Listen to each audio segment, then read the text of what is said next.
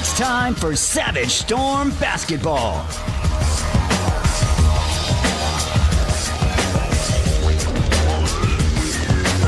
The Savage Storm are brought to you by Choctaw Casino and Resorts, your local Texoma Chevy dealers, First United Bank, and Discover Durant.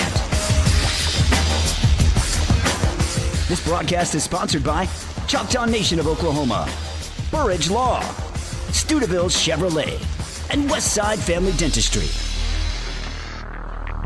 The Savage Storm are also brought to you by Taco Casa, Shamrock Bank, Excel Therapy, and Cherokee Communications.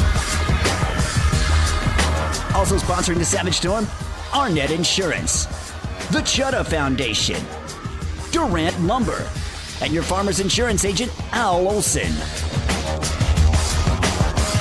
The Savage Storm are brought to you in part by Applebee's, Sparlin Realty, U.S. Cellular, Buffalo Wild Wings, Choctaw Family Violence Prevention, and Shelburne Heat and Air.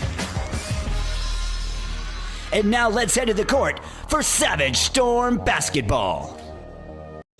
And a good Thursday evening, everyone, and welcome into Bloomer Sullivan Arena in Durant as we enter into a little Monday night GAC play, an odd night in the GAC as we, of course, are on the backside of graduation. I'm calling it the graduation game. Yeah, well, we've got a couple of them going on tonight. You got East Central and Southwestern, and, of course, you have this matchup between Southeastern Oklahoma State and Northwestern Oklahoma State. And Northwestern rolling in fresh off of a win over Southern Nazarene. It snapped an 11-game losing streak against Southern Naz that dated all the way back to the 2018. Yeah, it goes back. Of course, remember they doubled up, played all those games during the COVID year. They were up 33-13 at half in that contest and held on for a 55-50 win. For Southeastern Oklahoma State, overtime heartbreak on the road in Shawnee this past Thursday night, a game they lost 86-82 despite a 35-point effort from Caitlin Kabisky. Just remember, they were ahead with 16 seconds to go against the team that's in first place 4-0 in the conference on the road. So actually, you look at the bigger picture, you want to win a game like that, but they were ahead with 16 seconds to go. Of course, they come out on the losing end of that one. Both teams setting at 2-1 in conference play, and both teams at 5-4 on the season. Coming up, we'll dive into the key players after this. It's the First United Bank pregame show on the Southeastern Sports Network. Life is yours to spend. Spend it quietly. Spend it as loud as you can. First United Bank. Spend life wisely.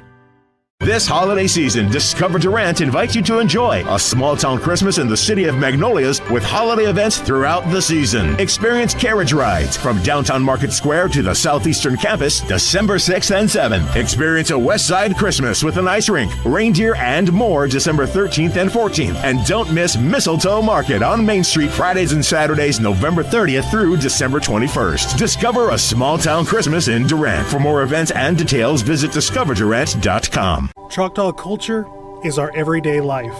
It has stood the test of time, carried from generation to generation. Our elders teach us to be curious about the world and to look for answers in tradition. We share that curiosity with our children, who will become the great minds of the future. The welcoming hands of the Chutta people extend an invitation to visit the Choctaw Cultural Center.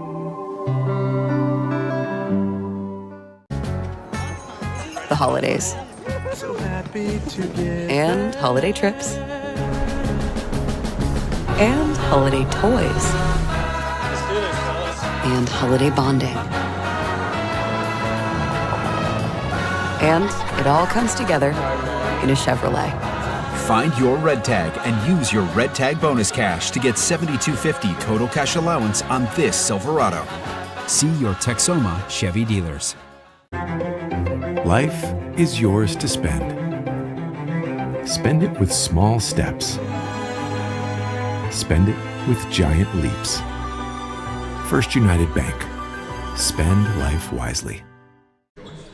Welcome back, everyone. First United Bank pregame show here on the Southeastern Sports Network. Bank on your schedule with First United's online and mobile banking services. And remember, spend life wisely. Member FDIC, it's First United Bank, a proud partner of the Southeastern Sports Network. Jay Lindley alongside Bob Solms. Of course, tonight a home game. We've got one more of these before the true holiday break coming up on Thursday as Northwestern Oklahoma State in town.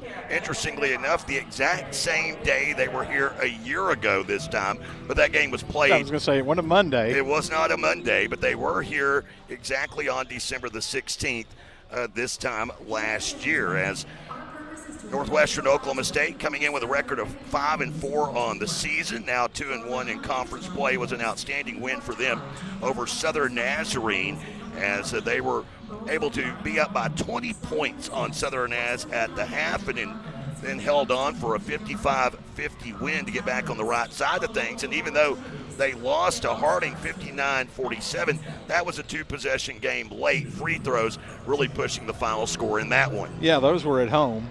This is on the road. It'll be a little bit different. One thing you got to remember, the students are out. No school here, so we won't have the student cheering section like we have a lot of games. But it's Christmas break for some people already. Take a look at some of the key players and something to really talk about when it comes to Northwestern Oklahoma State. Who are they missing? Well, they're missing the standout Faith Simpson, who graduated a year ago. And she killed Southeastern. Absolutely dominated. She just killed Southeastern. And it has been a series that Northwestern has dominated now over the last 2 years, picking up the clean sweeps both last season and the season before last, as Southeastern 16-10 all-time against Northwestern. But as I mentioned, besides the sweep, it has been Northwestern winning 6 of the last 8 in this matchup. And while Faith Simpson is gone, Coach Dieselhorst has found someone to fill her shoes. One, Camille Thomas, a returning starter and junior from a year ago. She's 12th in the league in rebounding. She is one of the top scorers this season for the Lady Rangers, as well as Kira Bass. Bass, a junior who flew under the radar from Temple, Texas, actually from Killeen, Texas, played at Temple Junior College, was injured last season. She missed the back half of the year. Northwestern was already on top of her, and in doing so, she flew under the radar. She ends up in Alva. She is 8th in the league in field goal percentage and 15th in rebounding. They certainly have an inside force, and we haven't even talked about their guards yet. And one of the things Coach Grover said about facing Northwestern, they play a zone defense. That's their base defense, and they do it really, really, really well. I'm quoting him. And you don't face very many zones, so he was talking about the challenges of having to face a zone when you don't see it hardly ever. Time now to pause for the playing of the national anthem. When we return, we'll take a look at stars and more after this on the Southeastern Sports Network. This bowl season, score big with the Pick 6 at Buffalo Wild Wings inside the Shermantown Center. 2 of your favorite entrees like 10 boneless wings or the All-American Cheeseburger, 2 sides, and 2 fountain drinks, just $19.99. With 1 giant screen, 45 50-plus-inch TVs, great food, atmosphere, and fun, there's no better place for your team to take in the big game. Open 11 to midnight Sunday through Wednesday and 11 to 1 Thursday through Saturday. Your game is always on at Buffalo Wild Wings inside the Shermantown Center. Stuyvesant Chevrolet in Durant is proud to support Savage Storm Athletics. And with the same pride, resilience, and strength as Savage Storm fans, Stuyvesant Chevrolet is proud to be Durant Chevy dealer. When you need a new car, truck, or SUV, the Stuyvesant team is ready to find your perfect tailgate vehicle. No need to leave town to find what you want. Stay local, buy your Chevrolet the Stuyvesant way, and go Savage Storm. When you're dealing with an insurance company, you're already behind the 8 ball. And the only way to get a level playing field is to hire an attorney. We treat each and every case and each and every client as if they are a friend and neighbor, because that is how we view them. You'll get the best service. You're going to have the best people working on your case.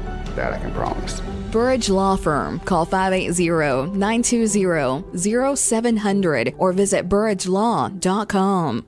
At Excel Therapy, our expertise extends beyond sports. We also offer dedicated rehabilitation for seniors, helping you maintain mobility and independence. Plus, we provide effective workers' comp rehabilitation to support a speedy return to work. With clinics in Ardmore and Durant, Excel Therapy is the community's trusted choice for top-quality orthopedic and sports medicine care. Visit exceltherapyok.com to learn more. Excel Therapy, where we excel at helping you excel. Welcome back, everyone. First United Bank pregame show here on the Southeastern Sports Network. Jay Lindley alongside Bob Sullen. Just a couple of minutes from the introduction of the starters. And as we get set for that, let's talk a little bit about Caitlin Kubisky. Kubisky coming off of a 35-point performance. And it was her fourth career game of 30 or more points. She has had two 35-point games this season. Of course, 2 years ago had the 38 and 43-point performances. Coming 2 seasons ago. Here this year, she's second in the league in scoring. She is averaging 19.1 points per game. She's 11th in the league in rebounds. I bring all of that up because coming into today, she's just 14 points away from becoming 10th on the all-time scoring list here at Southeastern. She's closing in on Destiny Brown. She's only 25 points away from becoming 9th, as she could pass Brandy Robinson here tonight. She's also only 18 rebounds away from being a member of the 500 club. So that said something about the longevity of Caitlin Kubisky. Taking a look here at the starters as we get set for the introduction of those. Let's go ahead and take a look at the two coaches for Northwestern Oklahoma State. It's Tasha Dieselhorst, now in her 9th year as head coach. 118 wins against 121 losses, a conference record of 75 and 99. She inherited a team that had gone 0-22 in conference play back in the 16-17 season when she took over. For Coach Darren Grover, now in his 20th year as head coach, 282 wins against 252 losses, as he has amassed a conference record of 181 against 169. Taking a look at the starters for Northwestern Oklahoma State. Kind of a new point guard. They still have Carly Craig, but they have moved Craig off of the ball this year. It's kind of the benefit now of having 2 point guards on the floor at once.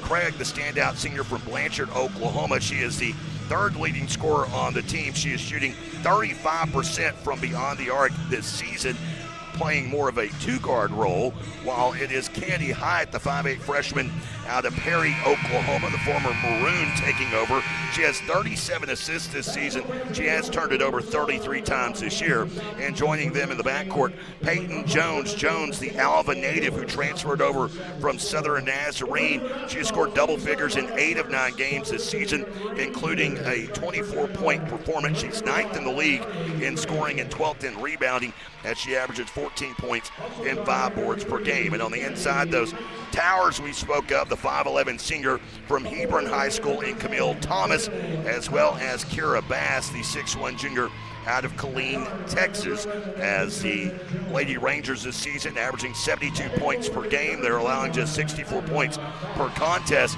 You mentioned this being a road game.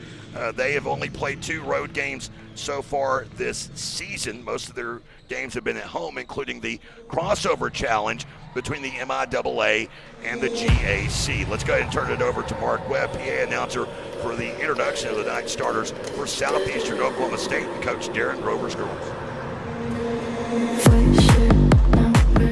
Oh, we got to have the hype video.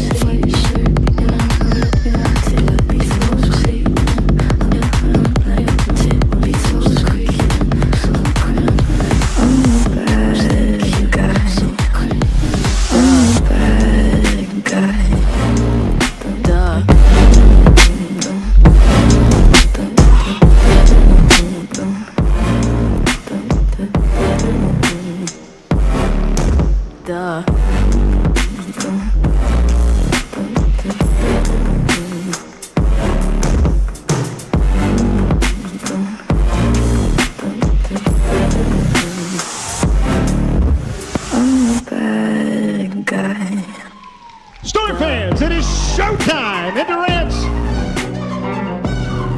Time now to meet your Southeastern Savage Storm. Starting first to 5'5", junior guard, number 3, Stevie Stenchko. 5'9", sophomore guard, wearing number 11, Kinsley Warden. A 5'10", senior forward, number 15, Caitlin Kabisky. A 5'7", junior guard, number 23, Abby Barr. And a 5'10", senior forward, number 30, Holly Lindley. Head coach of the Storm in his 20th season, Darren Grover. Assistant coach, Kaylee Ragsdale. Graduate assistant, Coach Isabella Regalado. Savage Storm tonight donning their home white jerseys, royal blue numerals and lettering trimmed in yellow gold. For Northwestern, it is the black road jerseys, white script with red numerals trimmed in white. Is it red or scarlet? It's red with a stripe down the side. Of course, your opening tip brought to you by Shelburne Heating and Air. Shelburne Heating and Air, your choice for all your residential and commercial needs, service and installation on brands you know and trust. Carrier, Train, Luxair, Mitsubishi, and American Standard, here to help you improve your indoor comfort at Shelburne Heating and Air. Visit ShelburneHeatAir.com. Here's Bob Sullins for the opening tip-off between Kabisky and Bass. All right, we're ready. Get this underway at Bloomer Sullivan Arena, and Southeastern with the tip control. Barr has it. They'll work on the right side of the court in this first half. Zone defense, a 2-3 type zone, and it goes through the hands of Wharton, and a turnover on their first trip down the floor. And bringing it down is Kennedy Height, the freshman out of Perry, averaging 12 points a game, just a little over. They look inside against the Savage Storm man-to-man defense. On the wing, dribbling down and forcing a shot up, not making the shot, and an offensive foul was Peyton Jones. Who was it? Was it Stinchcomb that took the charge? Ellen Jones first. I don't know if it was Stinchcomb or Barr. They both kind of were down there. I'd like to go back and look at that in replay. So both teams turn it over on their first possession, and there's a ball deflected into the backcourt.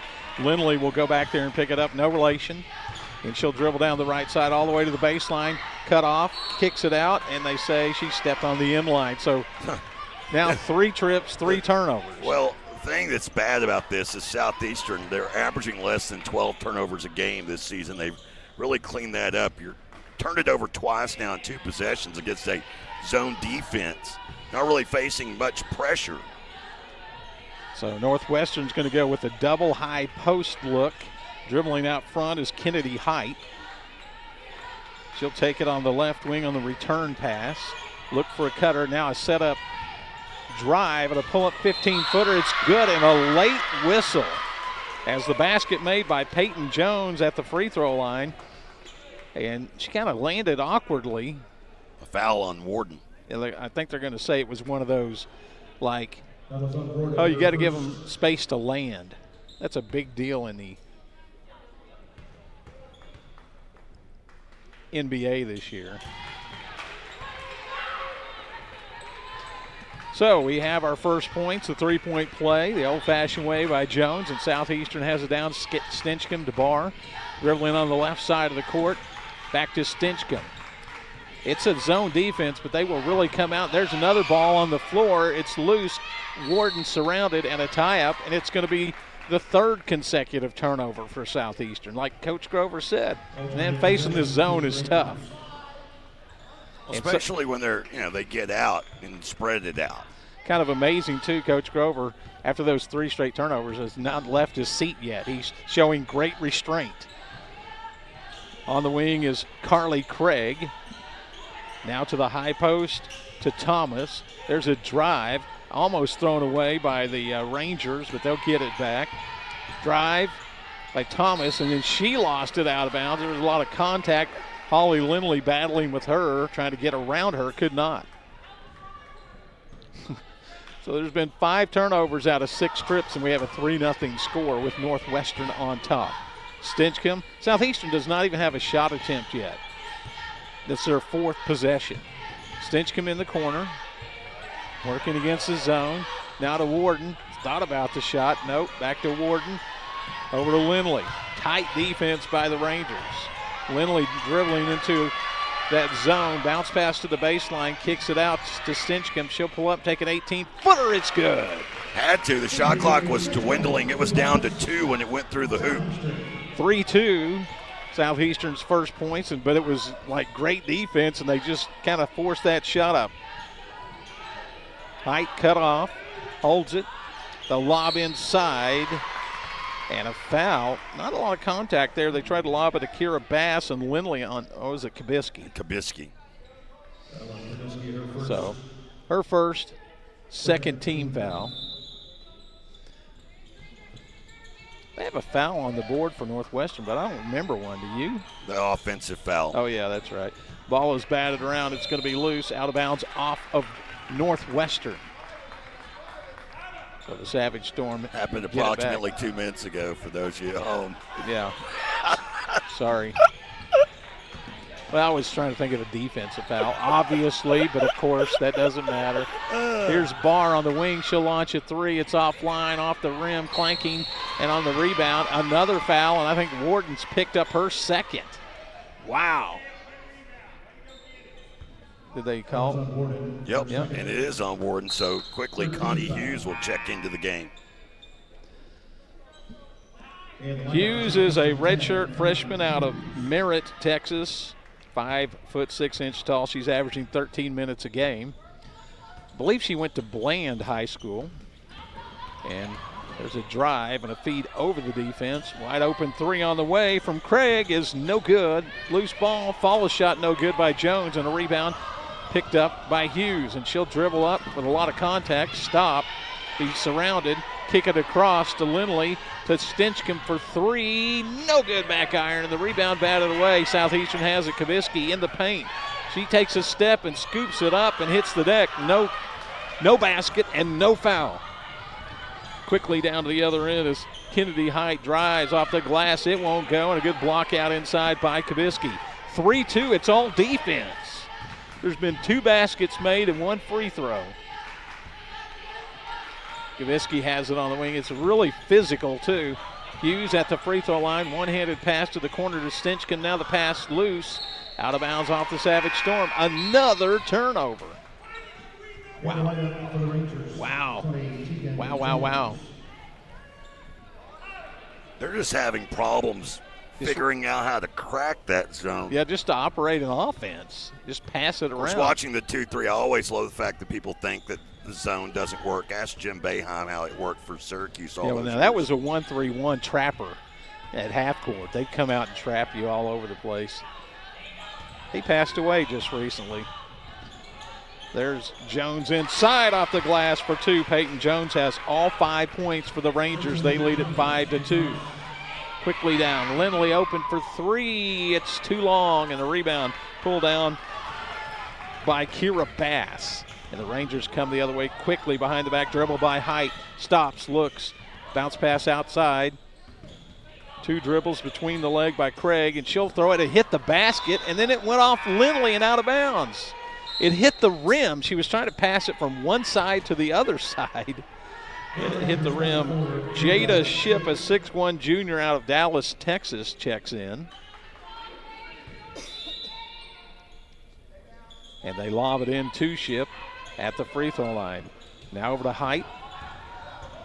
Jones dribbling around, almost lost it, but picked up by Carly Craig. She'll feed it inside to Shipp, who shuffled her feet and traveled. Hey, there's more turnovers than points, I think. No, it's exactly the same. Okay. Total of 7. As Northwestern with 3, Southeastern with 4. Savage Storm have it. Kabisky dribbling. Almost lost it, got it back. Over to Holly Lindley. Now to Stinchcomb. Back to Lindley. They'll reverse it. Can't crack this zone defense of Northwestern. Lindley fakes, drives in, bounce back, pass back to Kabisky. She'll try a tough one-hander off the glass. It's no good. There's a foul. It'll take us to the media timeout as well. And we'll take a break and be right back. 5-2 Northwestern on top. First period back in a moment on the Southeastern Sports Network. Round up a brand new Ram truck and take home your share of $1.2 million in cash this December at Choctaw Casino and Resort Durant. Saturdays in December, you'll have a shot at grand prize drawings through New Year's Eve in a winner's Western Wonderland. Play with your Rewards Club card to earn entries for your shot at the trucks and the big bucks beginning December 1st. Only at Choctaw Casino and Resort Durant. Home. It's a word that carries different meanings for different people. To some, home is where children are raised. To others, it's a quiet retreat shared with a faithful companion. But if you don't feel safe, home can take on a whole new meaning. At the Choctaw Nation Family Violence Prevention Program, we believe everyone deserves to feel safe, especially at home. If you or someone you know is living with domestic violence, please call 800-522-6170 or search victim support at ChoctawNation.com. We are here for you. Welcome back, everyone. Turnovers has been the story of this game so far. Southeastern Oklahoma State, they have turned it over 4 times. They have nearly as many turnovers as shot attempts, 1 of 5 from the field. If you're curious, home has not been kind to Southeastern. Their season highs in turnovers, 18 and 16, both occurred here at home against Ouachita and Northeastern, respectively. And at the line is Caitlin Kabisky, who has hit 21 straight free throws. Same lineup out there for Coach Grover as Kabisky lines up the first free throw, and it's on the way, and it's good. For the Rangers, they're going to their bench. Tegan Jones, a 5'8" senior out of Shattuck, has checked into the contest. And the second free shot is good as well. So it's a 1-point lead for Northwestern, and checking in for the Savage Storm, a familiar face, Ashton Hackler, who played 6 minutes on Thursday. The 6-foot senior from Hartshorn is back after suffering the injury. She's wearing a big knee brace on her right knee. I would like to point out, me reporting how many free throws Kabisky had hit in a row had nothing to do. No effect. Yeah. No effect. Hughes with tight defense on Northwestern's Kennedy Height. She'll get around her on the dribble, stop, take a 14-footer, off the rim, no good. Follow shot inside is up and good for the Rangers.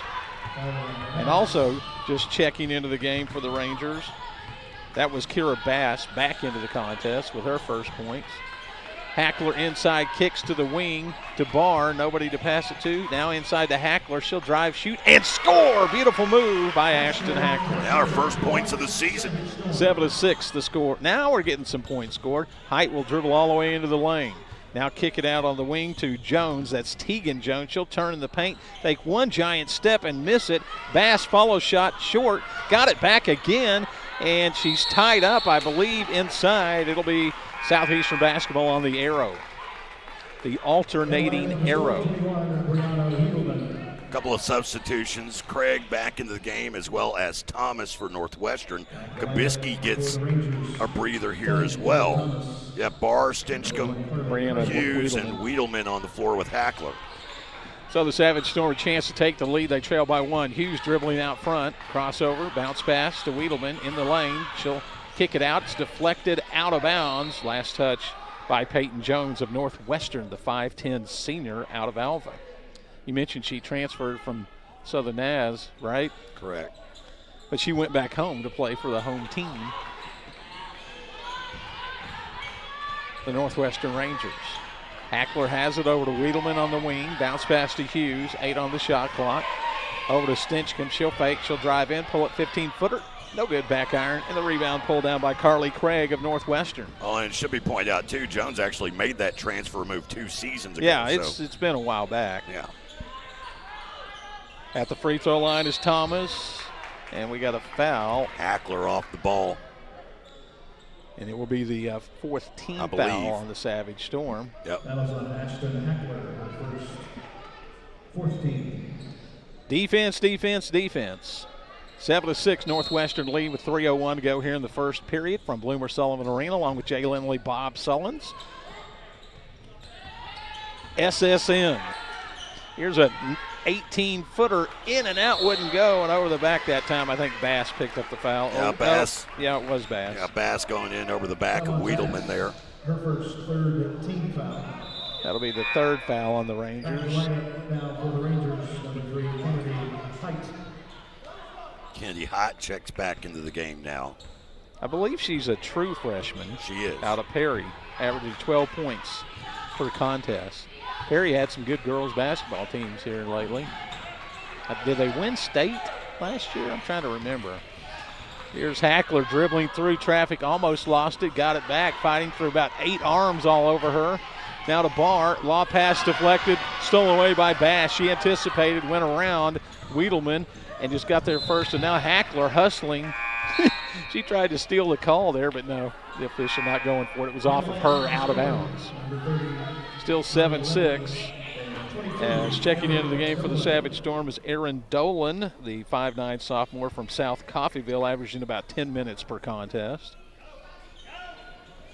Both team, there's a lob all the way underneath and a layup for Bass. Just got it over the outstretched fingertips of Wiedelman, and Bass was right there to lay it in. Great pass from out of bounds.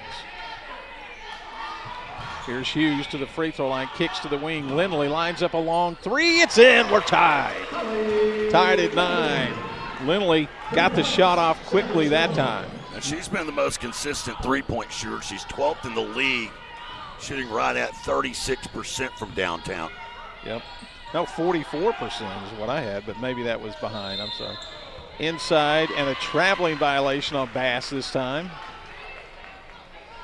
But one thing that Lindley did that time, because there's not a lot of space out there on that with that matchup zone defense, she was ready to shoot and got it off quickly when she had an open.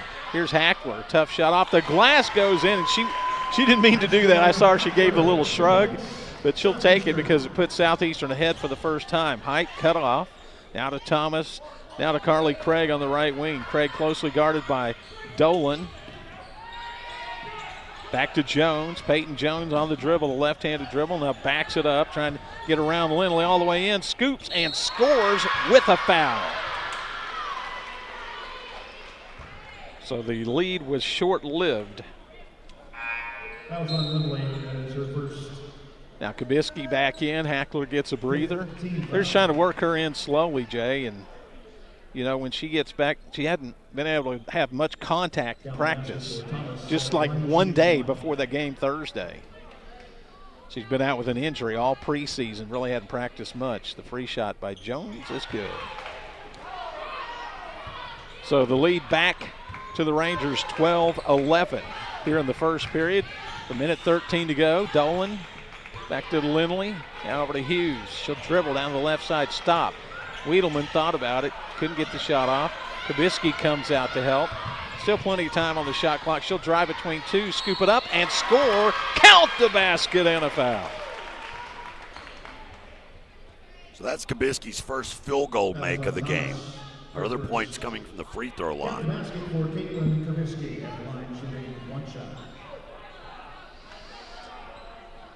And a free throw coming up for Caitlin. Try to match the three-point play on the other end. And it's no good, in and out. And the rebound pulled down by Jada Ship. 13-12, Savage Storm on top. It's been even. I don't think either team's had more than like a 2 or 3 point lead. Carly Craig will miss from outside. The rebound is batted around. Right back to Craig underneath the Ship. She'll feed the weak side, and the shot is good by Thomas. Thomas did a good job of just powering through on Wiedelman there. Yeah, I thought she was going to get the block. Hughes lost it off her hip. Turnover. 22 seconds to go in the half. Quickly down Jones in the paint. She'll kick to the corner. Craig for three. It's in. Jones was looking for her the entire way down the court. So another turnover hurts Southeastern here. They could have played for the final shot. Down just one. Here is a three on the way by Dolan. It's in!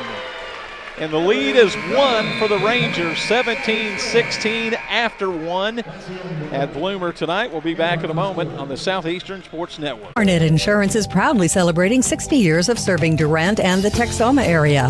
That's 3 generations of family ownership looking out for your insurance needs. Rates for home, life, auto, and commercial that fit your lifestyle and budget. At Arnett Insurance, you'll find 10 licensed agents with over 270 years of experience. Locally based agents that work with a variety of insurance companies to give you the best options available. Located at 1116 West Main in Durant, it's Arnett Insurance and ArnettInsurance.com. We recently asked listeners to describe the super nachos off the Taco Casa's super menu. Here are their stories. I love that when you order the super nachos to go, they separate the chips from the toppings into different containers so that I get to have crispy chips. The Super Nachos, only on the Super Menu at Taco Casa, located on 1st Street in Durant and southbound 75 in Calera. Taco Casa, real fresh, real food, real good. Well, after a defensive standstill to start the game, both teams scored 10 points respectively in the final 4 minutes of that first quarter. And it's a 17-16 lead for Northwestern Oklahoma State right now over Southeastern. Taking a quick glance at the numbers brought to you by your local Texoma Chevy dealers. Savage Storm got cooking late in the quarter. They're shooting 54% now from the field and shooting 40% from beyond the arc. For Northwestern, on the other hand, shooting a 44% clip, 1 of 2 from beyond the arc. But Northwestern winning the battle on the glass 10-5 with 5 offensive rebounds that so far have produced 4 second chance points. Here we go with the second. Like you said, a 1-point lead. Rangers with the basketball and that 1-point lead. Thomas with it out front. Over to Bass, now left side to Kennedy Height. She'll fake, dribble left, cut off by Dolan, who's out there for the Savage Storm. Now Thomas takes a 17-footer off the front iron. Another rebound by Bass inside. It's loose. Who's got it? Kabisky ended up with the ball. I don't know if that was a rebound and a turnover or just a rebound. Dolan down in the corner to Wiedelman, fakes. Now she tried twice to get the three-point shot off. Couldn't against this scrappy Northwestern defense. Wiedelman fakes. Bounce pass to Kabisky. Feeds on the wing. Dolan for 3. Oh, in and out. Rebound. Stinchcomb kicks it out. Wiedelman back to Stinchcomb. So an offensive rebound for the Savage Storm. Now Kabisky gets loose and scores. One dribble and up with one leg in front of the basket to give Southeastern the lead back. Height looks over to the bench for some instructions. Works to the left side of the court. They're trying to go high-low, and they go inside to Bass. It's batted away out of bounds by Caitlin Kabisky. Kinsley Warden picked up 2 early fouls, hasn't played since. And we're going to see into the game the freshman, Akira Hawk, who's a true freshman, a 6'1", out of McAllister, averaging 10 minutes per game. We got a collision and a foul away from the ball as Carly Craig goes down, and Kabisky has a big smile on her face. It's on Kabisky because she just ran over her there. I don't think she ever saw her. That's 2 on Kabisky, and now Barr off the bench to replace Kabisky. So the leading scorer for the Savage Storm goes out. A bit smaller lineup here for Coach Grover. Yep. And rebounding's been a problem. Thomas dribbling on the right side. Passes out front to Height. She'll fake, pull up free throw line, in and out, no good. And the rebound, they got Bass going over the back. Maybe that's what Coach Grover was complaining about. And that'll be her second. She'll go out of the game, replaced by Ship. Now Jada Ship checking in, junior out of Dallas. That's kind of generic, seeing as Dallas metropolitan area has 8 million people in it. Dolan working, threw it away. Intercepted by Carly Craig. Quickly down, she'll pull up from 17. In and out, wouldn't go. The rebound, Ship, and then she's fouled from behind. Boy, they are having a hard time with the rebounds inside. And Craig with that steal. She's one of the leaders in steals last year. She came into today with 143 career steals. That's 7 offensive rebounds now for the Rangers. Ship at the line to shoot 2. And the lefty makes the first one. 6'1" senior, or junior, beg your pardon, 6'1" junior out of Dallas, Texas. Probably got some family in attendance tonight. Made them both. And Northwestern back up by 1 in this seesaw contest.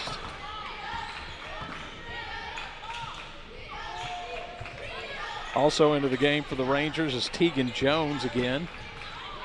Lindley will try a 30-footer, and it's just a little short. That was about 1 foot beyond her range, I think. Jones will dribble it up for the Rangers. Try to get around Barr. Nice move inside, goes up, missed it.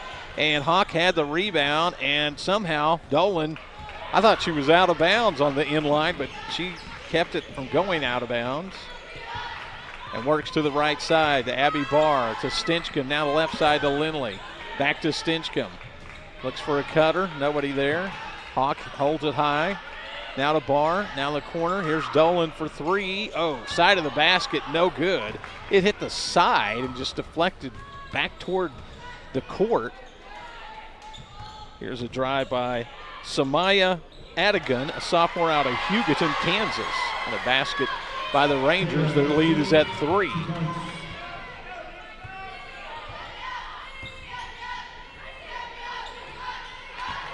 Savage Storm struggling. Both teams have struggled to score really in this one. Pass over the defense to Dolan, and the pass, that went off of a foot. No call. Dolan down, slow to get up. Quickly down to the other end is Jones, and she will have her shot blocked, and they're going to say a foul on Abby Barr, I believe. It was a hard foul by Barr. Well, Jones just goes flying in there, just basically running over people, but Barr was not in good position. So Kinsley Warden is going to check back into the game for the first time since she picked up her second foul. Jones at the line for 2 shots. Jones, a good free throw shooter. This could be the biggest lead of the night so far if she makes these, and the first one. I don't think, that's her 4th attempt. I don't think she's touched the rim yet in any of the 4 attempts. It ties their largest lead of the game. They had a previous 4-point lead. Now it's 4 again. Well, yeah, so she made them both. 6:45 to play here in the first half. Southeastern down by 5, 23-18. There's a pass down to the baseline. Barr had to go way high to get that. Here's a 3 by Stinchcomb. Off, no good. Lindley fighting for the loose ball. It's still loose, and what? Oh, a foul is called on Southeastern. Wow. On Lindley. I don't like that call. Both players were going for it there. I didn't feel there was anybody getting an advantage on any contact. Well, I think she did hack on her, and that's already 4 fouls on Southeastern, but there was some hacking in there before that. Speaking of that, Ashton Hackler checks into the game. Did you get that? I got it. Okay. Not impressed. You never are, so. Carly Craig setting up the offense. They want to go to Thomas.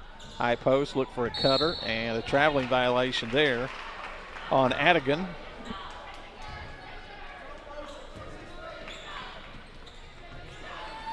Well, the score was only 55-50 when Northwestern beat Southern Mass, so you might expect something in that range tonight. Here's Warden with a lane to the basket, and she blew the layup. Wide open, uncontested. Fight for the loose ball, and Northwestern wins it. That was just, there was no defense at all there. One of the few open shots. Warden struggled, though, this year. She's only shooting 36% from the field. 33 of 92 coming into the day. Adigan fakes, and she made the basket, but it's not going to count. An offensive foul charged to Samaya Adigan. Fouls on Adigan, her first and second team foul. Height back in the lineup for the Rangers. She was a little bit out of control on that drive. And Warden took the charge, which is good that it went the other way, or it would have been her third. Bounce pass knocked away by Thomas, and it's kicked around, and it's loose again. Who's got it? Big tie up for it, scrum for it. Still a scrum for it. 4 or 5 different players got their hands on it, and the tie is going to be an alternating arrow to the Savage Storm. I'm telling you, like 4 players had a chance to pick that up. Looked for a moment kind of like I was watching hockey where the puck gets into a true scrum and they're sitting there fighting for it. Yep. So Stinchcomb will bring it up over to Barr with the pass. Southeastern with the basketball down 5. We have a whistle away from the basket. And I believe it's going to be a foul on Northwestern. I don't really see what happened there, but 13 foul. It's Thomas's second personal, so Jada Ship has to check back into the game. And Southeastern will inbounds baseline right. That's the 3rd team foul. Got to get it in. Got to get it in. They do to Warden, and they're going to say she was out of bounds.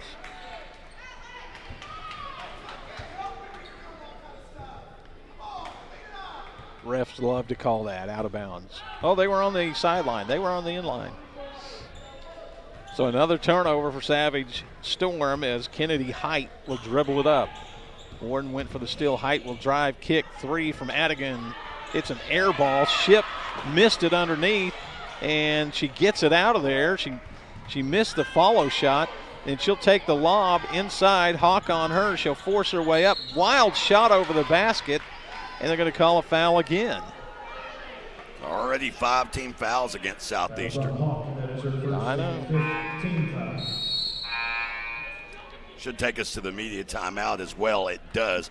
23-18, Northwestern in front. Back after this on the Southeastern Sports Network. If college is in your future, then scholarship applications should be too. Visit ChutaFoundation.com for dozens of scholarship opportunities. Whether you're a high school senior or pursuing a doctorate level degree, Choctaw Tribal members will find competitive scholarships for every level of education. Applications are currently open and will close on March 31st. For more information, please visit the scholarship page at ChutaFoundation.com. That's CHAHTA Foundation.com. The holidays. And holiday trips. And holiday toys. And holiday bonding. And it all comes together in a Chevrolet. Find your red tag and use your red tag bonus cash to get $7,250 total cash allowance on this Silverado. See your Texoma Chevy dealers.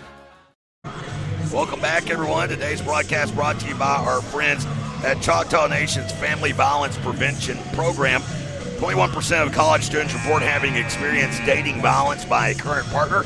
Choctaw Nation's Family Violence Prevention can help in a variety of ways. The help is free, confidential, and open to anyone. Call 1-800-522-6170 to speak with a member of Choctaw Nation's Family Violence Prevention Program. Northwestern in the bonus the rest of the way, and we still have half a quarter to go as Ship launches the first of 2 free throws. The two teams, Bob, remember I talked about the offensive explosion for the final 4 minutes? They have combined to go 2 of 13 in the opening part of this second quarter. Second free throw, no good. That's 8 free throw attempts for the visiting team to 3 for the home team. As Southeastern works the perimeter, over the defense with the pass to Hackler. Corner to Stinchcomb. She'll dribble back out to the wing, over to Barr. Barr back to Stinchcomb. Kabisky comes out. She'll stop. Need help. Get it to Barr. Bounce pass to Warden for 3. Yes! Quick release on that one, and it counts for a 3-point basket. That'll keep the lead in half. It's a good one for Warden to hit because she is struggling from beyond the arc as well. 8 of 29 from downtown until that shot. Adigan has it up top. She wants to fake and go right. Try to get around Hackler. Cannot. Over to Carly Craig. She'll dribble, left-handed dribble to the left side of Peyton Jones. So she'll cross over, drive in, run into contact, get it to Ship. Back to Jones. Into the paint. Back to Ship. Jada Ship hits it right at the buzzer. Jada Ship has come off the bench and provided a lot for the Rangers. And they're back up by 5 now. There's contact on Kennedy Height and a foul against the Rangers. It is their 4th team foul on Northwestern. So inbounds on the far side into Stinchcomb, back to Hackler. One thing about Ashton Hackler, she didn't mind this physical play. It's kind of her style. Barr drives, kicks to Warden, and she'll kick it back, and it's deflected, stolen away by the Rangers. Here comes Kennedy Height, cut off by Ashton Hackler. Wants to go behind a screen, pulls up from 17, missed it in the rebound, and a foul on Northwestern's going to send us down to the other end for free throws.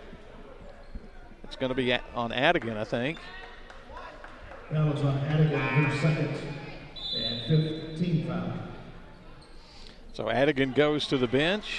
And checking in is Tegan Jones, the senior out of Shattuck.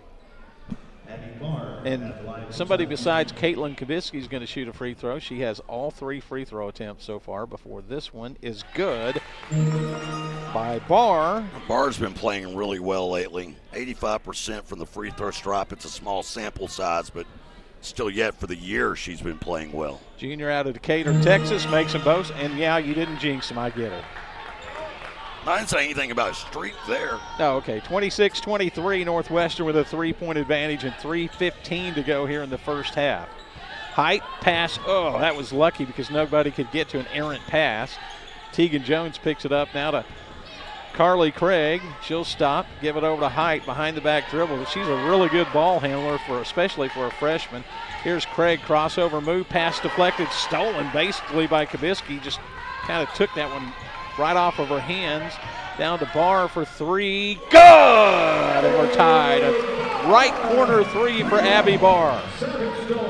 You know how they say once you see that free shot go in, it helps your field goal attempts? That one might have helped her. She just made 2 free throws. Here's Tegan Jones driving all the way in, stops, turns, and a reach-in foul. Stinchcomb tried to come over and help, got her on the arm. It will result in 2 free throw attempts for Tegan Jones. The one thing I'll say is you don't want a free throw shooting contest with either of these teams. Southeastern second in the league, only behind Oklahoma Baptist at an 81.5% clip. That's amazing. Northwestern at 76% this season. They're fourth in the league. Nobody down for Northwestern on the lane, and the free shot is good by Tegan Jones. It's 4 white shirts down there for the Savage Storm under the bat or on the lane to rebound. Jones dribbles it twice and shoots the second one and made it perfectly. So the Rangers have been really good at the free throw line. They're 9 out of 10. Southeastern 4 out of 5. That's basically the difference in the game so far. Here's a 3 by Warden, and it's good. Nope, her foot was on the line. Call it a 2. We're tied at 28. Good to see Warden get going, though. Here's Peyton Jones, reverse, stops, passes over to Tegan Jones. No relation, I don't think. She'll drive in and, Hackler had that one clean, it looked like, but they called a foul. So it's even more free throws for the Rangers. Well, that one would have been on the shot anyway, but. I know, but I'm just saying. Southeastern's the home team. The free throws are now 12-5 in a game where it's hard to come by points. That one hit the rim and the glass and dropped in. Just like the state, there's no rule in basketball. As the home team, you get more free throws. It's funny then how it often works out that way. So if there's no rule, then how come it happens all the time? Here's Hackler. And Coach Dieselhorse says that wasn't a foul. It was, well, she's arguing that Hackler was hooking, and she might have a little case there. Either way, Hackler will get to the line shooting 2.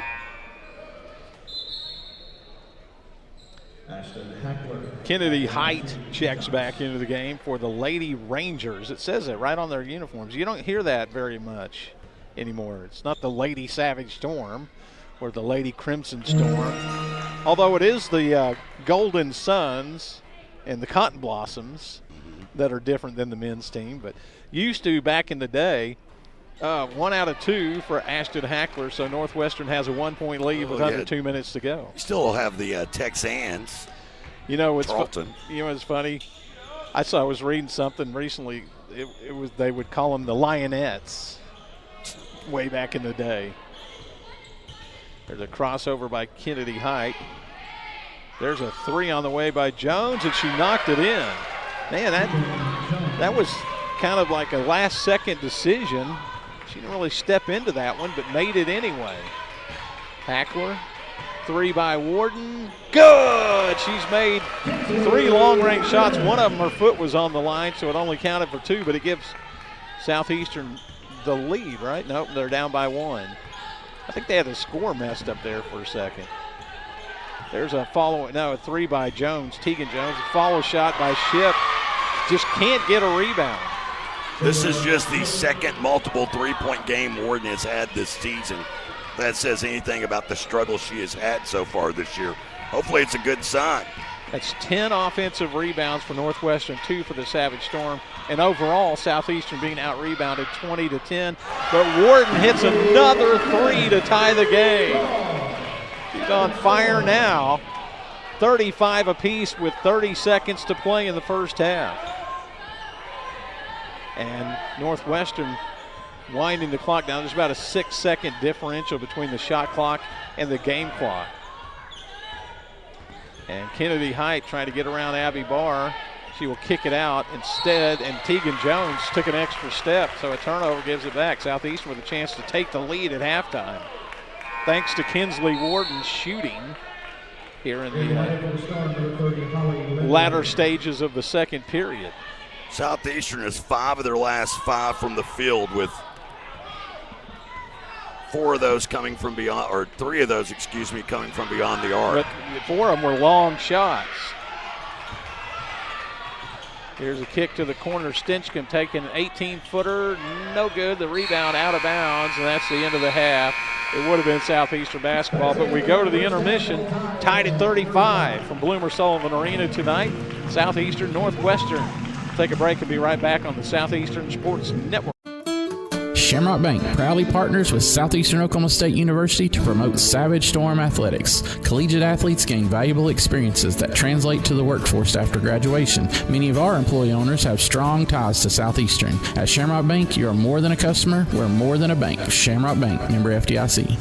45% of people put off buying life insurance, according to industry research. Insuring yourself and your family can help you be more prepared in the event of an illness or a tragic accident. Call your local farmer's agent, Al Olson, and discover coverage options that you can tailor to your priorities and budget. To learn more about your covered options, call Al Olson at 580-924-3898. We are farmers. Bum, bum, bum, bum, bum, bum. Life insurance issued by Farmers New World Life Insurance Company, Bellevue, Washington. Industry research conducted by Lima, and Life Happens in 2021. Shamrock Bank proudly partners with Southeastern Oklahoma State University in promoting academic programs that lead to growth and career opportunities. Many of Shamrock Bank's employee owners are Southeastern alumni. Our roots and our future are in Southern Oklahoma. At Shamrock Bank, you're more than a customer, we're more than a bank. Shamrock Bank, member FDIC. 35 all, our score here at the halftime break as we get ready for the Choctaw Nation of Oklahoma halftime show.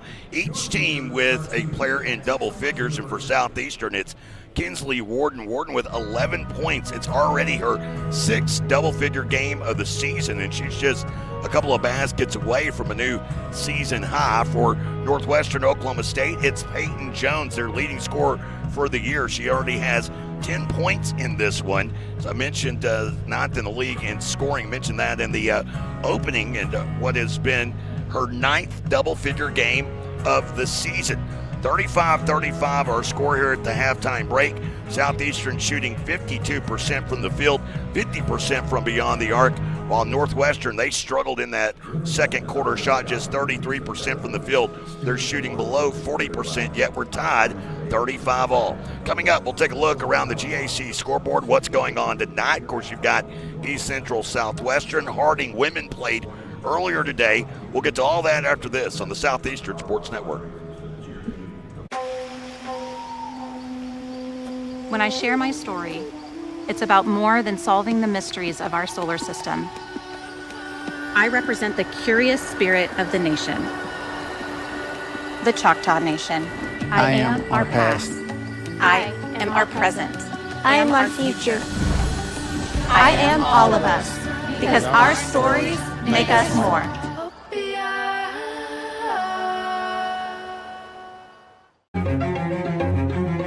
Life is yours to spend.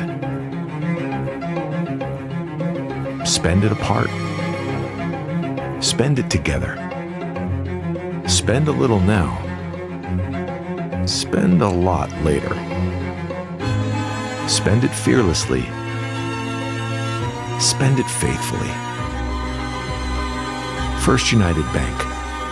Spend life wisely. Round up a brand new Ram truck and take home your share of $1.2 million in cash this December at Choctaw Casino and Resort Durant.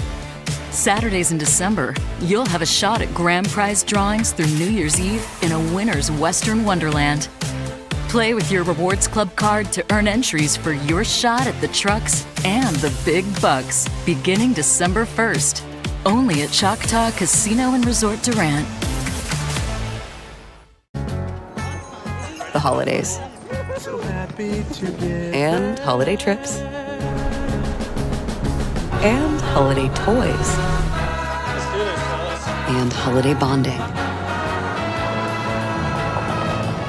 And it all comes together in a Chevrolet. Find your red tag and use your red tag bonus cash to get $7,250 total cash allowance on this Silverado. See your Texoma Chevy dealers. 35 all, our score here at the Choctaw Nation of Oklahoma halftime show. To find out how Together We're More, visit ChoctawNation.com or visit TogetherWe'reMore.com. Not a lot going on tonight in the GAC, of course, as Bob dubbed it, the graduation night game, and you had a couple of games going on tonight. You got this one here, and you have the one taking place in Weatherford tonight. East Central out playing the Lady Bulldogs right now, and at the halftime break there, it is 36-21 East Central. That is the score there in that conference matchup. Harding played earlier today. It was a non-conference matchup against Faulkner. The starters didn't have to play long. Matter of fact, Sage Hawley, 6 points and 6 boards in 15 minutes, of course. Well, that hurt her average. Yeah, that'll bring it down a little bit. She played just 15 minutes. It was Caitlin Kabrick who led the way in that one with 20 points and an 82-29 win. Why? That's why I wanted to give the score. Why would you play that? Take a quick glance at the conference standings as they set right now. 2 unbeatens remain in the GAC conference standings. No one unbeaten, though, in the regular season. Harding and Oklahoma Baptist both 4-0 now on the year in conference play, and both are 8-2, interestingly enough. Overall, behind them sits Southern Nazarene at 3-1 with a loss to the opponent that Southeastern has today in Northwestern. Of course, Southern Naz will be here on Thursday night to wrap up the 24 part of the 24-25 season. A host of teams sitting there at 2-1, including these two going at it tonight. And then you get down to the bottom, Southern Arkansas, new head coach there. They're sitting at 2-2 on the year. Monticello, Tech, and Henderson State all at 1-3, while Southwestern and Ouachita Baptist have yet to find a conference win here this year. Not a lot going on tonight in men's Division I college basketball. Matter of fact, there's no matchups in the top 25. There's nothing going on in the SEC. There's only 2 matchups out of the Big 12. A 7 o'clock tip-off tonight in Lubbock as Texas Tech will take on Oral Roberts. And in Fort Worth, TCU plays host to South Alabama. And this is where Jay goes into old man status and says, I miss the Big East, I miss Big Monday. Remember Big Monday? Oh, yeah. It was great. By the way, it is bowl season starting tomorrow. There's a bowl game in Frisco, Texas. And see, at this point with the college football playoff, bowls have become even more meaningless because the guy that was your starting quarterback, for the whole season, he's already hit the portal and he's already signed with his other team. And now you get to watch this guy play who took 5 snaps all year. No, it's worse than that. I think one of the 2 teams in the Frisco Bowl, they opted out because they had so many portal transfers and a different team had to fill in their spot in the bowl game. It's the wild, wild west, I tell you. 35 all, our score here at the Choctaw Nation of Oklahoma halftime show. Coming up, a look at the halftime numbers are brought to you by our friends at your local Texoma Chevy dealers. We'll have them after this on the Southeastern Sports Network. Home. It's a word that carries different meanings for different people. To some, home is where children are raised. To others, it's a quiet retreat shared with a faithful companion. But if you don't feel safe, home can take on a whole new meaning. At the Choctaw Nation Family Violence Prevention Program, we believe everyone deserves to feel safe, especially at home. If you or someone you know is living with domestic violence, please call 800-522-6170 or search victim support at ChoctawNation.com. We are here for you. Durant Lumber Company, your only locally home-owned lumber and true value hardware store at 115 South 3rd Street, has been a supporter of our community's local schools and athletes for over 100 years. You know Durant Lumber for all of their high-quality building materials. Now, get to know Durant Lumber for all of your game day needs with Traeger grills, wood pellets, outdoor furniture, and more. Durant Lumber, in the heart of downtown Durant. Quality products, competitive prices. Durant Lumber Company. Behind every project is a true value. Choctaw Nation of Oklahoma halftime show here at Bloomer Sullivan Arena in Durant. Remember, Savage Storm fans, the front half of this season, it is home game heavy. You got this one tonight, men playing, of course, after the women. And then on Thursday night, Southern Naz comes to town. And then you have a home game on January 4th, and then the road slate begins. 2025 is going to be a lot of road trips. I've already done my scheduling for the hotels. You're going to enjoy the Bill Bob. Yeah. Let's take a quick look at the halftime numbers. Next thing you know, he'll be telling me he needs a hotel stay on a home game. Well, it's close anyway. Taking a look here at the halftime stats, 35 all our score at the break. As Southeastern, it's been sporadic scoring, and that's the reason why the numbers look as good as they do.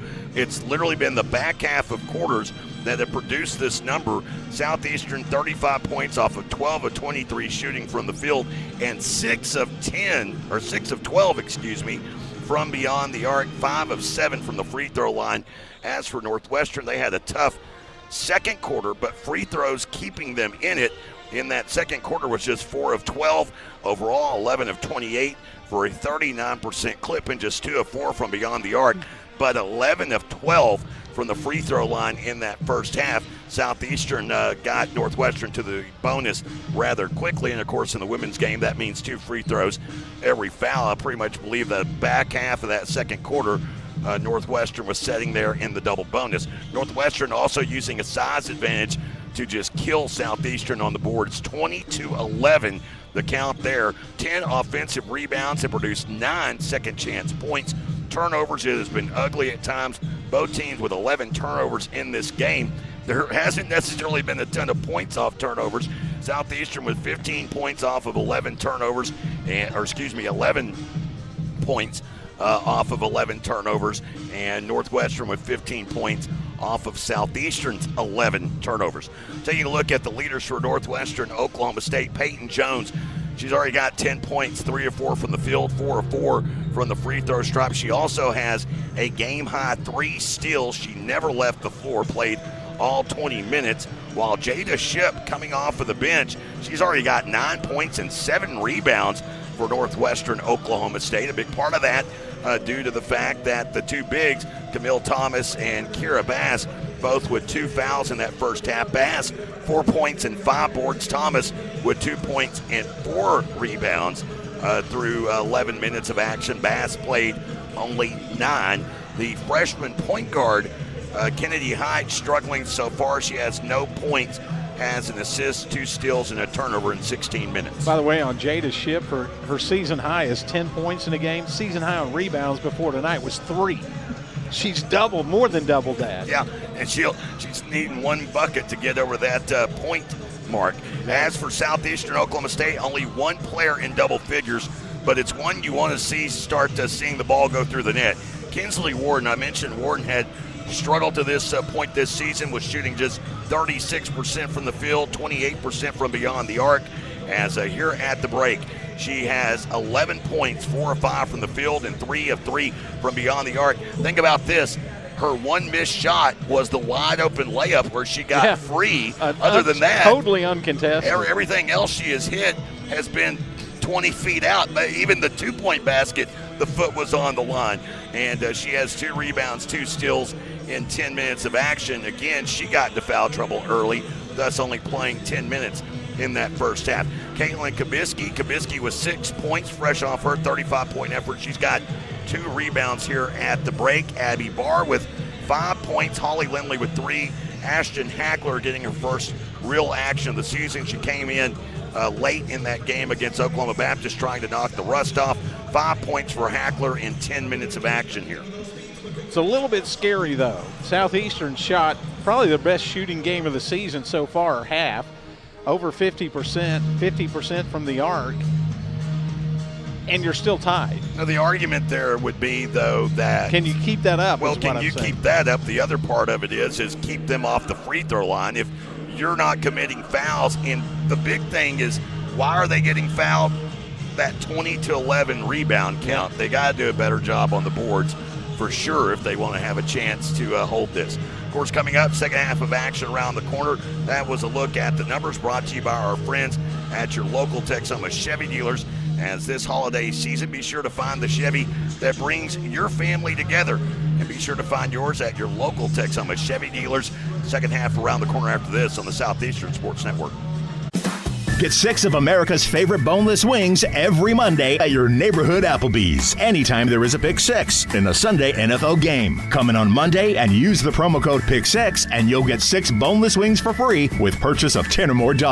Plus, Sleigh Bell Sips are back with the Tipsy Reindeer and the Berry Mary Colada. But only for a limited time at your neighborhood Applebee's of Durant, 1001 West Side Drive. Open till midnight Sunday through Thursday and open till 1 a.m. Fridays and Saturdays. Cherokee Communications believes good things come in threes, like 3-pointers, epic movie trilogies, and great home service. That's why Cherokee offers HD TV, high-speed internet, and home phone. And right now, you can get any service or all 3 for one low cost. Get HD TV, internet, and home phone from Cherokee Communications and score 3 for the home team. Visit CherokeeCom.com today. Start of the second half presented to you by our friends at Shelburne Heating and Air. Shelburne Heating and Air, your choice for all your residential and commercial needs. Service and installation on brands you know and trust. Carrier, Trane, Luxair, Mitsubishi, and American Standard, here to help you improve your indoor comfort. It's Shelburne Heating and Air, your locally owned heating and air experts. Might be a good time to get that furnace checked out. Temperatures are beginning to cool. The original starting 5 out there for both teams: Craig, Thomas, Jones, Hott, and Bass for Southeastern. It's Stinchcomb, Lindley, Warden, as well as Kabisky and Barr. And here's Bob Sullins to get the second half underway. Okay, thank you, Jay. Here we go. We played 20 minutes and decided nothing. Still tied, 35 apiece. Northwestern with the basketball on the arrow. And we are underway as the Rangers work to the basket to our right here at Bloomer Sullivan Arena. Height will lob it inside to Ship. She's double teamed. Kicks it back out to the wing. And now Thomas will turn around, take an 8-footer, and it's in and out, no good. And Southeastern grabs the rebound. Kinsley Warden pulls that down as they will have a chance to try to take the lead here. Barr has it out at the top of the key over to Holly Lindley. It was Thomas who reached in. She slipped down and then picked up a foul. It's going to be her 3rd personal foul, I believe. Just a kind of a wild reach in. She stabbed at the back. She was going for the ball, put it that way. Southeastern inbounds baseline left. Lob it out front to Warden. 3 on the way. Does she still have the hot hand? She does, as it's good. 38-35. That's Southeastern's biggest lead, I believe, in the contest, in a game that's been extremely close. We've had 6 ties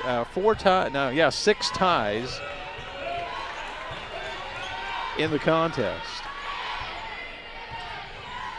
Kennedy Height trying to get around Warden, will force her shot up and miss it, and the rebound, it's out of bounds off of Northwestern. Warden was able to maintain her position and not pick up a foul as Tegan Jones checks in. Kennedy Height goes to the bench for Coach Dieselhorst. 38-35. Let's see if that is the biggest lead. I think it is. Nope, 4 was the biggest lead, but that was back at, 4 leads, largest lead. Yep, it's the current 3. The shot inside, no good. Kabisky gets it back and puts it in. So now that's the biggest lead at 40-35. Offensive rebound and a putback for senior Caitlin Kabisky. There's a lob down to the baseline. Bass double teamed, and she threw it on the inline. She was trying to throw it to the far corner, and her bounce pass bounced on the inline. So Southeastern with a little bit of a run here. They were down 6 at one point, kind of late in the second quarter, but they turned that around. And while you were gone, Jay, Kinsley Warden hit another 3. If her toe hadn't been on the line on that one, she'd have 4 in the game. There's a drive and a kick. Barr wide open for 3. It hit the side of the basket. And the rebound of Northwestern. They've got Jones streaking to the other end, laying it in. Nobody got back on defense, so an easy 2 for the Rangers. Peyton Jones with the put in. Stinchcomb working the right side to Barr. Abby Barr, who did hit a 3 in the first half. Now to Lindley, they pass it around the perimeter. Stinchcomb back to Lindley. Quick ball movement. Pass down inside was deflected by Bass and out of bounds. It'll be Southeastern basketball. As Samaya Adigan, a sophomore out of Hugoton, Kansas. Baseline right, Barr throws it in, goes out front to Warden. They got on her that time. No easy shots. There's a drive by Barr down to the baseline, stops.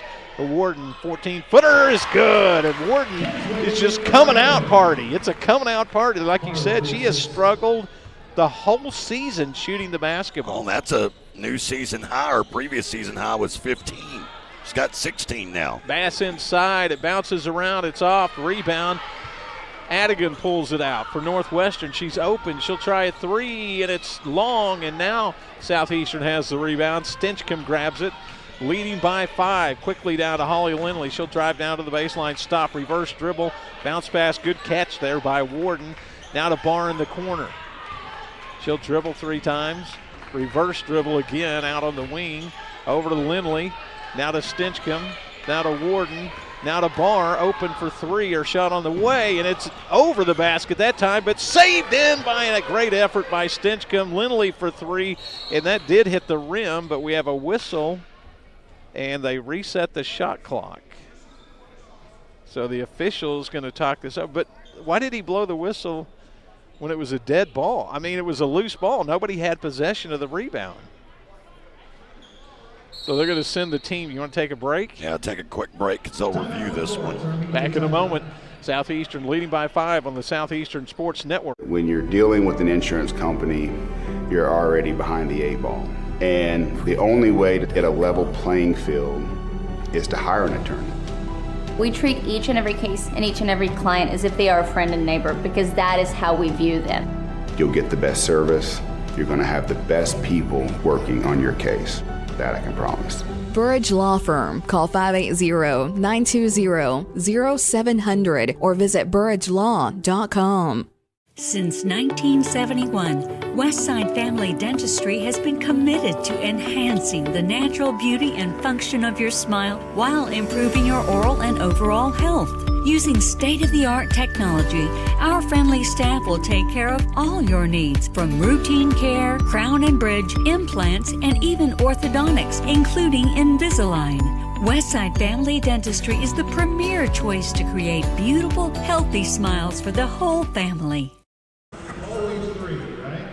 The Chutta Foundation, a nonprofit organization dedicated to helping tribal members achieve levels of higher education. They have an outstanding scholarship program. The application process for that begins January 15th, and that's just a month away. Holy cow. You might want to go and check out the website, chuttafoundation.com, to find out more about the Chutta Foundation Scholarship Program. And hard to believe it is the 16th. We're 8 whopping days away from Christmas Eve. Feel like I just wrapped up at the GAC tournament this last March and we're already into the midway point nearly of this year. 42-37 our score.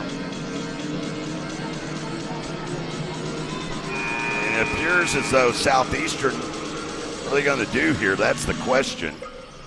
Well, they went to So Southeastern will get the ball. That is a break for them, and they haven't changed the shot clock yet.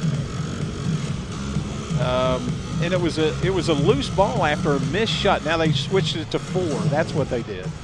Okay, so they decided that the shot clock should have been at 4. Southeastern has it, leading by 5. 4 seconds to get his shot off. They get it into Lindley in the corner, and her shot was blocked by Tegan Jones. It was a great closeout by Jones getting over there to Lindley. I thought Lindley had that one easily off. There's a 3 by Peyton Jones, no good. Ships follow, no good. And the rebound out of bounds off of Jada Ship. So the Savage Storm withstand all that and get the ball back with 6 minutes to go here in quarter number 3. Stinchcomb dribbling out front. Over to Lindley, now to Barr. Pass over the defense to Stitchcomb, fakes, drives, pull-up 12-footer, rattles home. Stevie Stitchcomb, 2 points, Savage Storm. And the Southeastern Savage Storm have their biggest lead. Here is Carly Craig out front to Peyton Jones, Tegan Jones, high dribble, she'll drive, and Kinsley Warden picked up an unnecessary foul there. That's her third personal. Ellen Warden is her first team foul. Only the first team foul, though. A big change from what it was in the first half. Thomas checking back into the game, replacing Ship. Also taking his seat is Isabella Pearson.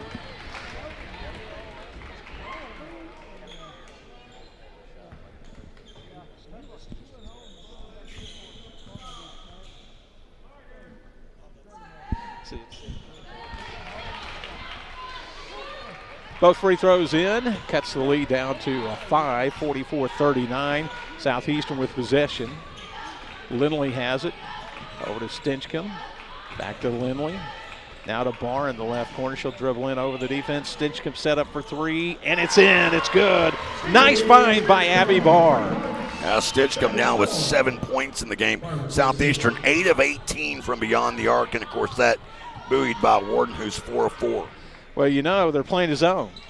And that time the pass, the cross zone pass set up Stinchcomb, who was open, shot is short, and the rebound batted around, and Thomas got it back. 2 Southeastern players battling each other for it. Now Carly Craig dribbling in the right corner. Nice move, kicks it out front. Here's a 20-footer that's way short. Battle for the rebound. Kabisky wins the race. And now Stinchcomb got knocked down. No whistle there somehow. Southeastern maintains possession. Leading by 8 right now. And a pass deflected. Barr diving in to get it back, and a quick timeout. You want to take one? See if it's a 30 or not. And actually, it should take it to the media timeout here. Yep. So we'll go ahead. Southeastern leading 47-39 in the third. Back in a moment on the Southeastern Sports Network. Round up a brand new Ram truck and take home your share of $1.2 million in cash this December at Choctaw Casino and Resort Durant. Saturdays in December, you'll have a shot at grand prize drawings through New Year's Eve in a winner's Western Wonderland. Play with your Rewards Club card to earn entries for your shot at the trucks and the big bucks beginning December 1st. Only at Choctaw Casino and Resort Durant. Shelburne Heating and Air is the choice for all your residential and commercial needs. Service and installation on brands you know and trust. Carrier, Trane, Luxair, Mitsubishi, and American Standard. Shelburne Heating and Air specializes in optimizing the performance of your heating and cooling system. Here to help you improve your indoor comfort. Shelburne Heating and Air, your locally owned heating and air experts. For contact info, visit shelburneheatair.com. Southeastern with their largest lead of the night, an 8-point advantage, and a big reason for that. Savage Storm, they've hit 6 threes over the last quarter and a half, 6 of 13 from beyond the arc during that span, and 11 of 22, whereas Northwestern right now really struggling to get anything to fall. They are just 5 of their last 21 and are just 1 of 5 from beyond the arc. Southeastern will inbound here in front of the far side bench. Into the game, Connie Hughes, a freshman out of Merritt, Texas, along with Ashton Hackler checking in. Those are the only 2 changes for the Savage Storm. As Holly Lindley dribbling on the wing, back to Hughes out front. Between the legs dribble, stops, over to Kabisky on the right side. She will drive down to the baseline, double team, force one up. It missed. She had to shoot it. The shot clock was expiring, and it did not even hit the rim. And the rebound to Northwestern. They'll quickly move it down to the other end. Kennedy Height dribbling out front. She penetrated, then dribbled back out. Now Thomas over the defense. Kira Bass also in the game. Here's a 3 by Peyton Jones. Wouldn't go. Good block out. And, they called a foul on Southeastern there? I guess it was too good of a block out. That was on Lindley. That is her third and second. 3 fouls on Holly Lindley. Some foul trouble to concern the be a little bit concerned about. 3 on Lindley. She's the only one with 3, though. Handoff to Kennedy Height. Oh, she forces one up. It's no good. Rebound loose. Hackler battling for it. Thomas wins the battle. Kicks it out to Kennedy Height. She'll give it back to Thomas. Thomas will fall away and miss the shot and the rebound. Race for it, and it's saved in, but it saved into Southeastern by diving Camille Thomas. What an effort by Thomas. Now Hackler has it back to Barr. They work out on the perimeter outside the 3-point line. Now to Hughes over the defense to Barr. She will fake, drive down to the baseline, drive all the way underneath. Kick over to Hughes. 17-footer is in. Nothing but net for the freshman, Connie Hughes. And the lead is now 10, by far the biggest lead for either team. We've got a timeout on the floor. Let's see if it's a 30 or what. It'll be just a 30-second timeout, a little regroup timeout with 2:58 to play here in the third quarter. Of course, want to remind everyone, coming up after this one, we've got the men's contest, men trying to bounce back from that loss against Oklahoma Baptist last Thursday night. Also want to remind you about our player profile sponsored by Discover Durant, as you can go find those at the Go Southeastern Facebook page as well as the Mix 96.1 Facebook page, as those for both men and women being released throughout the season. And be sure to visit discoverdurant.com to see what all's going on here in the town of 1,000 Magnolias. As I counted Coach them. Diesel Horse taking an extra 15 seconds there. I counted them one time. There's only 997. Yeah. It's Northwestern basketball after the timeout.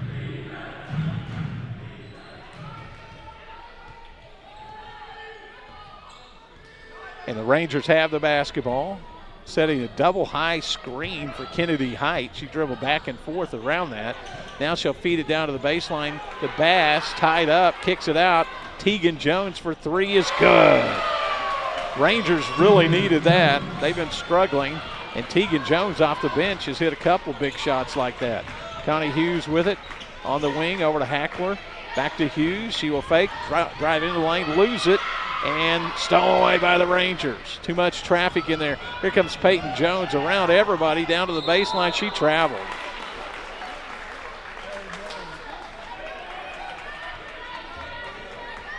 So each team turned it over with 2:19 to go in the third quarter, along with Jay Lindley, Bob Sullins from the arena tonight. 7-point lead, 49-42, Savage Storm.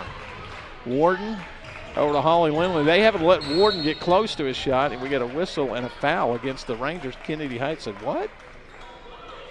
Foul is on Height, her second. What did I do? Second team. By the way, that 10-point lead that Southeastern had a moment ago, that's only the third game this season that the Rangers have been down by double figures. The most they've been in a conference game. They were down 13 at one point. There's a wild pass into the backcourt, and Hughes didn't touch it. Tegan Jones will pick it up. She'll turn, and offensive foul wipes out the bucket by Tegan Jones. Hughes made a mistake there. All she had to do was touch it, and it would have been a backcourt violation. Instead, Tegan Jones kind of won the race for the ball, and then Hughes took the charge. Third team foul of the quarter against Northwestern. 49-44. They counted the basket? No, now they changed the scoreboard back. Okay, here's Lindley, a long 3. It's no good. And the rebound tracked down by Camille Thomas for the Rangers. Northwestern has it down 7. There's a crossover dribble for Height. She stops, kicks out Tegan Jones, closely guarded by Abby Barr. Reverse dribble. Now bounce pass. Ooh, Warden was close to getting that one, but Height got it. Lob to Thomas. Inside to Ship. She will score. Around Caitlin Kabisky. Well, it was Bass with that basket. Okay, sorry to correct you, but Bass. Here's Warden. Back to Barr. To Ashton Hackler. Thought about it. She'll give it back to Barr out on the perimeter. Really haven't gotten much scoring around the basket, Jay. And all perimeter stuff against the zone. Bounce pass forced in. Kabisky picks it up and scores. She out-wrestled Bass and Thomas for the basketball. Big one there with 42 seconds to go in the third.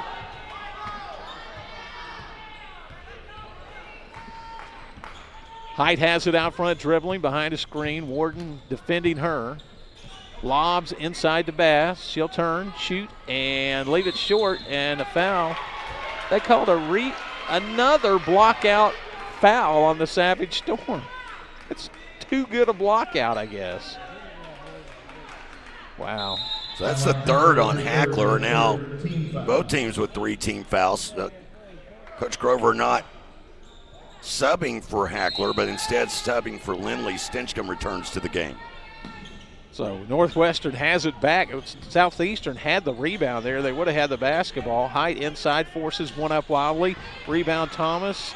She will kick it out into the corner. Jones drives, bounce pass for Thomas, who scores. That was good ball movement there for the Rangers. They cut the lead down to 5. 5 seconds to go. Stinchcomb quickly down to Warden. She will stop, shoot, and miss it long, and that's the buzzer. The end of 3, 51-46, Savage Storm. We'll come back for the fourth period on the Southeastern Sports Network. Steubenville Chevrolet in Durant is proud to support Savage Storm Athletics. And with the same pride, resilience, and strength as Savage Storm fans, Steubenville Chevrolet is proud to be Durant Chevy dealer. When you need a new car, truck, or SUV, the Steubenville team is ready to find your perfect tailgate vehicle. No need to leave town to find what you want. Stay local, buy your Chevrolet the Steubenville way, and go Savage Storm. At Excel Therapy, our expertise extends beyond sports. We also offer dedicated rehabilitation for seniors, helping you maintain mobility and independence. Plus, we provide effective workers' comp rehabilitation to support a speedy return to work. With clinics in Ardmore and Durant, Excel Therapy is the community's trusted choice for top-quality orthopedic and sports medicine care. Visit exceltherapyok.com to learn more. Excel Therapy, where we excel at helping you excel. Quick look at the numbers as we enter the fourth. They're brought to you by our friends at your local Texoma Chevy dealers. Both teams with 2 players in double figures. Southeastern being led by Kinsley Warden, who has a season-high 16 points. Caitlin Kabisky, no surprise here, second leading scorer in the league. She's up to 10 points and 6 boards, while for Northwestern, Peyton Jones with 12, as well as Tegan Jones with 12. And this is a 5-point game as we enter into this fourth quarter. Jay Lindley alongside Bob Solons. And there's a look at the numbers brought to you by your local Texoma Chevy dealers. Stinchcomb has it for the Savage Storm. They get the basketball to start the fourth. 10 minutes to go. At Southeastern up by. This would be a huge win if they can hold on here. Stinchcomb still dribbling against the zone. Needs some help. Kabisky comes out. She's way out high. The ball deflected and stolen away by Northwestern. A turnover. And a backdoor feed to Jones, and her layup is good. Man, a great find that time by Carly Craig, I believe it was, with the assist. The one thing that Northwestern has had in this game is a couple of fast break-top points. Jones has had a couple of those. Here's Stinchcomb, didn't take the 3, kicks out to Kabisky, who's going to shoot it. Kabisky scoops it up and scores with the left hand. Probably got fouled too, but no I think whistle. she did get fouled, then still fought through the contact to get the finish. That was not like right at the basket. That was a 5-foot away left-handed layup. Thomas will take a 17-footer and connect. So the lead back to 3. Up court to Warden. She'll cross over, dribble into the paint, hanging, missing, in and out. Rebound batted around, and Northwestern controls it. So a chance for the Rangers to get closer or maybe even tie with 8.5 minutes to go. The 10-point lead has mostly just disappeared. Some of those outside shots not falling for Southeastern here in the last 4 or 5 minutes. Here's Craig. She'll stop at the free throw line. Backside to Tegan Jones. Now to Thomas. They're really working at high-low post. Ship posted up inside. Here's a drive. Give it to Ship, and she'll shoot, miss it, and the loose ball, and it will go out of bounds off of Northwestern. Stinchcomb did a good job. I think she realized it was off of a Ranger, and she kind of blocked out to make sure it went out of bounds. Kyra Bass back in. A 3-point game, a game that has featured 6 ties and 7 lead changes. It's been a while since we've had one of those. Savage Storm have it, up 3. Just had a defensive stop. Can they take advantage here? Barr dribbling on the wing, still trying to. Points have been hard to come by against the zone, except for the outside shots. Kaviski almost lost it. Now to Barr. She'll drive the baseline and lose it out of bounds. Yeah, that's the 15th turnover. I was going to compliment Southeastern. They've done a really solid job of cleaning that up. They had 11 first-half turnovers. That fourth one now gives Northwestern, the fourth one I should say of the second half, gives Northwestern a chance to tie here. Samaya Adigan, sophomore, checks back into the game. Bass holding it high. Now here's Thomas trying to force her way in. Almost lost it, got it back. Pass over the defense. Crossover Tegan Jones into the paint. She'll turn, she'll fake, she'll shoot, she'll score. Man, there was about 18 fakes on that to get that shot off, and it was beautiful. 1-point lead. Oh, for some offense. A dangerous cross-court pass to find Stinchcomb. Now the pass deflected, but Warden picks it back up. It is just tough to operate against this defense. Warden for 3, in and out. Wouldn't go that time. That's her first missed 3-point attempt of the game. And Adigan brings it down. Northwestern with a chance to get back on top. Thomas, high post, looks inside to Bass, who's posted up. Bass receives the pass. She dribbles the baseline. Reverse lay-in is good. It looked to me like she took an extra step on that, but no call. That's the first lead they've had since 58 seconds remaining in the first half. And the timeout taken by Southeastern with 6:36 to go. And they'll make it a 60-second timeout. No. Well, they have it motioned as a 30 right now, even though the players are on the bench. I don't know. Which would indicate it's a 60. But we'll keep it here. Take the opportunity to get in a read for our friends at the Choctaw Casino Resort Durant. Don't miss out on Western Wonderland going on this holiday season, December 28th, 31st, and January 1st. You can win your share of $900,000. First, Saturday the 28th, a $25,000 cash drawing at 6 p.m. with $10,000 cash drawings going from 7 until midnight and a $100,000 cash drawing at 1 a.m. Then on New Year's Eve, same protocol, at least from 7 until 10, and then $50,000 cash drawings every hour, including 11 and midnight, and a $250,000 cash drawing at 1 a.m. And then finally on Wednesday, January 1st, they'll have another $250,000 cash drawing at 6 p.m. that evening. So that's early enough for you to attend, Bob. Be sure to ask the Rewards Club for more info there at Choctaw Casino Resort Durant. 8-2, Northwestern has outscored the Savage Storm here in the fourth. They're 4 out of 5 from the field. Southeastern just 1 of 3. And the Savage Storm have the basketball down now for the first time in the second half.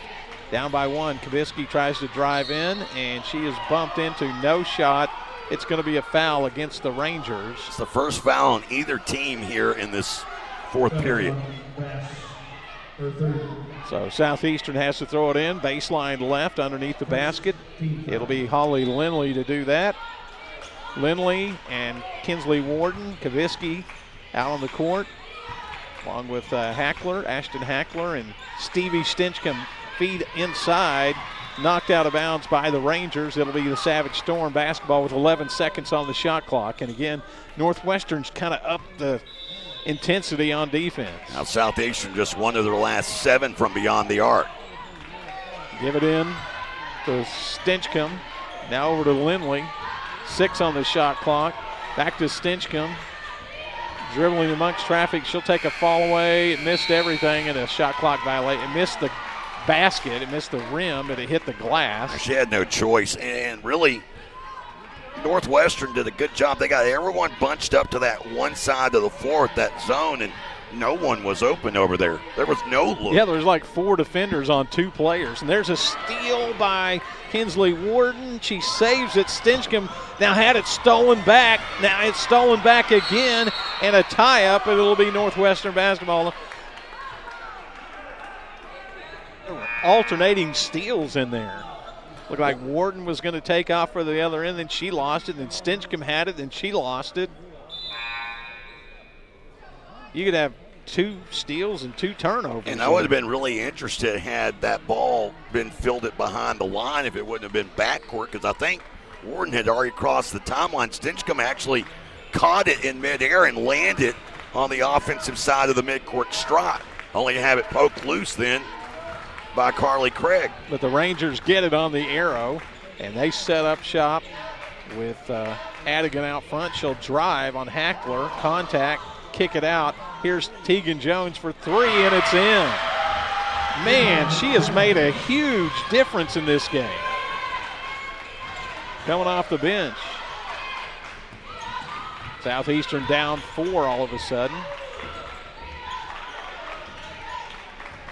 Just nothing around the basket. They lob it into Kabisky. She's double teamed to Hackler for 3, and it's way short. And the rebound goes to Northwestern. So still struggling here. 1 out of 4 in this period shooting, and Northwestern is 5 out of 6, including 1 for 1 from beyond the arc. Lob into Bash. She will turn, shoot, and miss one finally, and the Savage Storm get a rebound. They need some points. Trailing by just 4, but points have been so hard to come by. Now just 1 of 4 here in this quarter. Lindley drives, kicks to Stinchcomb. Everything on the perimeter. Here's Warden for 3. It's nothing but net. A high rainbow shot. She was well beyond the arc when she released that too. Cuts the lead to 1. I mean, that's about the only thing that's open against this defense. Now 19 points now in the game for Warden. I already mentioned the season high. She's a bucket away from tying a career high. Height fires one up. It's no good. The rebound batted around. Stinchcomb has it. She does not have a lane to go. She dribbles all the way down to the other end. Kicks to Warden for 3. Yes, sirree! It's good. And Southeastern on back-to-back Kinsley Warden threes has retaken the lead. What a game tonight. 22 points now for Warden. Her previous high, 21 scored a year ago. A timeout taken here by Northwestern. It's a 2-point lead for Southeastern. They have it as a 30-second timeout. I don't think they've done the media yet, though. Oh, so they're not sitting down, so I guess they're going to keep it here. Maybe they turn that other one into the media, but who knows. What a game. How many? 9 lead changes and 6 ties. You were talking about Tegan Jones a minute ago. We've already got a couple of career highs in this game. Tegan Jones's previous high this season and her career high, 12 points against Friends. She actually leads Northwestern in scoring. She's got 17. Kinsley Warden with 22 points. That's a new career high. Don't forget Jada Ship. She set a new career. Yeah, 9 points and 9 boards for Ship. She's still a point. Oh, I thought she got over 10. She never did. She's a point away from getting to 10 points. It's Northwestern basketball. Southeastern by 2 with 3:25 to play in the 4th. Jones pull up 18-footer, and she knocked it in. What a clutch shot. That was not an easy shot off the dribble. Tied at 59. Now Jones 6 of 9 now, 16 points and 4 steals. They go inside to Kabisky. She'll pass it over the defense to Stevie Stinchcomb. Back to Kabisky, fakes. Looking for a backdoor cutter. Kinsley Warden for 3, missed it. And the rebound to Northwestern. It's kind of like a heat check shot there. And so we're tied at 59. Rangers have possession of the basketball.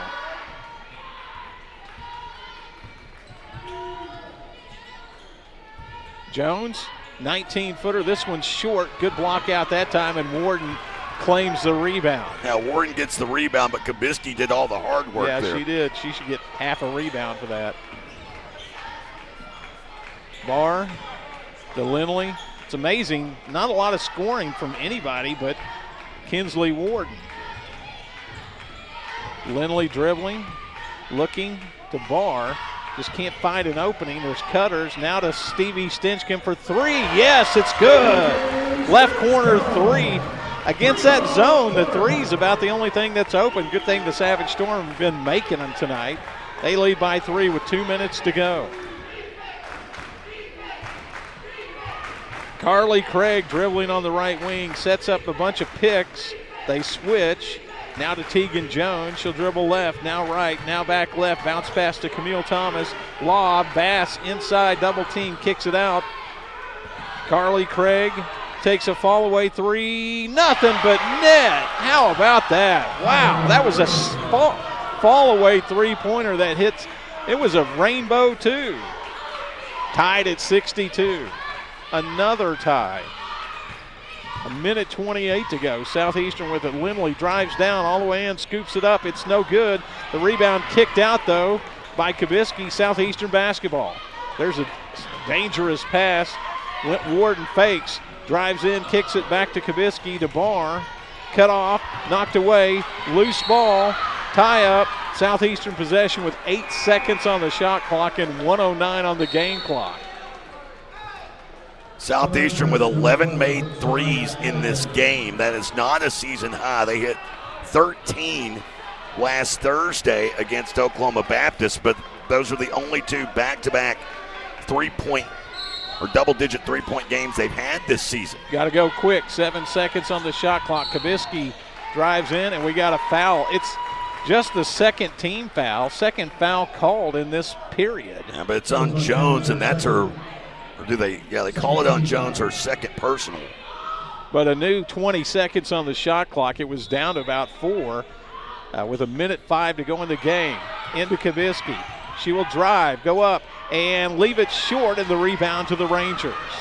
Try to half jump hook, and here comes Peyton Jones, and she almost dribbled, but somehow they didn't call it.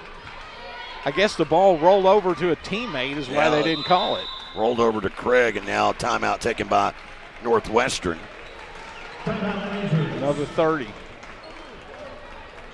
So stick around for the Choctaw Casino Resort postgame show. Tied 62 all. Mentioned in the opening, Northwestern has had Southeastern's number here over the last 3 seasons. Savage Storm have lost 4 straight to the Lady Rangers and 6 of 8 meetings. And this one been one of the closer matchups that they have had. Oh, it's crazy. During this run of games. 8 ties and 9 lead changes. Closest margin of victory, by the way, for Northwestern was 2 points in this series. Well, the Rangers will have the basketball when we come back to play with 17 on the shot clock, 47 on the game clock, tied at 62. Throw it in on the sideline. They'll lob it all the way down into Bass, who bobbles it a little bit, gets it back to Adigan. Now to Carly Craig, and she will set it up. 10 on the shot clock. Guarded by Stevie Stinchcomb. Craig, crossover dribble. She had a tough, there's a pass down inside to Bass. Her shot wouldn't go, and the rebound to Southeastern. Kabisky has it. A timeout called by Coach Grover to advance the basketball. You want to take it? They have yet to motion. They're motioning a 30-second timeout. And now Coach Grover says he wants a full, so let's step aside. Back after this on the Southeastern Sports Network. This bowl season, score big with the Pick 6 at Buffalo Wild Wings inside the Sherman Town Center. 2 of your favorite entrees like 10 boneless wings or the All-American Cheeseburger, 2 sides, and 2 fountain drinks, just $19.99. With 1 giant screen, 45 50-plus inch TVs, great food, atmosphere, and fun, there's no better place for your team to take in the big game. Open 11 to midnight Sunday through Wednesday and 11 to 1 Thursday through Saturday. Your game is always on at Buffalo Wild Wings inside the Sherman Town Center.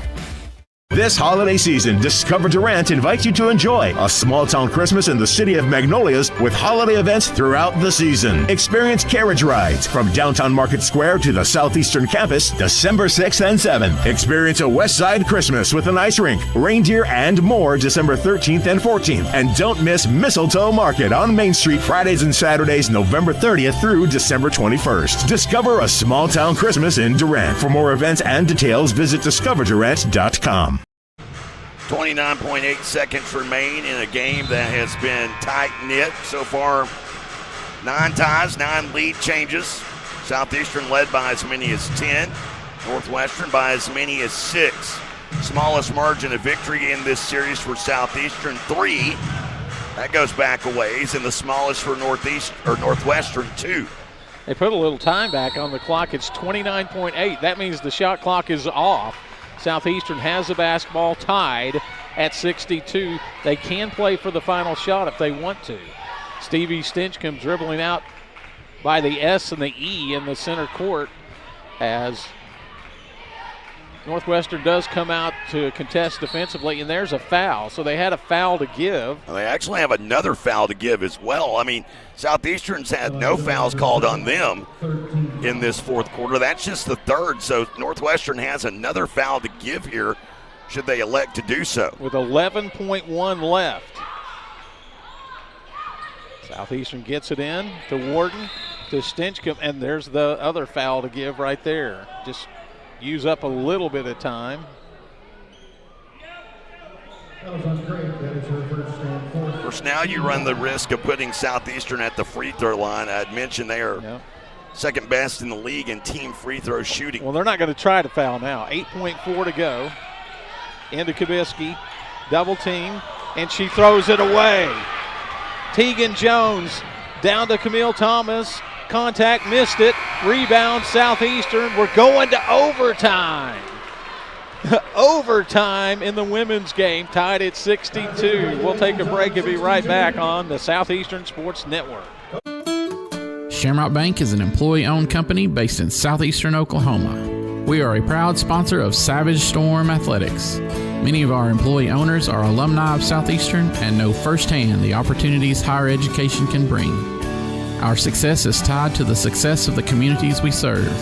Come see the difference employee ownership makes. At Shamrock Bank, you are more than a customer, we are more than a bank. Shamrock Bank, member FDIC. Sparlin Realty is dedicated to achieving your goals and will always do what's in your best interest. For residential and commercial properties, farm, ranch, and land purchases, you'll feel good about your choice of Sparlin Realty. At Sparlin Realty, there's nothing more gratifying than achieving your goals and earning your trust along the way. Whether you're selling your property or buying your dream home, it would be our privilege to assist you. Please call us today at 580-745-1055 or SparlinRealty.com.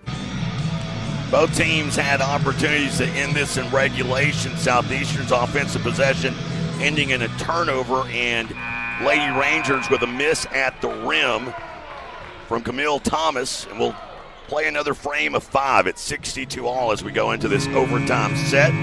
Original starting 5 out for Southeastern, while for Northwestern they have Thomas, Craig, as well as Bass and Jones, but Tegan Jones with a new career-high 17 points. She's in. Can't be much closer than this, and Northwestern wins the tip. Jones comes down and somehow got that shot up and in. She looked to me like she was too far under the basket, but she still got it up off the glass. The first overtime meeting between these two teams since they've been members of the GAC. Southeastern trailing by 2. Over to Abby Barr on the wing. Back to Holly Lindley. Top of the key, back to Barr. She'll dribble 3 times, stop over the defense. Stinchcomb for 3, too long. Flying in to get the rebound was Warden. And another shot for the Savage Storm. Almost falling down and now throwing it into the backcourt. It is a backcourt violation. And the fans saying it now. One of the officials says, wait a minute, it was tipped.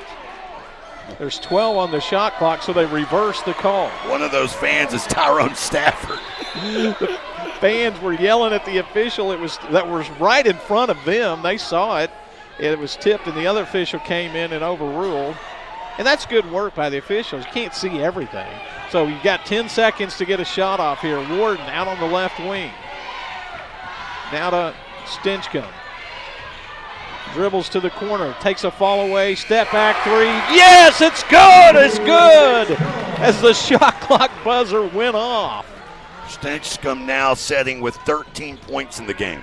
Amazing, she had to shoot it, and it was a step back 3 from the left corner that went in as the buzzer inged. in the gym. Inside to Thomas. She wants to go on Lindley. Turns. Can't get the shot off. Pass deflected, stolen. Warden could lead a 2-on-1. Here goes Kinsley Warden down. She is bumped into, and it's in and out on the shot, but she was fouled by the Rangers. I couldn't get that shot to go. And now an important fact, Jay, this is still technically the second half. So the fouls carry over. So Northwestern's over the bonus now. Southeastern's only committed no fouls. This will be as good of a game as Warden has had. 22 points, new career high. Her first free throw attempt of the night. And it's good. Well, speaking of free throws, Southeastern just had their 7th attempt of the game compared to 14 by the Rangers. Trying to overcome that discrepancy, and she made them both. And the lead is 3 after Northwestern scored the first bucket. Southeastern has come back to lead 67-64, 3.5 to play in overtime. Peyton Jones with it on the left wing. Watch that crossover. There she goes all the way down. Pass to the wing. Tegan Jones shot blocked, and it was blocked by Kinsley Warden. The 3-point shot. And the rebound of the Savage Storm. Here's Holly Lindley. She'll drive into the paint. Stop, look, stop. Over the defense to Stinchcomb. She made a big 3 a moment ago. Now to Warden, now to Barr, who wants to drive the baseline all the way under the basket. Feeds to Lindley, goes up. It's blocked out of bounds off of Bass with 7 on the shot clock. 2:56 to play in OT. Baseline right, throw it into Barr. She'll get it back to Lindley, to Stinchcomb, to Warden for 3. It's an air ball, and the shot clock goes off. Should specify for those listening to the radio, Barr inbounded off of the back of a Ranger to herself. But couldn't recover and get the shot up and in time, so she kicked it out. But the crowd went, ooh, anticipating that shot by Kinsley Warden, but it missed everything. So Northwestern has it down 3, 2:43 to play in overtime.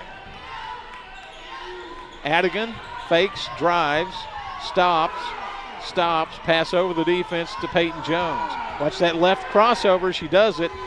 She'll spin inside, and off the glass it wouldn't go. I think she thought she was going to make that. She came really close. That was a heck of a move. She navigated 3 defenders to get to that spot. She's got a beautiful crossover move. Warden has it on the wing to Stinchcomb. Back to Warden, over the defense to Holly Lindley, to Kabisky at the free throw line. She'll stop, shoot, and it rolls around and drops in off the rim and the glass and in. 2 minutes to go. Southeastern leading 69-64 in overtime. Kabisky efficient, 14 points off of 6 of 9 shooting. She's got a team high 8 rebounds as well. Bounce pass inside to Bass. She'll turn, she'll shoot, she'll score off the glass. Bass closing in on a double-double. She's got 10 points and 8 boards. 1:39 to go. The lead is 3 for the Savage Storm, 69-66 in overtime. Stinchcomb has it out at the SE logo. Now over on the right side, the Lindley to Kabisky, a lane to the basket, shoots, scores between 2 defenders. Both teams with 2 timeouts here. They get that 1 in overtime, but neither coach going into the bag for 1 yet. 1:14 to go, 5-point lead. Oh, Kabisky thought she had a steal, but it's the first team foul of this second half charged against Southeastern. And 2 new players coming in. Jada Shipp is into the game for the Rangers, along with Camille Thomas.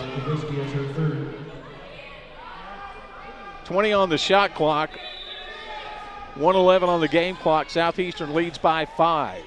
They get it into Shipp. Inside, she lost it for a second. Thomas goes down, and an offensive foul by Thomas pushing off. It should be player control. I don't think it'll be free throws. But a turnover on the Rangers. It was a loose ball, and Thomas fouled out of the game. Man, that is really ticky-tack on a loose ball. I will say that. And it's her 5th personal, so her day's done.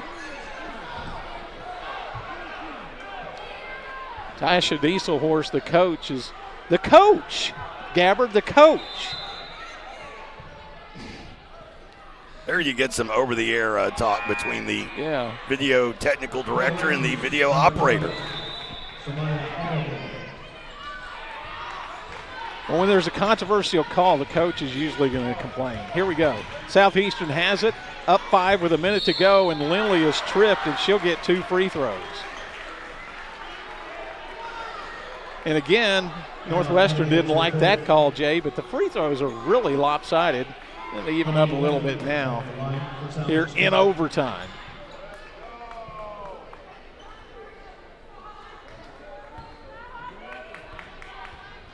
Lindley's had a tough offensive night. And she missed a free throw, which is a rarity for her. She's just 1 of 8 on the night, 1 of 6 from beyond the arc.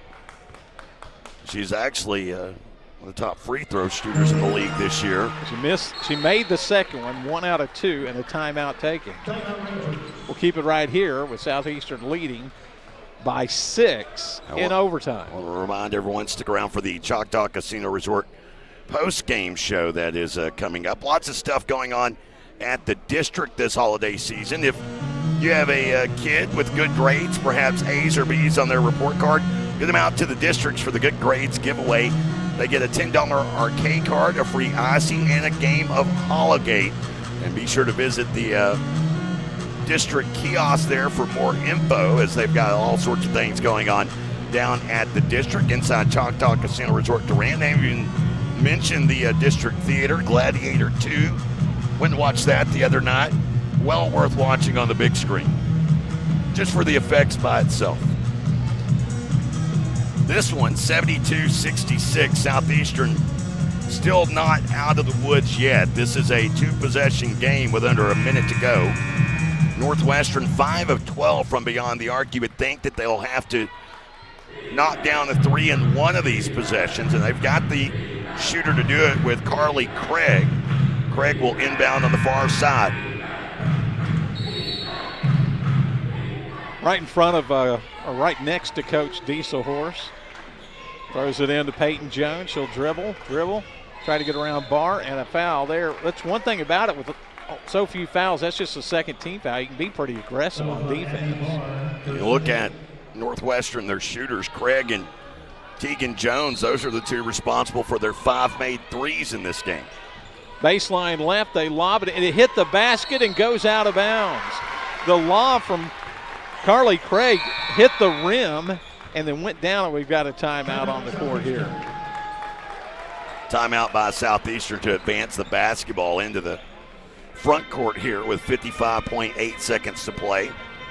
Northwestern with no fouls to give here.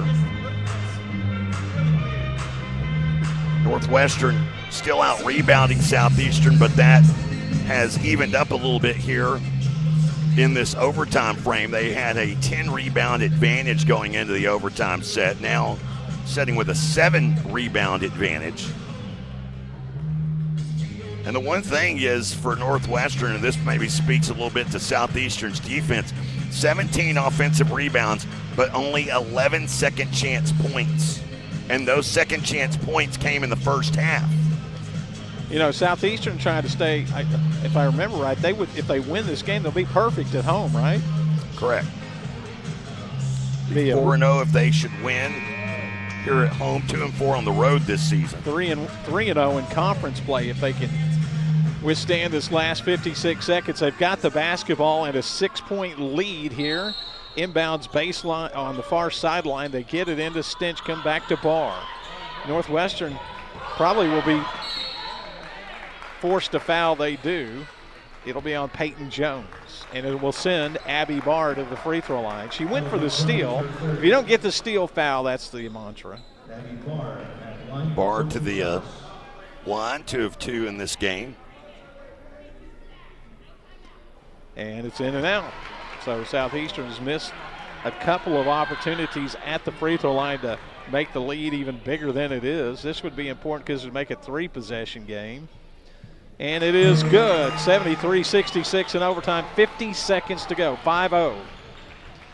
And Peyton Jones picks it up at the midcourt line, works the left side, drives all the way in, no shot, and a foul against Southeastern. So that's still not free throws because that's That was on Barr, her third.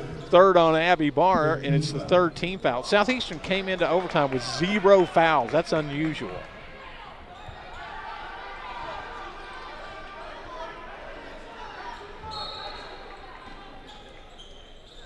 Baseline left to throw it in. They get it in the corner to Ella Porter, who's in the game. There's a three by Jones. No good. Rebound Southeastern. Kinsley Warden in the backcourt. Circles back over to Kabisky. She will dribble across, be bumped into, and fouled by Porter. A freshman out of Merritt, Oklahoma. Kabisky had hit 23 in a row. Remember how this period started, Jay, when Northwestern made 4 of their first 5 shots, or the second half? They're 2 for 5 in overtime. Southeastern is 3 for 6. The big difference is 0 for 2 on threes for Northwestern, and Southeastern made a 3. And the free shot. Remember, Caitlin Kabisky had 2 really big baskets down around the basket when they were behind in overtime. Northwestern scored the first 2 points. That free throw is good. And the second one on the way is also good. 75-66. I believe that might be nope, they had a 10-point lead at one point. Now Southeastern in the middle of a 13-2 run here over the last 4:28. Jones drives all the way in, and it hangs and goes in with 20 seconds to go. Stinchcomb will be fouled. Now Jones gets to 20 points in this game. She has not left the floor. She's played all 44 minutes. Man, you got to be in good shape to do that. Shooting 2 shots. 2 shots for Stevie Stinchcomb.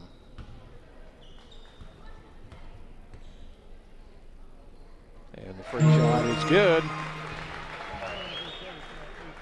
Win here would snap the 4-game losing streak against Northwestern. And the next one is good. So making the key free throws important.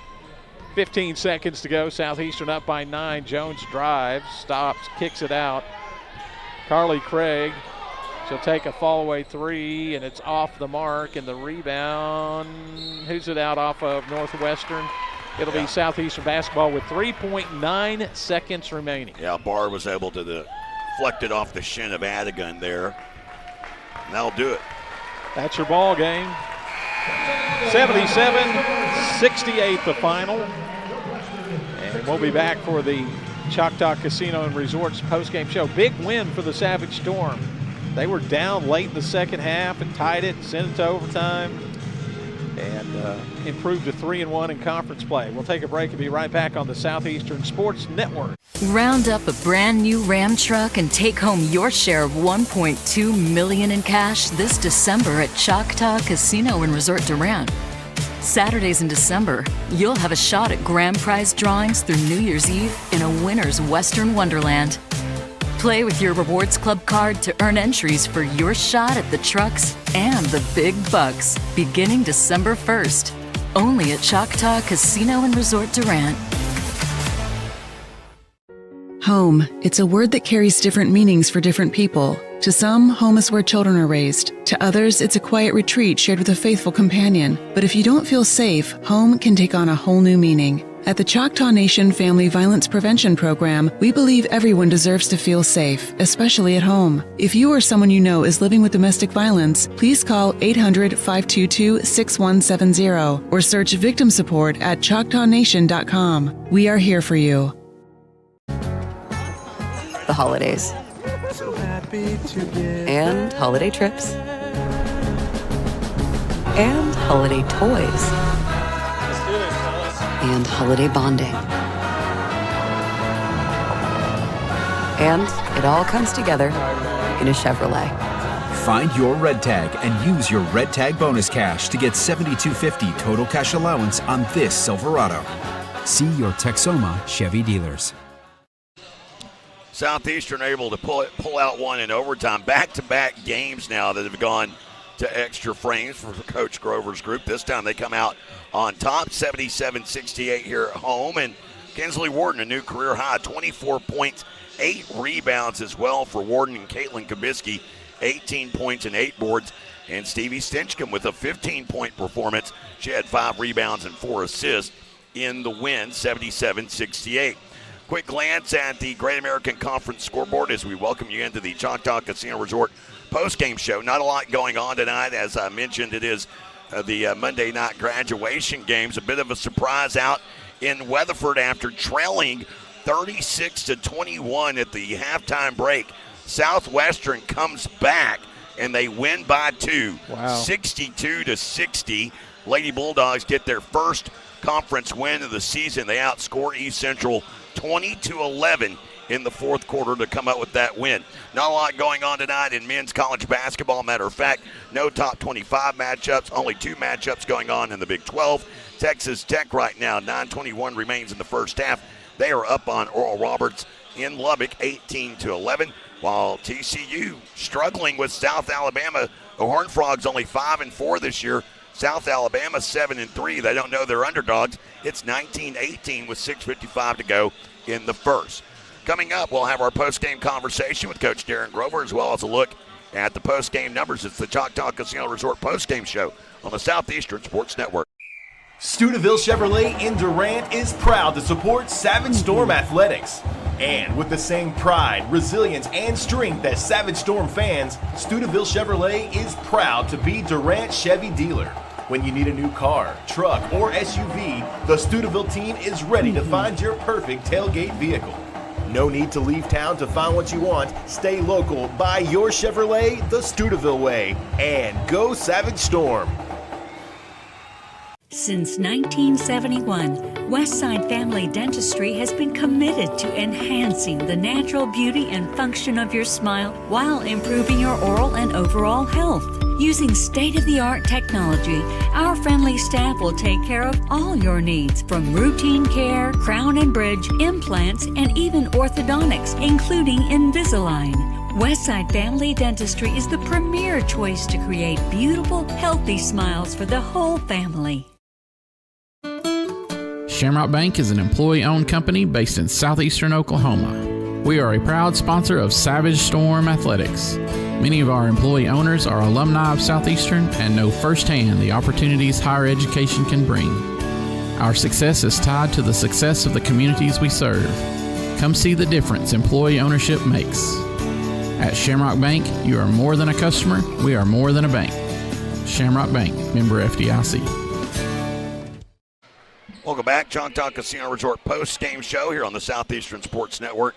Women win one in overtime, 77-68. Snap a 4-game losing skid against Northwestern Oklahoma State. And in addition to that, they get back on the right track. They now move to 3-1 in the GAC, 6-4 on the season.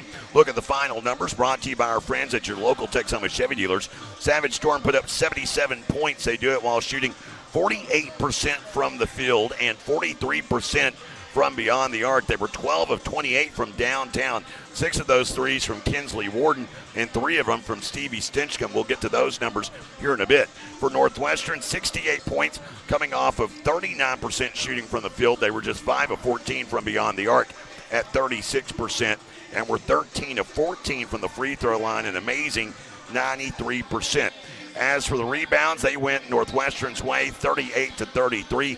17 offensive rebounds produced, just 11 second chance points. Southeastern tied a season high in turnovers. They turned it over 18 times in this game. Northwestern taking advantage of that with 22 points off turnovers. Peyton Jones got to the 20-point threshold. She had 20 points, 8 of 14 from the field, as well as a game high for steals, while Tegan Jones, a career high, with 17 points. A couple of career highs here today for Southeastern as well. Kinsley Warden, 24 points. She was 8 of 15 from the field, 6 of 9 from beyond the arc, both season highs. And Caitlin Kabisky, 18 points, 8 rebounds. Stevie Stinchcomb with a career high, 15 points as well. As I mentioned, she was 3 of 6 from beyond the arc. Those numbers brought to you by our friends at your local Texoma Chevy dealers. As we welcome Coach Darren Grover. Coach, just get started on Stinchcomb and Warden. Warden has a new career high. She has really struggled the last couple of games scoring the basketball. Just your thoughts on seeing her get going. Stinchcomb gets a new career high. Of course, had that big corner 3 with the shot clock dwindling on you guys. and another game in overtime. Yeah, Do you get paid extra for those? No, I'm waiting on that check. I'm waiting on that check. We'll start with Stevie.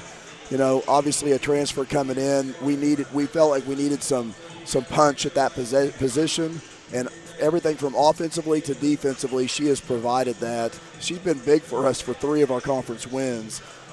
Those backside threes where we were skipping it to her, yeah, that was big. That was big for her to be able to knock those down.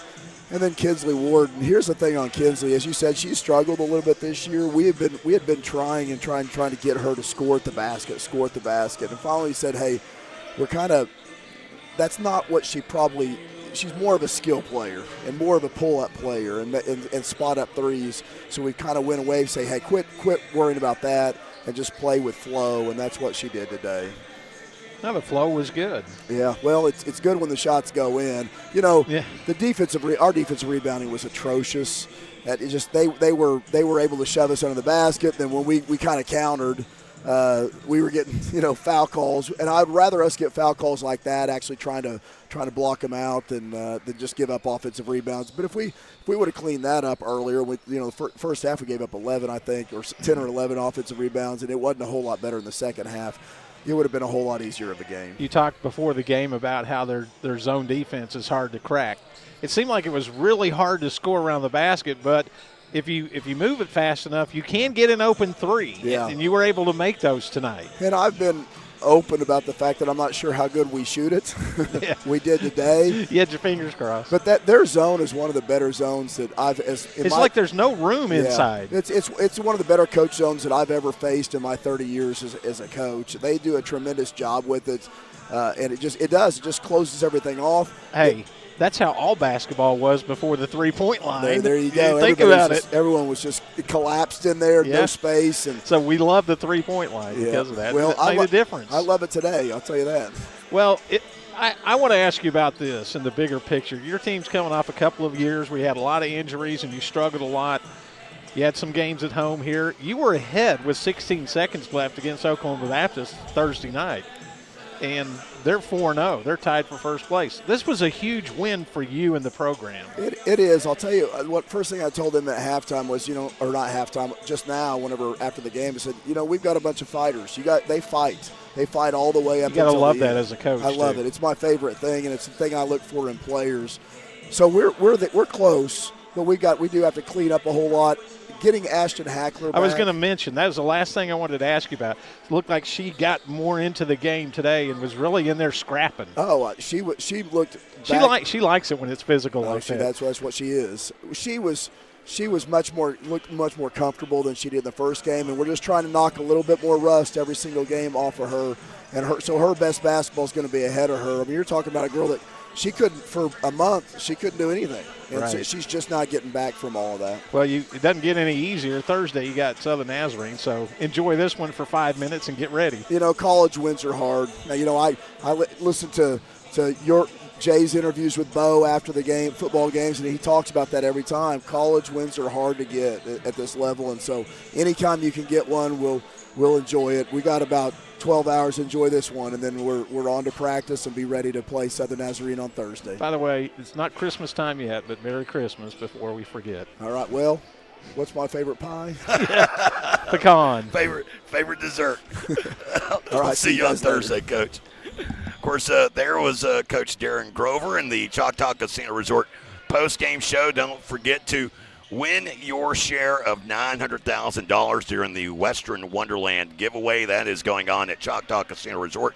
Be sure to visit the club rewards for more info. And those numbers brought to you by our friends at your local Texoma Chevy dealers. We're going to hand out some hard hats real quick.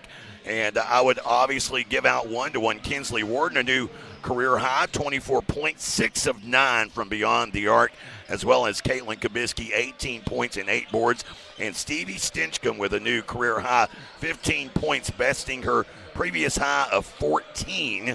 As that brought to you by our friends at Durant Lumber. Durant Lumber, serving the area for over 100 years. Quality products at competitive prices. Durant Lumber, behind every project is a true value. Coming up, we segue to the men's First United Bank pregame show. We get it started up next on the Southeastern Sports Network. Life is yours to spend.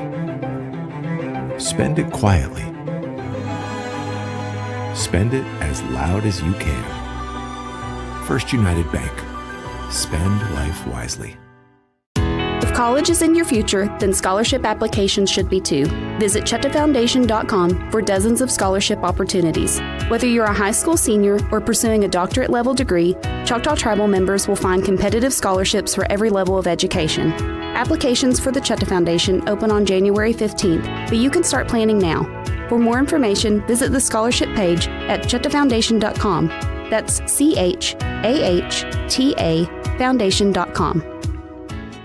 This holiday season, Discover Durant invites you to enjoy a small-town Christmas in the city of Magnolias with holiday events throughout the season. Experience carriage rides from downtown Market Square to the Southeastern campus December 6th and 7th. Experience a West Side Christmas with an ice rink, reindeer, and more December 13th and 14th. And don't miss Mistletoe Market on Main Street Fridays and Saturdays November 30th through December 21st. Discover a small-town Christmas in Durant. For more events and details, visit discoverdurant.com. When I share my story, it's about more than building an inspirational space for artists. I represent the creative spirit of the nation, the Choctaw Nation. I am our history. I am our culture. I am our vision. I am all of us. Because our stories make us more.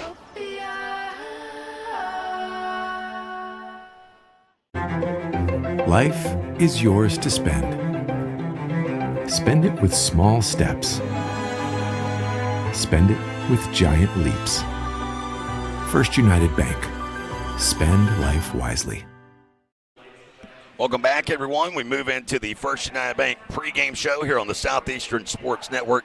Southeastern men coming off of their worst loss in the series against Oklahoma Baptist, the 31-point loss, the worst loss that they had had at the hands of the Bison, and that loss coming last Thursday night. They lost 97-66, the 66 points, their lowest scoring output of the season, and with that comes some changes to the starting lineup.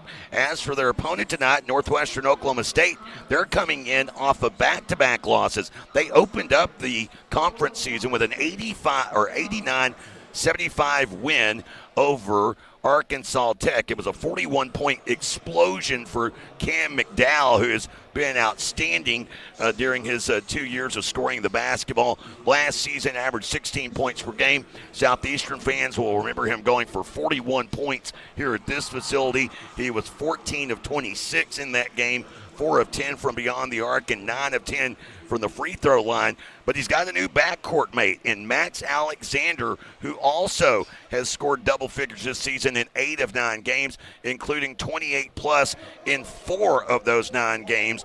And you should expect some offense here tonight. You've got 2 of the top 5 offenses in the league scoring-wise. Southeastern averaging 83 points per game. Northwestern averaging 80.5 points per game. You also have 2 of the worst defenses in the GAC this season. Southeastern allowing 84 points per game. Northwestern allowing 83 points per game. So if you like the overtime frame of the women's matchup, you may really like this one here today. Northwestern, they are led by 2 of the top 3 scorers in the GAC, Max Alexander and Cam McDowell, both averaging 23.3 points per game. They run a pretty tight set under Coach Robbie Harmon. As we look at Coach Harmon now in his 3rd year as head coach, his record setting at 32-33 and 22-25 mark in the GAC. This is a offense for Northwestern Oklahoma State that is hitting 44% of their shot attempts, but they're allowing teams to hit 48% of their shot attempts. They shoot 37% from beyond the arc, but opponents shooting 38% from beyond the arc. Southeastern, as I mentioned, coming off of that 66-point performance, it was their lowest scoring performance of the season. Expect to see a couple of new faces in the starting lineup here tonight. Elijah Huey will move back into the starting lineup. It'll be his 7th start of the season, and getting his first career start, the Croatian Andrija Brsovic, the younger brother of Ante Brsovic, will be getting the start here tonight. And we'll take a look at those starters here in just a moment. Right now, let's go ahead and step aside, take a quick commercial break. When we come back, we'll wrap up the First United Bank pregame show here on the Southeastern Sports Network. When you're dealing with an insurance company, you're already behind the eight ball. And the only way to get a level playing field is to hire an attorney. We treat each and every case and each and every client as if they are a friend and neighbor, because that is how we view them. You'll get the best service. You're going to have the best people working on your case. That I can promise. Burridge Law Firm. Call 580-920-0700 or visit burridgelaw.com. This bowl season, score big with the Pick 6 at Buffalo Wild Wings inside the Sherman Town Center. 2 of your favorite entrees like 10 boneless wings or the All-American Cheeseburger, 2 sides, and 2 fountain drinks, just $19.99. With 1 giant screen, 45 50-plus inch TVs, great food, atmosphere, and fun, there's no better place for your team to take in the big game. Open 11 to midnight Sunday through Wednesday and 11 to 1 Thursday through Saturday. Your game is always on at Buffalo Wild Wings inside the Sherman Town Center.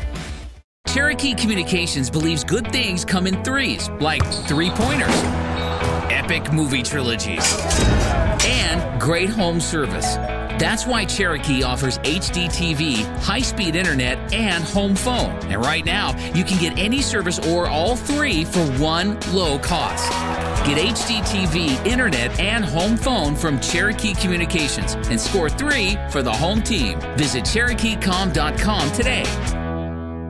We recently asked listeners to describe the super nachos off the Taco Casa's super menu. Here are their stories. I love that when you order the super nachos to go, they separate the chips from the toppings into different containers so that I get to have crispy chips. The super nachos, only on the super menu at Taco Casa, located on 1st Street in Durant and southbound 75 in Calera. Taco Casa, real fresh, real food, real good. Welcome back, everyone. Wrapping up the First United Bank pregame show here on the Southeastern Sports Network. Southeastern Oklahoma State, they're going to have their hands full with 2 of the top scorers, 2nd and 3rd respectively in the GAC. The redshirt sophomore out of McPherson, Kansas, played at Buehler High School, and Max Anderson and Cam McDowell, the 6'6 redshirt junior who played at Georgia and Jacksonville State before making his way to Alva. He's very familiar with this place. As I mentioned, 41 points against Southeastern here a year ago. By the way, interesting story about Alexander. He was All-State in high school. You mentioned at Buehler, Kansas. He went to Pitt State, but he only played 2 games after redshirting and was injured last year. And so that was it, 2 games. And then he transferred to Northwestern, and he has been awesome so far. The 6-foot sophomore is averaging like 23 points and 5 assists per game. For Southeastern trying to get back on the right side of things. That 31-point loss, that is time for the 3rd worst conference loss that they have had in school history of being part of the GAC. They had, of course, had the loss to ECU several years ago, and then the 33-point loss to Southern Naz. They're looking to bounce back off of that after having season low in points, season low in field goal percentage, and 3-point percentage. And we'll see if some of the tweaks they make to the starting lineup perhaps change things up. I'm just going to say, those are not the records we want to be talking about. No, and they're trying to get it on the right track. Let's go ahead and take a look at the 2 coaches. I mentioned Robbie Harmon, his 3rd year as head coach, 32-33 with a 22-25 mark in conference play. For Coach Kelly Green, his 26th season as the head coach, or 26th season as a head coach, 553 wins during his coaching career. This is his 14th season at Southeastern, where he's gone 211 and 166, including 160 and 122, and a couple of regular season conference championships 2 of the last 3 years. Let's take a look at the starters for Northwestern Oklahoma State. They're donning the road black jerseys with red numerals outlined in black. Think Houston Cougars look. As in the backcourt, they're led by Max Alexander, the redshirt sophomore out of McPherson, Kansas. Joining him in the backcourt, Deron Clark. Clark, a 6'6 redshirt junior. Senior. He's the 3rd leading scorer on the team at just under 10 points per game, along with Cam McDowell. McDowell, the 6'6 junior out of Griffin, Georgia. And then rounding out the lineup, Justin Norris, a redshirt sophomore and a transfer in from McNeese State. And Kabea Shabangu, the 6'9 junior from Justin Northwest, played at Emporia State before coming to Southeastern. Let's turn it over to Mark Webb for the introduction of Southeastern starters tonight, and you'll get a look at that new look lineup here firsthand from one Mark Webb. I need more than a piece, my brother. If you rollin' with me, my brother, just know we going past the peak, my brother. And I keep my eyes on the prize so I can never see defeat, my brother. Walking the finest line between the shape and the fleet. Take a seat, or stay out of reach. Word is mine, I ain't claiming a piece. Throne is mine, but I stay on my feet. Locked and loaded, I pray that you get low. If you rollin', I pray you don't get cold. Is you ready for war, my brother? Is you ready for war, my brother? Backing up.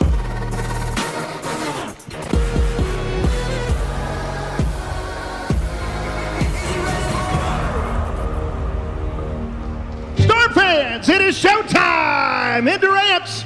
Time to meet the starting lineup for your Southeastern Savage Storm. Starting first at guard, a 6'4 redshirt junior wearing number 1, Elijah Huey. A 6'3 freshman guard, number 2, Daniel Halderson. A 6'4 junior guard, wearing number 11, Jalen Williams. A 6'8 freshman forward, number 42, Andrea Berzovic. And a 6'3 junior forward, 45, Robert Riley.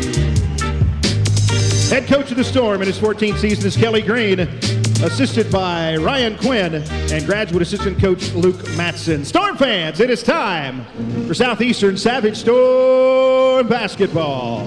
So you get the tweaks in the starting lineup. Elijah Huey back into the lineup for the first time since the game against Henderson State.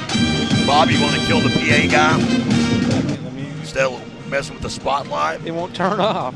And also getting his first career start, Andrea Berzovic joining Jalen Williams, Daniel Halderson, and Robert Briley in the lineup. Savage Storm wearing the home grays with the royal blue numerals and lettering. Savage Storm across the chest. That means some offense off of the bench. DJ Dill's been coming off of the bench, and maybe Condiff can get it going as well. Touch on his numbers when he checks in. It's Northwestern with the opening tip, and it's Alexander going to work, quickly getting underneath, and then lost it away out of bounds. He was trying to get it to Justin Norris, and a turnover to start this game. It's kind of like the women's game. The women's game started with a turnover. Well, hopefully it's not as contagious. Seemed like the first 5 possessions, 4 of them were turnovers. Halderson works it up the floor. A little press being ran here by Northwestern. They let him get it across, though, into the front court. Here's Halderson in the midcourt circle. Moves it right side to Williams. Williams to Berzovic. Berzovic back to Elijah Huey. First offensive touch Huey's had in the game. He squares up against Teron Clark. Now to Williams. Step back with 5 on the shot clock. Gets a miss. And the rebound hauled in by Shabangu. Up ahead right side to Alexander. Alexander working off of a screen. Gets to the top of the key. Moves it right side to McDowell. McDowell's first shot attempt of the game, and he misses. And it's Berzovic with the backside rebound. Halderson with the basketball, scoots it to Huey.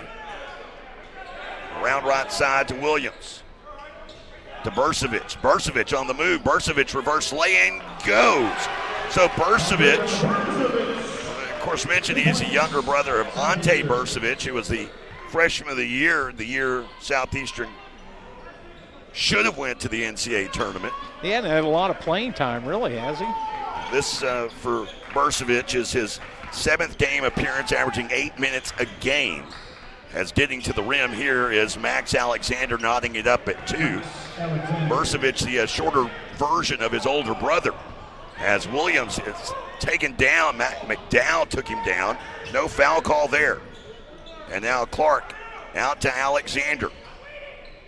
Alexander gets to the free throw stripe, kicks it out to McDowell, guarded up by Williams. McDowell drives, contact in midair, no whistle. Backside rebound by Shabangu up top, and knocking down the 3 is Norris. So Norris gives his Rangers an early 3-2 lead, and McDowell gets a hand on the pass that goes flying into the Ranger bench. Southeastern will have it. And now the official telling Coach Green to get into the coach's box, and he puts 1 foot on the line. So I ain't going anywhere just yet. I ain't done talking. Huey inbounds to Holderson. Holderson drifts to the right.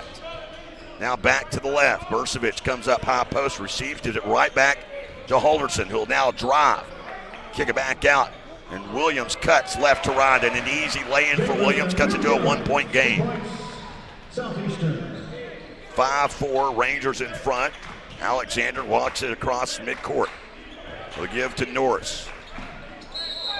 And an offensive foul as Norris ran into Briley. It's interesting, they typically have Briley on what they would consider perhaps the best offensive player. They got Jalen Williams, though, on Cam McDowell here.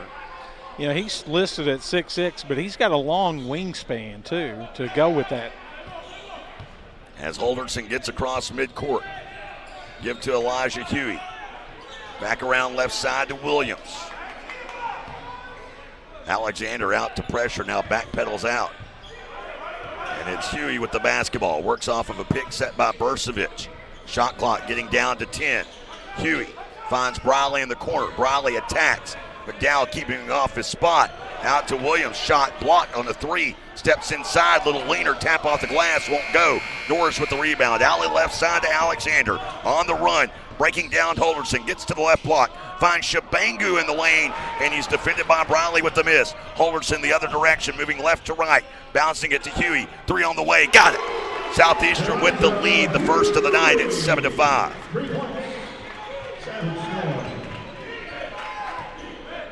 Both teams playing at a really high tempo here to start with. Alexander with the basketball, working against Burcevic, goes to work, gets down center of the lane, circles back to the right, clanks it off the glass. No one was there to rebound. Burcevic couldn't come up with it. Holderson was going to Snowbird. And McDowell from the right elbow, fall away jumper is good. He ties it at 7. 2 players for the Savage Storm, as you talked about, Jake, could have had the rebound. They thought the other guy was going to get it. McDowell with his first points of the game, and Huey has it here. Guarded by Norris, passes left to Holderson to Burcevic. Burcevic going to work against Shabangu. Bounces, finds a great pass to Robert Briley for the assist. And a timeout taken. He'll take us to the media timeout. 9-7 Storm in front. 15:47 to go in the first. Back after this on the Southeastern Sports Network. Life is yours to spend. Spend it apart. Spend it together. Spend a little now. Spend a lot later. Spend it fearlessly. Spend it faithfully. First United Bank. Spend life wisely. Shelburne Heating and Air is the choice for all your residential and commercial needs. Service and installation on brands you know and trust. Carrier, Trane, Luxair, Mitsubishi, and American Standard. Shelburne Heating and Air specializes in optimizing the performance of your heating and cooling system. Here to help you improve your indoor comfort. Shelburne Heating and Air, your locally owned heating and air experts. For contact info, visit shelburneheatair.com.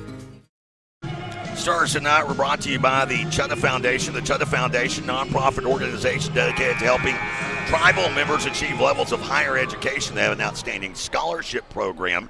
The application process for that, I've been reading this since the start of football season. Well, it's finally here. It's a month away. If you haven't heard it by now, you better learn real fast. Get to ChuttaFoundation.com to find out about their scholarship process. As we welcome you back, 9-7 timeout taken by the Rangers that took us into the media timeout. No changes being made on the floor for either team as Alexander gets downhill in the lane, out to Clark. Clark will knife, right side lane, pull up from 10, a miss, another offensive rebound. Norris now to McDowell near the NCAA logo. One-arm pass goes right side. Norris with a bounce pass to Shabangu, who bangs it home with a two-hand rim rocker, and we're tied at 9. Oh, you've been waiting for that, haven't you? Not really. Oh, okay. I don't Jim dance my stuff. I don't write it out and script it. Here's Williams in the corner. He'll drive. Passing right side to Huey. Back up top to Williams and around the arc left side. Holderson guarded up by Norris. Works off of a pick set by Versovich, and now McDowell switches out on him. Shot clock, though, under 10. Huey, 6 on the shot clock. Huey has to put up a 3. It's off the mark. Not a great shot selection there, but the shot clock was dwindling. Not a great offensive possession as DJ Deal and Ethan Wilkerson get set to check into the lineup. And Briley pokes it loose. Norris regains control. McDowell near midcourt. Shot clock now drifting toward 10 on the Rangers. McDowell to the right. Hesitates. Now goes in over 3 defenders. He misses. Holderson with the rebound. Holderson sprints up center court. Comes to a stop. Finds Briley. Briley cuts. Goes through and loses it out of bounds. It was knocked out, I believe, by Kenyon Holcomb, a 6'8 senior out of a transfer from Cameron University. Played high school in Tomball, Texas. Wilkerson will check in for Versovich. Dill checks into the game for Huey. So the 2 freshmen joining another freshman in Holderson. Oh, it's the freshman line. Yeah. Only Williams and Briley out there. And Holderson hadn't established himself into play, and a turnover there for Southeastern. Now Landon Condiff will check into the game.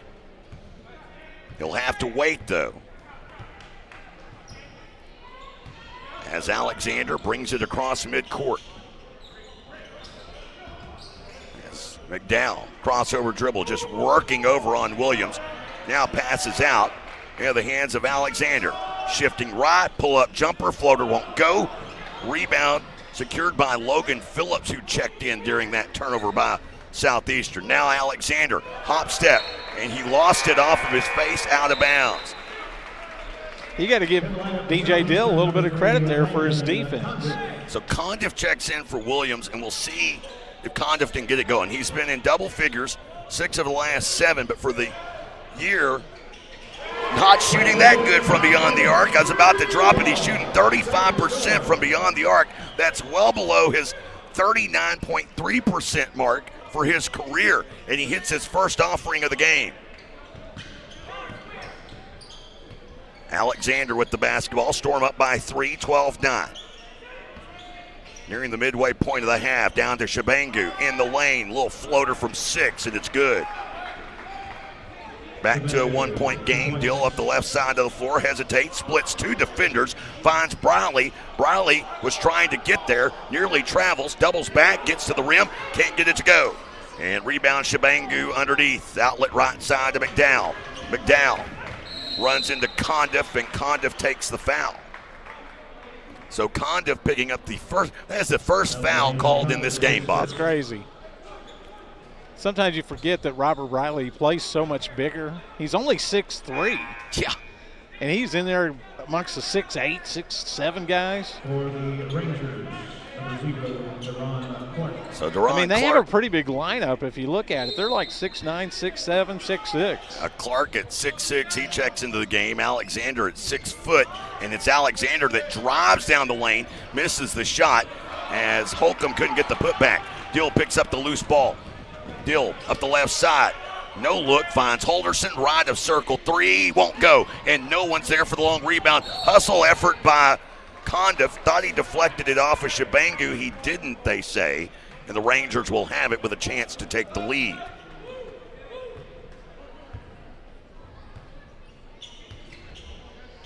Shabangu setting it up, going right side, and now back up top, around to Alexander. Alexander tripped up in the lane and a foul called on Southeastern. Who they elect to call it on. Threw it up on DJ Dill, so 2 team fouls against Southeastern here. As Alexander goes way out up top to Holcomb. Back to Alexander between the 2 circles, working against Dill. Picks up the dribble, tried to find Phillips on the backdoor cut. Briley breaks it up. Holderson leads the break, finds Condiff in the left corner. Shabangu got him off the line. To Briley, back to Condiff. They move it right side to Dill. He sees one-on-one against Phillips. Now a step back from 15 and nothing but net. He had a man right in his face as well, and that was Phillips, who's 6'7". Shot it over him. Next stoppage will take us to immediate timeout. Speaking of Phillips, might have got away with a travel. He did. Out up top to Holcomb for 3. It's a miss. Rebound by Wilkerson. Long rebound. Holderson has it into the lane to Condiff. Head fake. Sidestep. 3 won't go. And the rebound by Alexander for the Rangers. They'll move it back. Rangers moving right to left in those road black jerseys with red numerals and lettering and no outline. Again, kind of that Houston Cougar look. Lob up top to the right to Holcomb. Now to Shabangu. To Alexander off the right wing. Alexander gets down to the right block and scores. Kind of was able to work Dill onto his hip. Dill could never really recover there on the defensive set. Holderson holding court. He'll move it left side into the hands of Dill. Finds Holderson on the cut down low. Back out to Briley. Right of circle 3. Robert Briley can't connect. And Phillips with the rebound out near the 3-point strop. Alexander will walk across on the near side. Now bring it back. More to center court. Lobs high, right side. And now to Shabangu. Back to Alexander. The southpaw. He gets to going.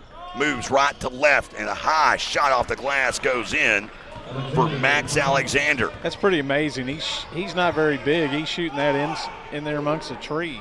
And Condiff, an NBA range bomb. That a miss, and Alexander with another rebound. Alexander 6 points, 2 boards in this game. He's not left the floor yet. One of the last 6 field goals for the Savage Storm. As Holcomb back to Alexander. Alexander over the top of Dill, and he knocks down a rainmaker shot, a 15-footer along the right baseline. One thing about Alexander, he will just keep shooting. He's going to take a lot of shots. 4 of 7 so far in this game.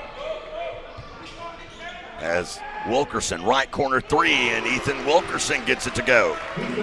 So the freshman Wilkerson in the score column for the first time today. And for Wilkerson, that is just his 6th 3-point attempt. That was a good job by Holderson to identify that he was open in that left corner. Excuse me, his 15th. He's 7 of 15 now this season. Phillips trying to answer with a 3 of his own. He misses from the left corner, but Holcomb with the offensive rebound works past the shorter Holderson. Wilkerson cleans the glass. Outlet to Briley, ahead to Dill. Dill goes in strong and is fouled. And that'll take us to immediate timeout. Foul on Max Alexander. What, 3 minutes ago, immediate timeout? Yeah, 17-all our score. And we step aside. First foul of the game on Northwestern in a tied 17-all matchup on the Southeastern Sports Network. Arnett Insurance is proudly celebrating 60 years of serving Durant and the Texoma area.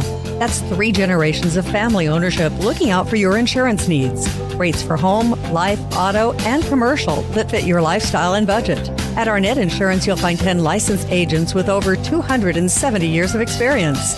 Locally based agents that work with a variety of insurance companies to give you the best options available. Located at 1116 West Main in Durant, it's Arnett Insurance and ArnettInsurance.com. Steubenville Chevrolet in Durant is proud to support Savage Storm Athletics. And with the same pride, resilience, and strength as Savage Storm fans, Steubenville Chevrolet is proud to be Durant Chevy dealer. When you need a new car, truck, or SUV, the Steubenville team is ready to find your perfect tailgate vehicle. No need to leave town to find what you want. Stay local, buy your Chevrolet the Steubenville way, and go Savage Storm. 17-all our score, the midway point of this first half. Savage Storm shooting 41% from the field and are 3 of 10 from beyond the arc. Northwestern shooting 42% from the field, 25%. These are the first free throws attempted by either team. Yeah. And the rebounding battle right now being won heavily by Northwestern, 15-8. That 5 rebound advantage, all those coming on the offensive glass. And 7 second chance points, a big reason why this game is tied 17-all. Dill, leading scorer this season for the Storm at 15 points per game. He knocks down the first of 2 free throws. The freshman from just up the road in Caddo, Oklahoma. Of course, had that outstanding performance in the All-State game this year. Remember the 2,000-point club there at Caddo. As Dill will head to the bench, as will Robert Briley, getting a breather here. They're awfully close to perhaps another media timeout. Elijah Huey and Chandler Dickinson both check into the game, joining Bursavich, Holderson, and Jalen Williams. For Coach Harmon, he's got 4 of his original starters out there. Is getting it to the rim easily, and too easy is Cam McDowell for a 2-point basket. It's McDowell, Shabangu, Phillips, Norris, and Clark on the floor for Coach Harmon and the Rangers. Can't let him go left. I got a feeling. Williams with the basketball here. Tied 19 all. Huey drives from the left corner. Will pull up from 15 to miss. Williams fighting for the rebound. He one-armed off McDowell. Couldn't beat Norris. And now McDowell finds Clark in the corner. Back up top to Norris. Norris, recipient of a blocking foul on Daniel Holderson. So Holderson picking up the whistle. That is his first personal foul. 3 team fouls against Southeastern and 1 against Northwestern. McDowell goes to work off of the inbounds with a pass to Phillips. Shot clock at 15 to Shabangu. Now to McDowell. Left wing 3. McDowell's shot won't go. And Holderson goes up for the rebound. Holderson rockets a pass down to Dickinson. Dickinson, he was fouled. Fouled by Clark there along the baseline. As Max Alexander getting just a very breather there for Coach Harmon. He'll check back into the game, and now all 5 starters out there for the Rangers, whereas Huey, Bursavich, and Holderson, Williams out there. So 4 starters out there for Southeastern with Chandler Dickinson. And here's a lob from Holderson. He hit the back of the backboard. Yep, which is a violation. Coach Kelly Green just looks to the rafters there for a moment. And a turnover on the inbound. Southeastern has had 3 turnovers in this game, but 2 of them have been really silly. Alexander with the basketball. Pull-up jumper from 18, right side, a miss, but the long rebound goes over the top of Bursavich to Shabangu. He'll find Clark in the left corner.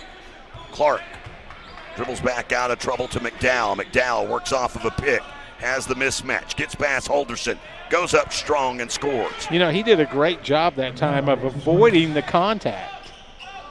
And it's a 21-19 Ranger lead. McDowell kind of push-shotted that up off the glass. Dickinson with the basketball, guarded up by Norris to Bursavich up top. Shabangu all in his face to Holderson. He'll lob to Bursavich on the give and go. Bursavich left it short. Found himself too far underneath the rim. And Alexander across midcourt to McDowell to Norris. A head fake and a drive along the right side. He gets hemmed up underneath the basket. Elijah Huey knocks it loose. It takes us to another media timeout. 7:08 to play. Rangers up by 2. Back after this on the Southeastern Sports Network. If college is in your future, then scholarship applications should be too. Visit ChutaFoundation.com for dozens of scholarship opportunities. Whether you're a high school senior or pursuing a doctorate level degree, Choctaw Tribal members will find competitive scholarships for every level of education. Applications for the Chutta Foundation open on January 15th, but you can start planning now. For more information, visit the scholarship page at ChutaFoundation.com. That's CHAHTA Foundation.com. At Excel Therapy, our expertise extends beyond sports. We also offer dedicated rehabilitation for seniors, helping you maintain mobility and independence. Plus, we provide effective workers' comp rehabilitation to support a speedy return to work. With clinics in Ardmore and Durant, Excel Therapy is the community's trusted choice for top-quality orthopedic and sports medicine care. Visit exceltherapyok.com to learn more. Excel Therapy, where we excel at helping you excel. If you're someone you know is a victim of domestic violence, help is available through Choctaw Nation's Family Violence Prevention Program. The help is free. It's confidential. It's open to anyone. Call 1-800-522-6170 to speak with a member of Choctaw Nation's Family Violence Prevention Program. Anna Marcy and the staff out there doing an outstanding job, and they have been with us since day one of the Southeastern Sports Network. Northwestern with the basketball. And it will be Max Alexander inbounding here. Starters back on the floor for Coach Kelly Green. They lob it into McDowell to Shabangu, gets tangled up in midair, and then Alexander goes over the back of Briley, and that shows how strong Robert Briley is, because he was in there that whole time. He tried to tip the pass that went out up top initially. He missed that. He then goes up for the rebound, gets collided with. Foul on Max Alexander is his second personal. Or excuse me, on Norris is Justin Norris, his second personal. And Phillips is back into the game for the Rangers. Burcevic with it here, guarded up by Shabangu. Moving it left side, now up top in the hands of Huey, 15 on the shot clock. Huey gets inside the lane, a pull-up from 10, a miss. Phillips with the rebound.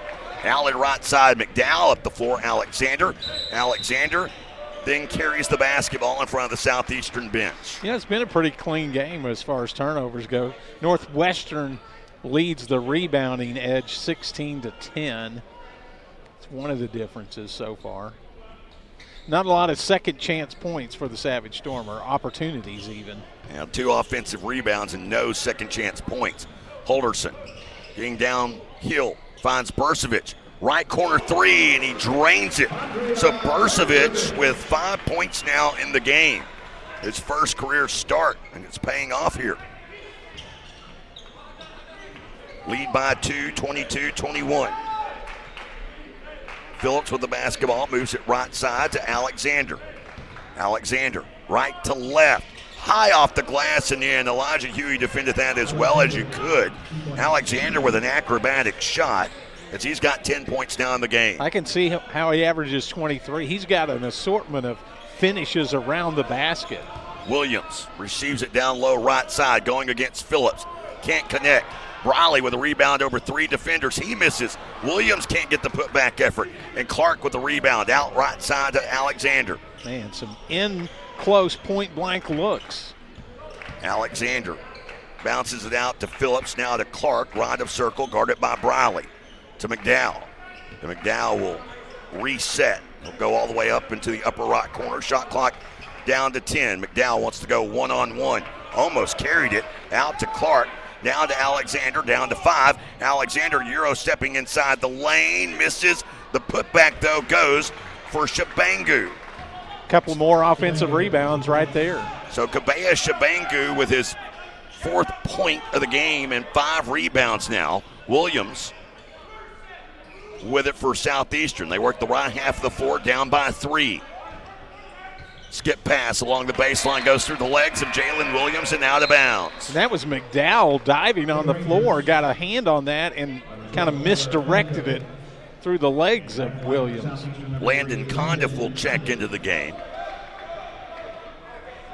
Condiff will replace Huey. Also into the game comes DJ Dill. Dill played 5 minutes. He's got 4 points. Condiff has played 5 minutes, has 3 points. They can use that offense now. McDowell brings it across midcourt. Has Alexander, Phillips, and Shabangu, and he'll take it on his own all the way down the left side. And a timeout taken here by Southeastern. It'll be a 30-second timeout, 27-22. The 5-point lead, the largest lead of the game for either team.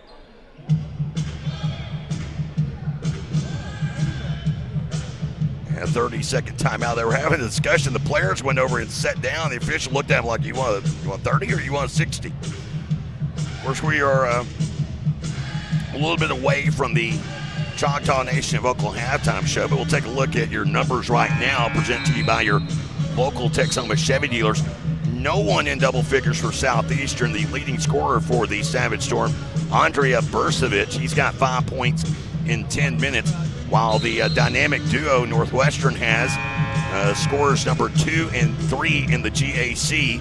Max Alexander right now with 10 points, Cam McDowell with 8, and they are shooting about combined 50% from the field. Alexander 5 of 10, and McDowell 4 of 8. Well, you know, almost all of their points have been on drives to the basket. And again, McDowell got to his left hand. You cannot let him get to his left hand. So Holderson will bring it across midcourt, has Condiff, Dill, Burcevic, and Briley on the floor with him. Condiff ran off by Alexander, will drive to the rim, and have a chance at 3 the hard way. Yeah, he doesn't get a lot of those. He gets them the long range way most of the time, but a chance to get 3. And so they come out on him, and the counter move is to drive past him, which he did, and he was able to finish with the left hand in there amongst the big guys.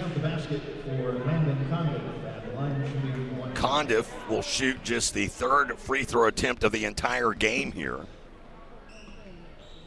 And he connects. 2-point lead now for Northwestern after that made 3-point play by Landon Condiff, who's now the leading scorer for Southeastern with 6 points. Comes across midcourt, it's McDowell. Up top to Phillips, right of circle 3, won't go. Dill with the rebound.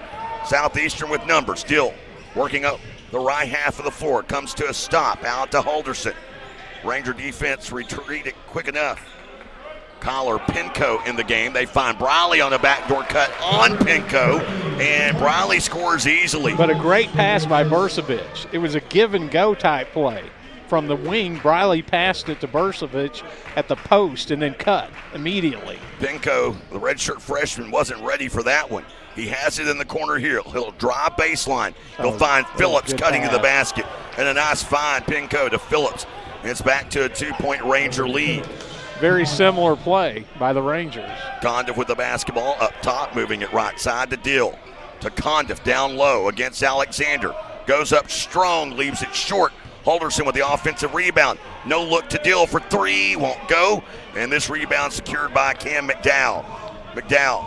Don't let him go left. Goes down the center of the lane, gets to the rim, can't connect. Shabangu on the putback. McDowell comes flying back in, and the putback is good for Cam McDowell, back to a 4-point lead. Offensive rebounds, killing them.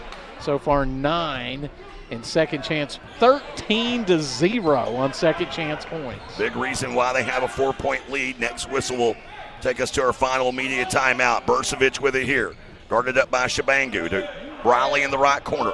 Working against McDowell. Works his way in a sweet move on Cam McDowell. Robert Briley has 6 points in the game. The ball fake got him off his feet. That's how Robert was able to get that up and in. A veteran move. 31-29 now. 7 different players for Southeastern have scored in this game. No one in double figures. Alexander with the basketball. Works past Dill. And this pass deflected away out of bounds by Briley, and he'll take us to our final media stoppage. 31-29, Rangers in front. Back after this on the Southeastern Sports Network. Shamrock Bank proudly partners with Southeastern Oklahoma State University in promoting academic programs that lead to growth and career opportunities. Many of Shamrock Bank's employee owners are Southeastern alumni. Our roots and our future are in Southern Oklahoma. At Shamrock Bank, you're more than a customer, we're more than a bank. Shamrock Bank, member FDIC. Cherokee Communications believes good things come in 3s, like 3-pointers, epic movie trilogies, and great home service. That's why Cherokee offers HD TV, high-speed internet, and home phone. And right now, you can get any service or all 3 for one low cost. Get HD TV, internet, and home phone from Cherokee Communications and score 3 for the home team. Visit CherokeeCom.com today. Shamrock Bank proudly partners with Southeastern Oklahoma State University to promote Savage Storm athletics. Collegiate athletes gain valuable experiences that translate to the workforce after graduation. Many of our employee owners have strong ties to Southeastern. At Shamrock Bank, you're more than a customer, we're more than a bank. Shamrock Bank, member FDIC. 31-29 our score. We got stepson and stepdad over here fighting. And we got crazy Uncle Joe over there running the joystick on this new camera that we're trying out. 31-29 our score here. Jay Lindley alongside Bob Sullins. Michael Gabbard running the camera, trying to avoid hitting Bob Sullins. And Southeastern trying to keep pace with Northwestern. It's been a fun one so far. There have been 6 ties and 7 lead changes. McDowell receives the inbound pass with 6 on the shot clock, gets to the rim and scores. Little left to right action on Robert Briley for that basket. And Cam McDowell now has 12 points. Still answers at the other end quickly.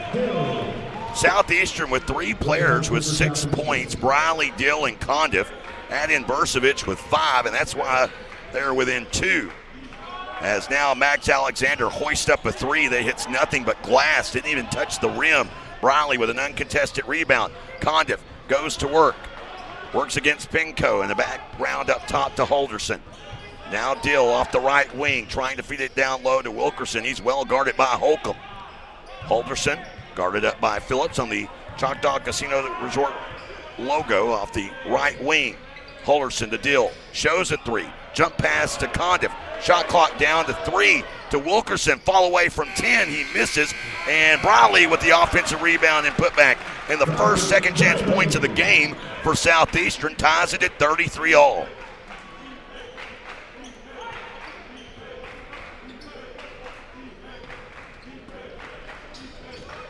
Second chance points 13-2, but that a big 2 for Robert Briley. As now Alexander out to Holcomb. Left wing 3 for the lead, a miss. And Briley with another rebound. It's his 6th of the game. Holderson scooping it out to Condiff. Condiff bounces to Wilkerson. Right side, spinning right. Now back into the lane to Holderson. They'll reset the offense with now 15 on the shot clock. Holderson, the GAC logo, doubles back to the right. Taps it off the glass on Alexander, and he scores. That was a tough angle, too. He was more he was in the lane and banked that off the glass. 8th lead change of the game. Southeastern now has it in front, up by 2. 19 seconds remaining in the half. McDowell looking for one final shot here. Holderson comes speeding up, and they call Holderson for a foul.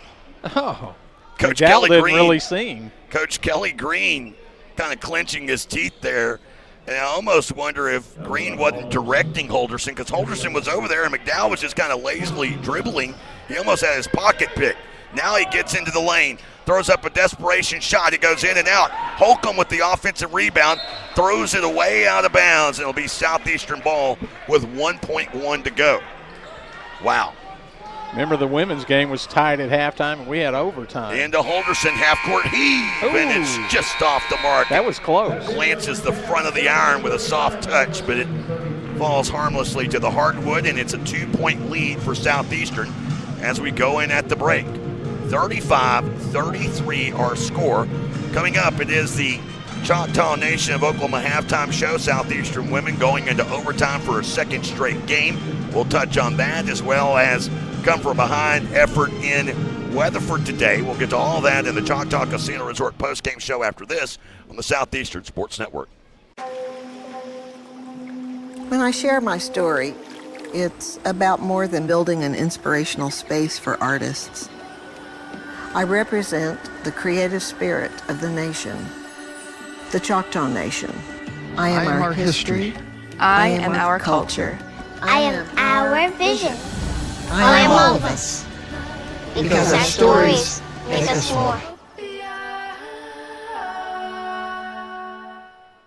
This holiday season, Discover Durant invites you to enjoy a small-town Christmas in the city of Magnolias with holiday events throughout the season. Experience carriage rides from downtown Market Square to the Southeastern campus December 6th and 7th. Experience a West Side Christmas with an ice rink, reindeer, and more December 13th and 14th. And don't miss Mistletoe Market on Main Street Fridays and Saturdays November 30th through December 21st. Discover a small-town Christmas in Durant. For more events and details, visit discoverdurant.com.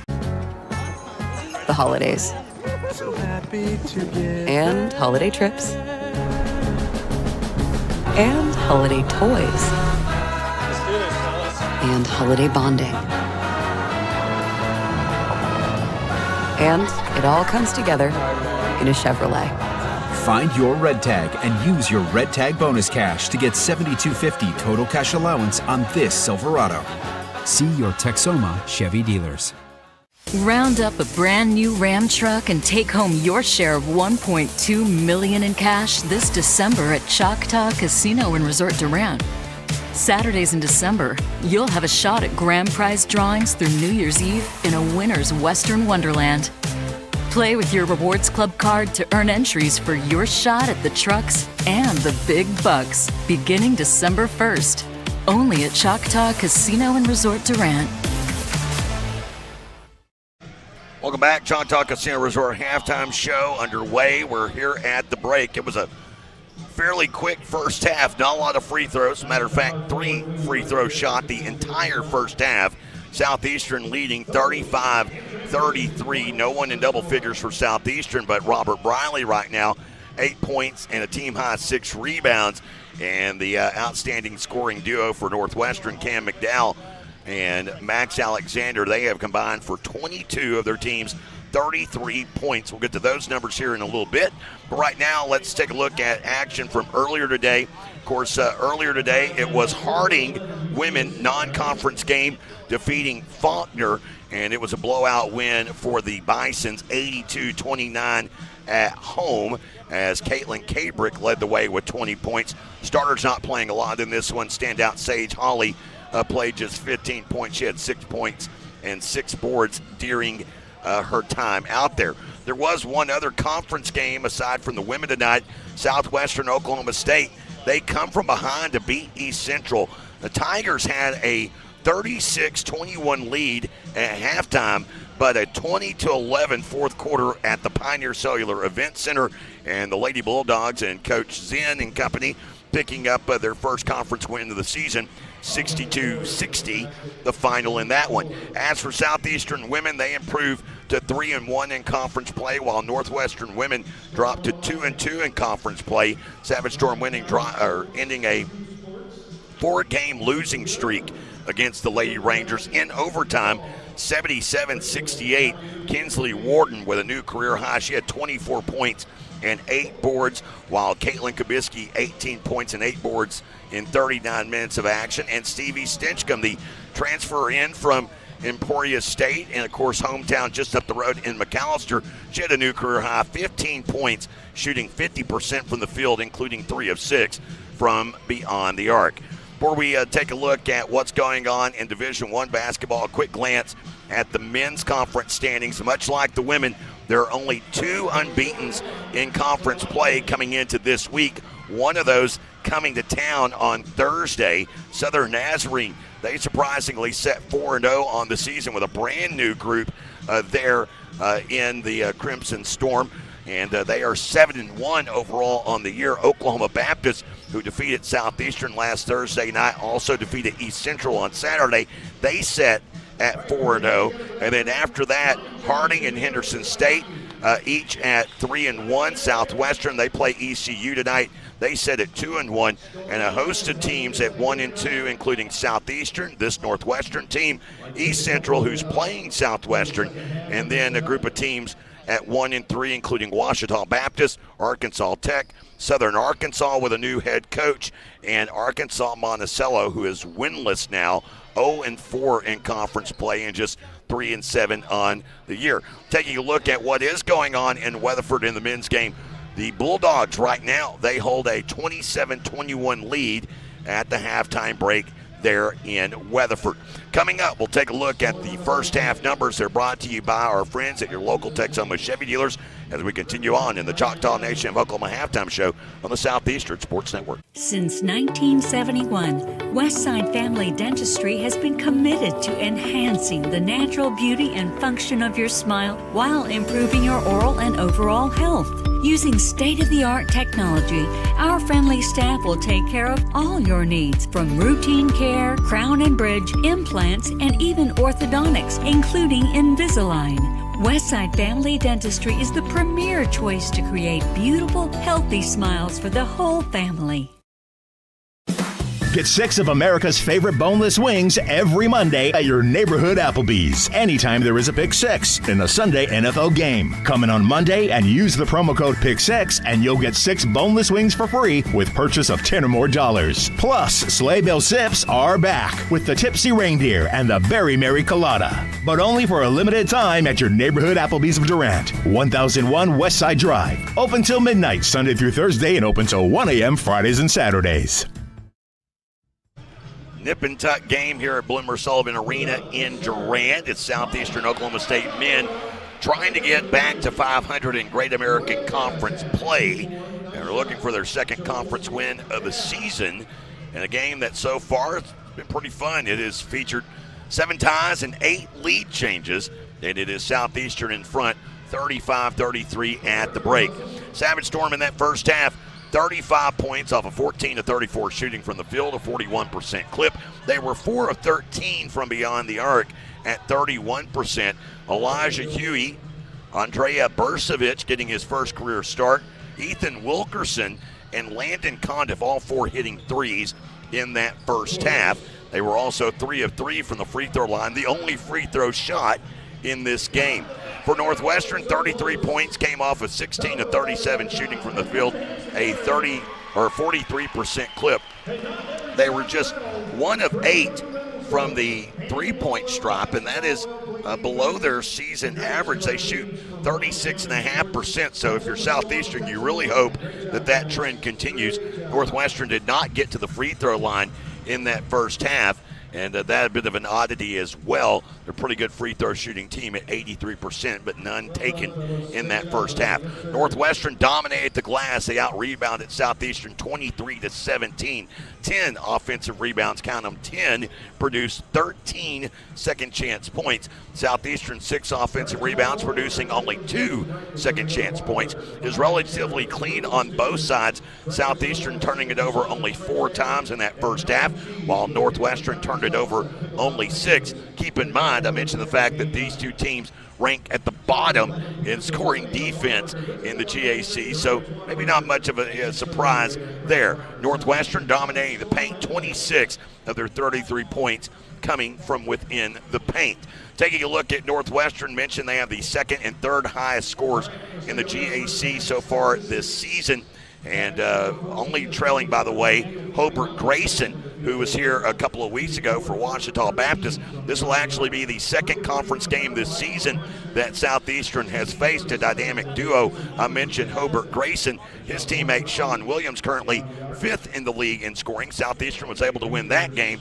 You hope that trend continues because they have the number 2 and number 3 scorers in their house tonight in Max Alexander and Cam McDowell. And Alexander, 10 points here at the halftime break, 5 of 11 from the field, 0 for 1 from beyond the arc. He has 3 rebounds, a blocked shot, but he also turned it over 4 times in that first half, while Cam McDowell, 12 points, 6 of 12 from the field, 0 for 2 from beyond the arc, and 2 rebounds as he revisits the place.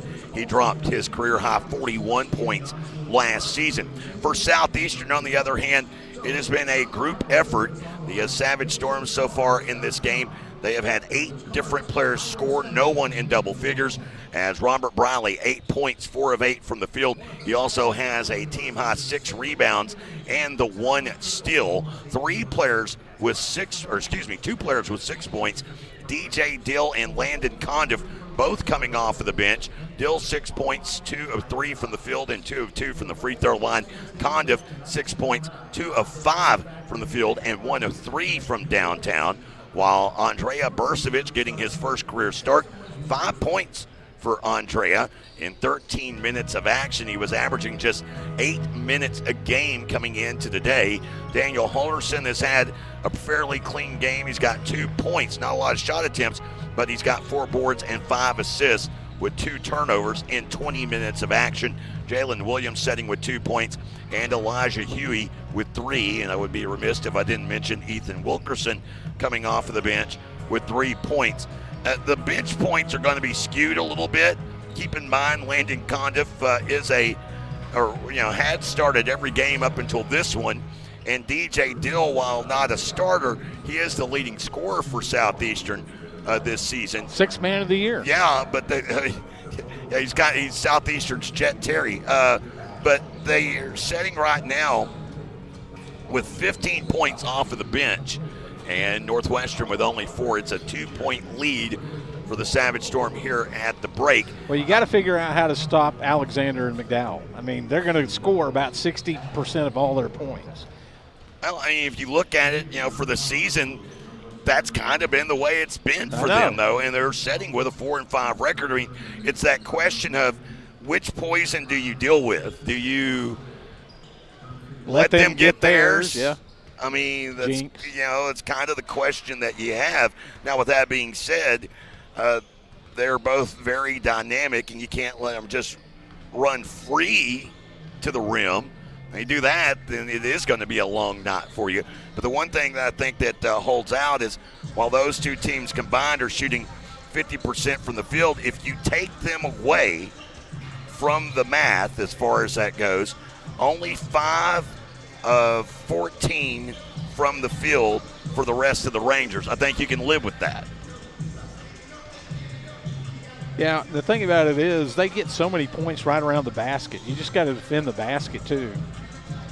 Of course, and again, I guarantee you there will be a long speech from Coach Kelly Green there at the break about rebounding, and in particular defensive rebounds, with Northwestern 10 offensive boards producing 13 second chance points. Second half around the corner after this. We wrap up the Choctaw Nation of Oklahoma halftime show. A look at those first half numbers brought to you by our friends at your local Texoma Chevy dealers. As this holiday season, Chevy helps you make every journey a shared experience. Whether it's a truck or an SUV, find the perfect vehicle to bring people together, and find it at your local Texoma Chevy dealers. Second half around the corner after this on the Southeastern Sports Network. When it rains, it pours. So it's important for you to get the coverage that meets your needs. Farmers Insurance Agent Al Olson can help you understand your options so you can prepare for what the forecast brings. We know a thing or two because we've seen a thing or two. Learn more by calling Agent Al Olson at 580-924-3898 to find out how he can help you protect the things that matter most to you. That's Al Olson at 580-924-3898. We are farmers. Bum, bum, bum, bum, bum, bum. Underwritten by Farmers Truck Fire Insurance Exchanges and Affiliates. Products not available in every state. Durant Lumber Company, your only locally home-owned lumber and true value hardware store at 115 South 3rd Street, has been a supporter of our community's local schools and athletes for over 100 years. You know Durant Lumber for all of their high-quality building materials. Now, get to know Durant Lumber for all of your game day needs with Traeger grills, wood pellets, outdoor furniture, and more. Durant Lumber, in the heart of downtown Durant. Quality products, competitive prices. Durant Lumber Company. Behind every project is a true value. 35-33 our score here at the halftime break. Jay Lindley alongside Bob Sullins. We got Michael Gabbert running the camera you're seeing. We've got Derek Reed running the joystick camera that I'm sure I somehow paid for. Some new toy that Bob has that looks like the old Atari video game over there. Here, we've got a fun one. 35-33. You've got the two worst scoring defenses in the league. The funny thing is, while you've got that, you've got two of the best offenses in the league. They're not on pace for their scoring averages. So is the defense good? I'm trying to figure it out. Second half is here. And it is Southeastern with the ball to begin the second half. And Coach Green electing to go with his original starting five, as does Coach Harmon. It's Holderson, Bursavich, Williams, Briley, and Huey on the floor. And that ball tipped loose by Alexander. It's tipped. Holderson picks it up, brings it back across the timeline. Alexander, Shabangu, Alexander, Clark, and Norris on the floor for Northwestern. Second half is brought to you by our friends at Shelburne Heating and Air. Briley with his 7th rebound and his 10th point. He goes up over Shabangu. And that is just the 4th second chance point of the game. Both of them, both Briley. baskets coming from Robert Briley. It's 37-33. He's working hard down there to try to get some rebounds. Left. He As went left. McDowell gets downhill on the left side past Williams, and it's back to a 2-point game. You cannot let him go left. Holderson, though, already in the offensive set. Works the baseline, trying to scoop past to Bursavich, and a little foul there on Norris. Or did they? It is. So Norris picks up his 3rd personal foul. There were only 4 total fouls called against Northwestern in the first half. 2 of them were against Norris. He'll remain on the floor with those 3 fouls. Inbound to Bursavich. Quickly out to Holderson. Holderson on the drive has it poked loose. It's picked up by Clark. Outlet to Norris, and now Alexander on the run. Williams with a great defensive play. He'll steal it away. Find Holderson to Williams with a finger roll finish. Little 2-man game between Williams and Holderson there. Williams with a great defensive play in transition. For a moment, it looked as though the Rangers were on the run, and Williams reversed it and turned it into a 2-on-1 break, and now Huey pokes it loose from Alexander out of bounds.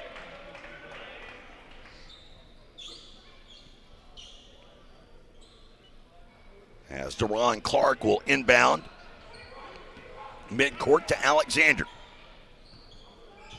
Guarded up by Huey.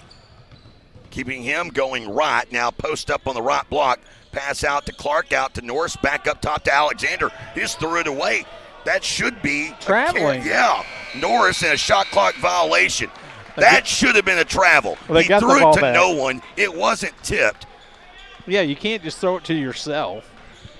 I mean, you could if you were playing, one-on-one against your little brother in backyard basketball. I used to throw that. I used to do that all the time.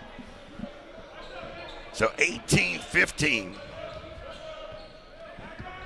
remaining as across midcourt comes Holderson.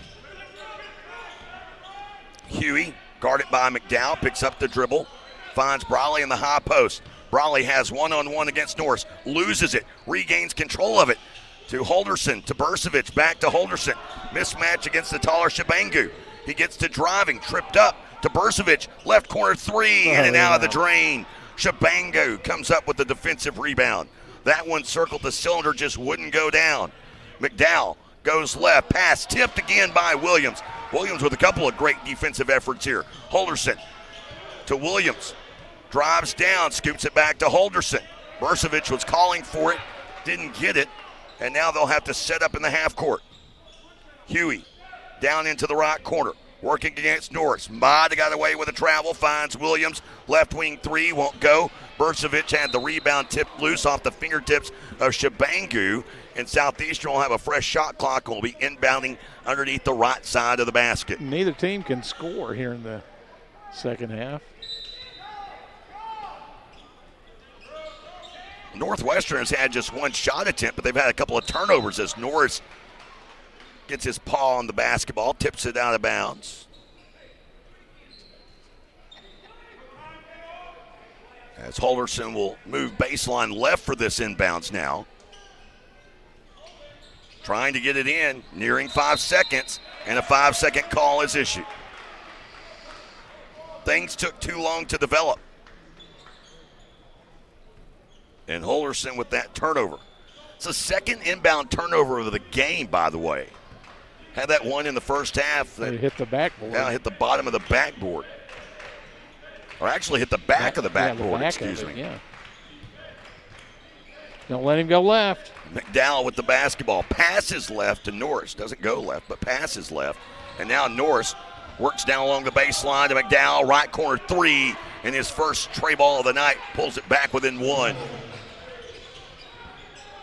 That's just the second made three of the game. That's just the second shot attempt here in this second half for Northwestern. Took them nearly 4 minutes, but they've hit both. It's a 1-point game. Williams with the basketball, moves it to the right into the hands of Holderson. Holderson working off of a screen, drifting to the left, back to Williams. Williams down the right side, received a little hip check, I believe, from Norris, and if so, that's going to be his fourth. It is. Norris just starts walking to the bench. That's his fourth personal foul. Wow. That is kind of crazy. He's got, all the fouls in the game, there's only been 6. He's got 2/3 of them. Reminds me of a time that junior high basketball game once I fouled out in the first quarter of a game. I still had about 53 seconds left. There was still meat on the bone. Here's Huey with the basketball. Hop step down the right side. That hits the side of the backboard. Rebound Shabangu. Shabangu and the Rangers moving left to right to Alexander underneath to Phillips in transition. Rangers take the lead 40-39. It was all Alexander that set that up, though. Huey trying to reciprocate, gets into the body of Shabangu and is rewarded with a chance at free throws here. Huey, he's shooting just the 4th and 5th free throws of the night. Huey, small sample size on the free throws this season, just 6 of 10 from the charity stripe, making his 7th start of the season, but averaging just 21.5 minutes per game. Did not appear in the game against Ouachita Baptist. And now they're having a discussion of whether or not Huey was shooting the basketball. He was. Wow. So Huey at the line. And he hits the first of two.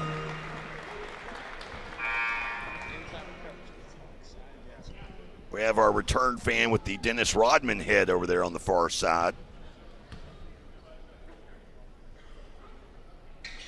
And Huey knocks down both free throws. I don't know if you noticed, his shot's kind of a knuckleball. There's not a lot of rotation on that, but it works. It goes in.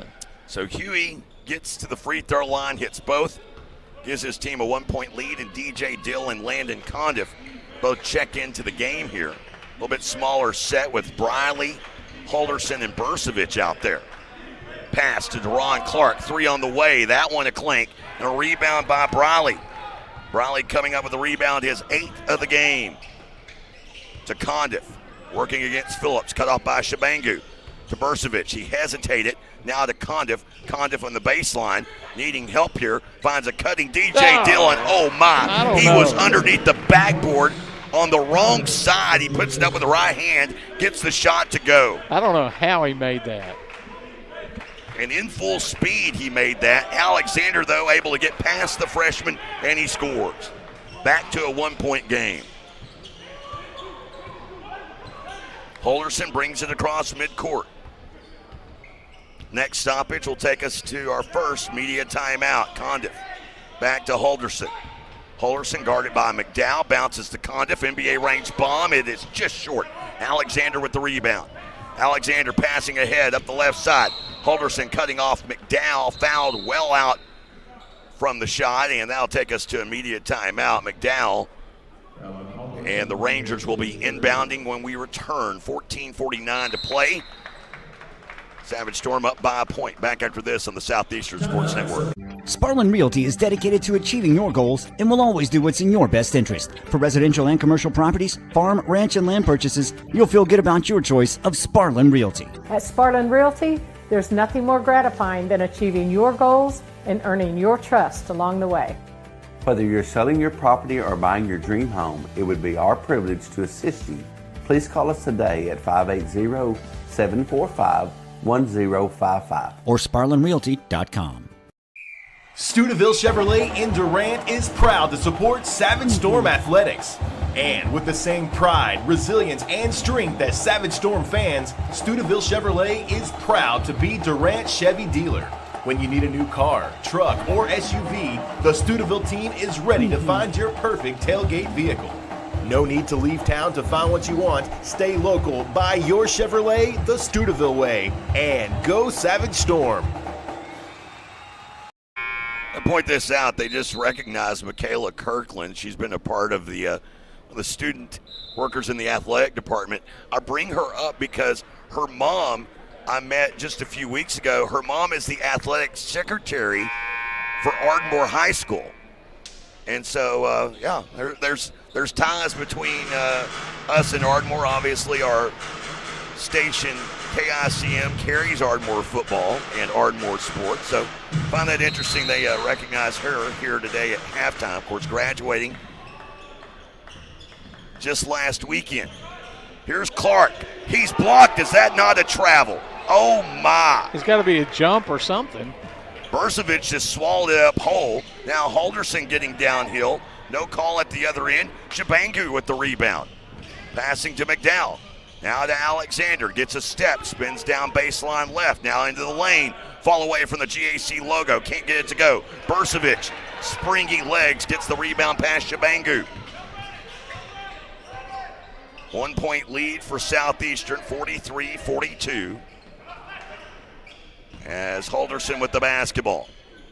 Up top, in the hands of Condiff. No look pass, found Briley. Briley has it stripped loose on the shot attempt by Clark. And McDowell comes up with it. Chance for the Rangers to take the lead. They find Phillips. Right corner 3. That one won't go. And last touch by Shabangu goes out of bounds. That shot hit the top of the backboard. Somehow continued straight. It didn't hit the shot clock, and so it was a live ball, and Shabangu knocked it out. Wilkerson getting set to check in for Southeastern as nearing another media timeout. Would assume he would be going in for Briley. It's Holderson, Bursavich, Condiff, and Dill on the floor for Southeastern. Briley with it here. 10 points and 8 boards to Holderson. Runs into trouble, gets it out to Briley with a beautiful pass to Bursavich for the score. So Briley returns the favor. Remember, Bursavich found him on a beautiful feed in the first half. Briley gets it back to him, and Bursavich has 7 points. McDowell between the two circles. Don't let him Shifts go left all the way in and is fouled in midair. Misses the shot, but he'll go to the line shooting 2.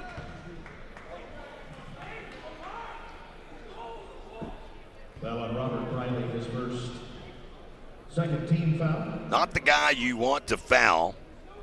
He is the top free throw shooter in the league, although he has not had many attempts. He's still at 94% this season, 33 of 35.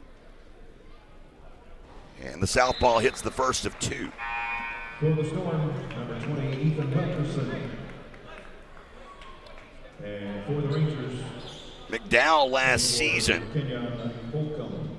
attempted 141 free throws. He hit 118 of them for an 84% mark. He hits both here. It's back to a 1-point game. Halderson quickly up the floor with a pass. Found Dill, skips it to Condiff. Left corner 3, won't go. And Holcomb and Wilkerson lock up with it. It's last touch by Wilkerson. He forced it out. Northwestern will have it, length of the floor to go. Rangers moving left to right here in this second half at Bloomersall Arena in Durant. Savage Storm not shooting that well. 0 for 4 on threes this half. 4 for 11 overall. 4 for 17 overall. In this half? No, for the game. 0 for 4, though, from, you're talking about field goals. I got you. Well, here's one that's going to be an easy one. Now make it 5 of 12. Halderson with a breakaway lay-in. You need more of those. Clark to Phillips. Now to McDowell at the top of the key. Don't let him go left. McDowell all the way down and in. McDowell with 21 now in the game. 9 of 15 shooting for Cam McDowell as Dill lofts a 3 in front of his own bench and he connects. He's got great form. And a timeout taken here. It'll be a 60 and we'll step aside. Storm up by 4 with 12:12 to go. Back after this, the Southeastern Sports Network. Round up a brand new Ram truck and take home your share of $1.2 million in cash this December at Choctaw Casino and Resort Durant. Saturdays in December, you'll have a shot at grand prize drawings through New Year's Eve in a winner's Western Wonderland. Play with your Rewards Club card to earn entries for your shot at the trucks and the big bucks beginning December 1st. Only at Choctaw Casino and Resort Durant. Choctaw culture is our everyday life. It has stood the test of time, carried from generation to generation. Our elders teach us to be curious about the world and to look for answers in tradition. We share that curiosity with our children, who will become the great minds of the future. The welcoming hands of the Chutta people extend an invitation to visit the Choctaw Cultural Center.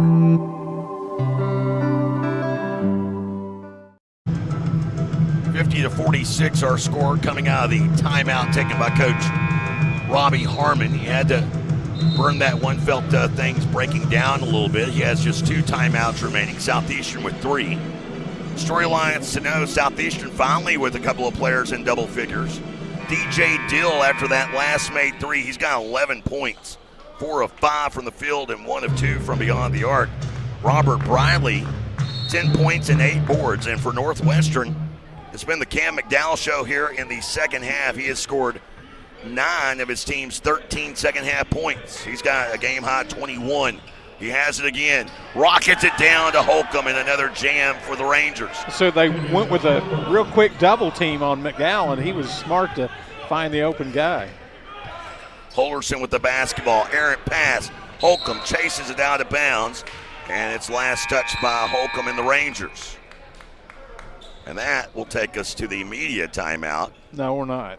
Or are we? We are, according to the official over there. So we'll timeout on the floor. It's our media Go ahead and take it with them. Why not? 50-48, our score, 2-point game. Back after this on the Southeastern Sports Network. When you're dealing with an insurance company, you're already behind the 8 ball.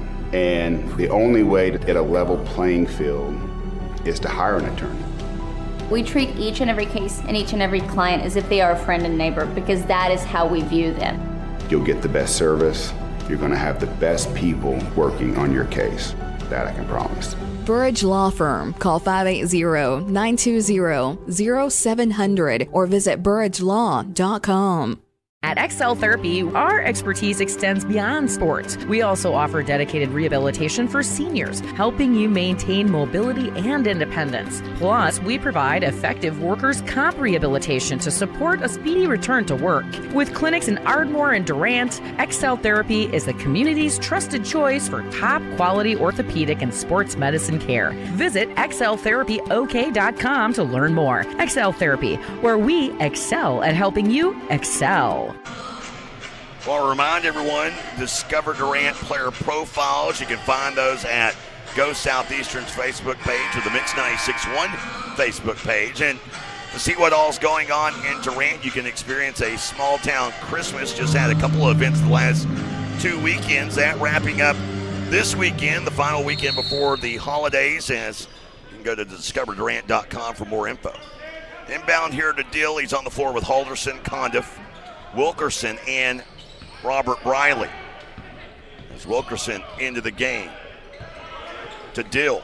Pull up just off of the left elbow, a miss. Wilkerson with a great rebound on Holcomb. Out to Condiff, who nets home a 3.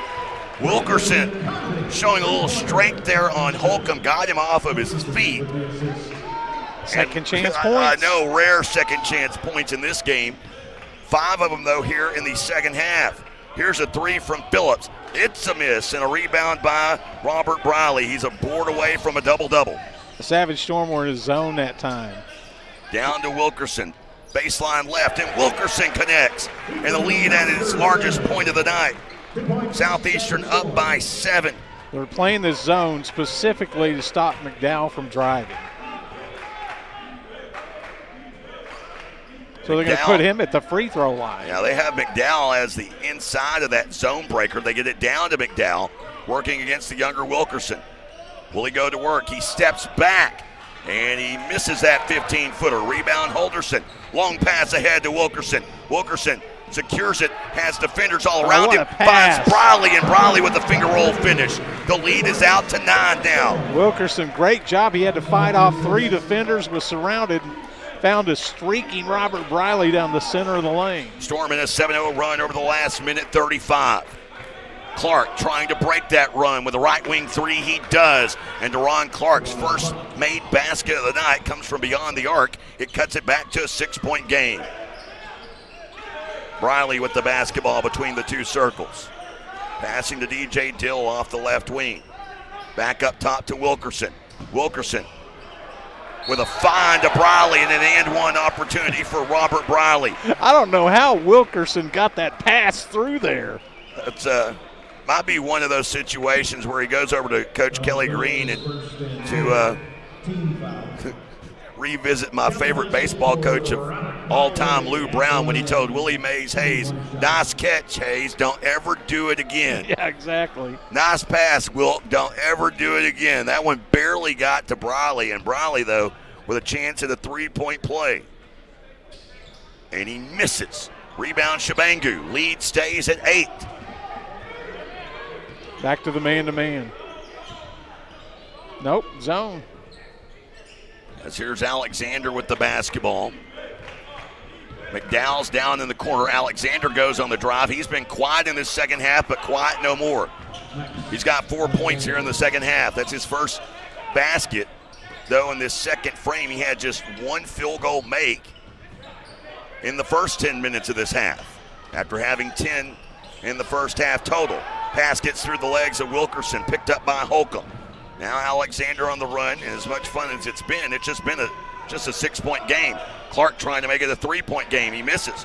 Halderson with the rebound. Halderson pass ahead to Condiff, spotting in the corner.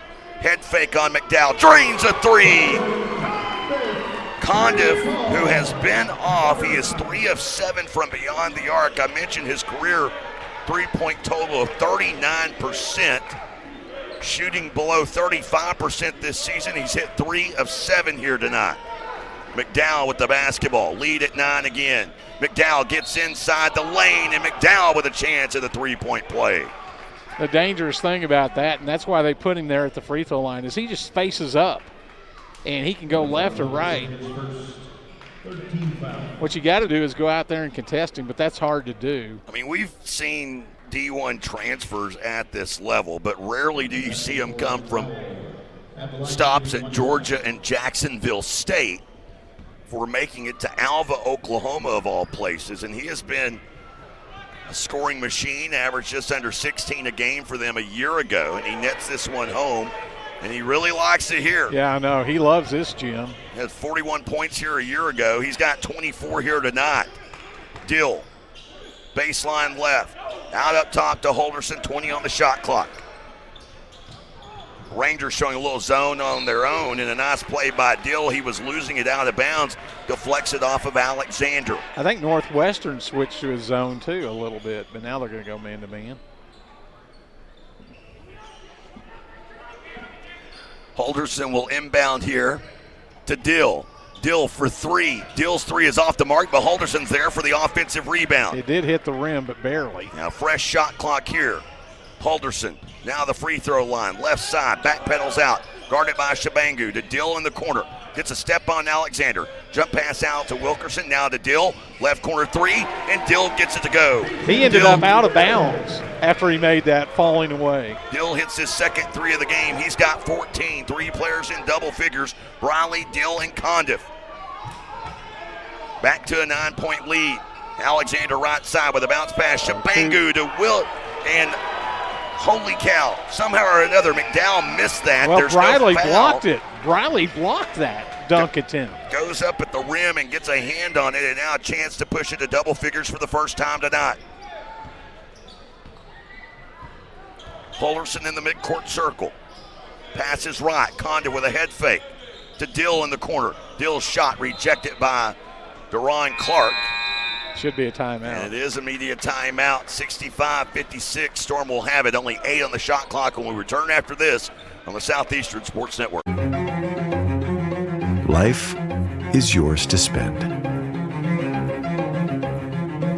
Spend it apart. Spend it together. Spend a little now. Spend a lot later. Spend it fearlessly. Spend it faithfully.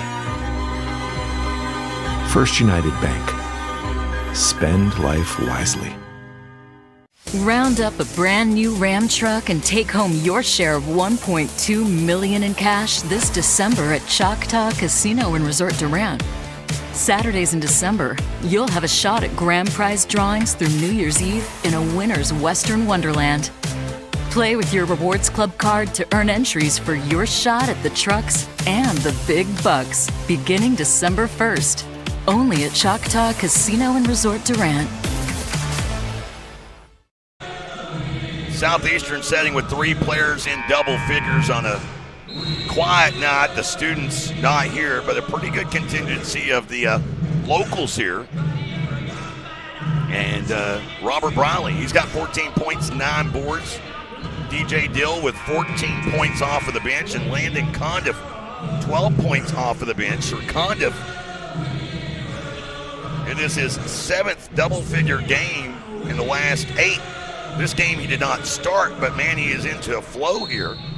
Storyline for Northwestern, their dynamic duo, McDowell and Alexander, 38 of their team's 56 points. Condiff for 3 off of the inbound, shot clock waning down to 3. It's a miss. As Briley with the double-double pulled down the offensive board. They couldn't get the finish at the rim, however. And now Clark with the basketball. Trips up, finds Shabangu. He misses. Briley with another rebound. He's now got 11. Briley's second double-double of the season. First in conference action. As with the basketball is Halderson. Moves it right side to Condiff. Back to Briley. Shot clock down to 5 here. Halderson in trouble. Sidesteps a man, gets the shot off, beats the shot clock, but doesn't get the shot to fall. And Norris with 4 fouls, he's out there, and he pulls down the rebound. McDowell right side to Alexander. Back out to Clark and to McDowell in the corner. Guarded by Halderson. Squares, fires a 3. Back of the iron, no good, and another rebound for Robert Briley. He's a rebounding machine. Pass up the floor here. Now they'll set up here. I mean, think about how badly they need him to rebound, and he does it. Shabangu all over the body of Robert Briley. Just the 5th team foul. It's been a quiet game as far as fouls go, even if you include the first half. And there's just been 16 total fouls combined in this game. Lob in here to Wilkerson. It's overshot, but Briley's there to rescue it. They keep possession of the basketball. Dill with it now. Guarded up by Alexander. Dill, pull up from 19. Can't get it to go. Ball loose underneath. Norris with the rebound. Watch out. He's going to go left. McDowell back into the lane. Out to Alexander. Sidesteps Dill. And a little body bump from Dill. Probably not a bad foul on the part of DJ Dill.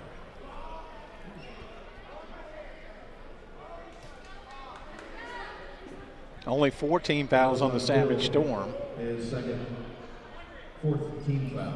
A non-shooting foul. As Andrea Bursovic will check into the game, as will Jalen Williams. Ethan Wilkerson and Landon Condiff will each have a seat. Back to lineup, Southeastern 22 is Bursovic and 11 Williams. Alexander out to Norris. Now they'll set up the offense. Back to Alexander off the left wing, trying to get a step on Briley. He does, makes an unbelievable shot. That was difficult. 9.8 on the scale.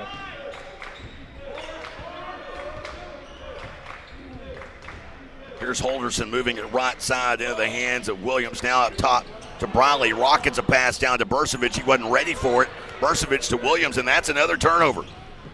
Here's McDowell, rejected by DJ Dill. So Dill comes over and blocks McDowell's shot, giving up a couple of inches. He caught him before he caught Flott. Bursovic has it poked loose. Scrum for it on the floor between Briley and McDowell.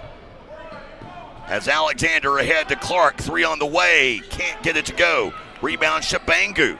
Out to Norris. Norris fires a 3. That won't go. Gets his own rebound. Back out to Clark. Clark driving, and it's popped loose by Briley. Briley's kind of dinged up. He was slow getting back on. He just got his hand in there at the last second.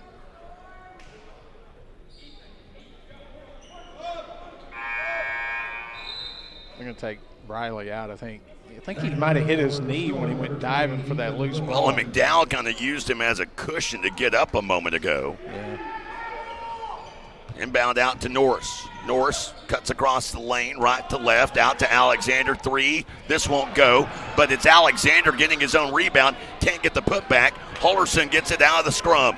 He gets downhill, finds Dill. Dill with a 2-hand jam. He takes Flott from the right block and throws it down. So Dill in the last 3 possessions has blocked the high-flying Cam McDowell and had a 2-hand finish of his own, and the lead's back to 9. What's so cool about that, Halderson knew right where he was going with the ball before he got to midcourt. Pass into the corner, and knocking down a 3 is Norris. Timeout taken here right before the media timeout, so it's only a 30-second variety. 67-61. I think both teams could use a little breather. I think they're a little worn out.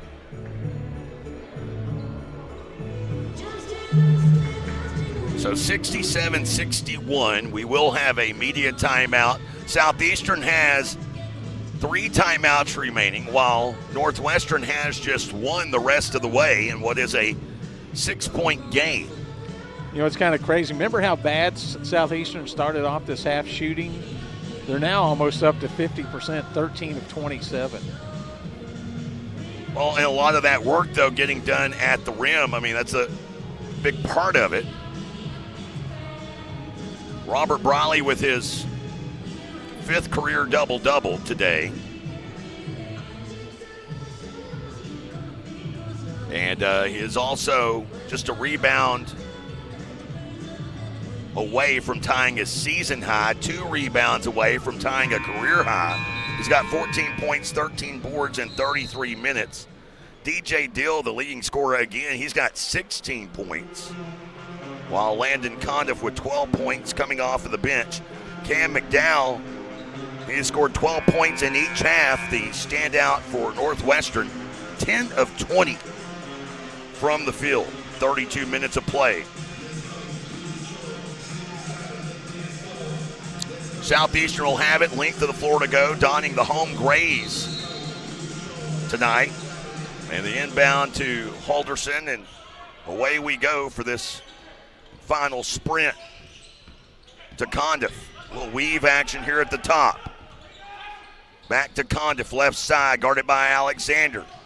Alexander gets a hand in on it, and a tie-up and a possession arrow in favor of the Rangers. There was just some miscommunication there. Condiff and Berzovic they were like right next to each other. That stoppage should take us to the media timeout, but maybe not. They're not indicating it. Maybe not. McDowell across midcourt. To Clark, and now back to McDowell. Works off of a screen, moves left to Clark. He'll square and arc a big 3 from the left wing. It's a miss. Briley with his 14th rebound of the game, tying a season high. Yeah, keep scoring. Halderson to Briley. Finds Williams on a cut, and Williams mishandles the pass, and it is lost out of bounds. It would have been a layup, more than likely. Coach Green can't believe Clock it. not moving. Now it begins to. It's Alexander, McDowell, and you can't be schemed any more open than that. Alexander underneath, nice no-look pass, finds Norris. Left corner 3. That won't go. Shabangu tips it out to McDowell. And a fresh shot clock for the Rangers. McDowell to Alexander. Euro stepping his way left to right, and a body bump there by Berzovic. I swear, he jumped from the free throw line and took 9 steps to get to the basket. It's hyperbole. As Condiff will check into the game. Just because you do a Euro step don't mean you can take 4 steps. So Alexander goes to the line, where for the season an 87% free throw shooter, and he hits the first of 2. That is his first free throw attempt of the evening. He has played 36 minutes here for Coach Harmon and the Rangers. Has another here, the southpaw. High arcing shot is good, and it's a 4-point game. Southeastern led by as many as 9 at the 4:20 mark, and here we are just about a minute and 40 past that, and it's down to a 4-point lead. Halderson with the basketball. Finds Briley along the left baseline against Shabangu. Just works his way in. It's tipped out by Shabangu on the block.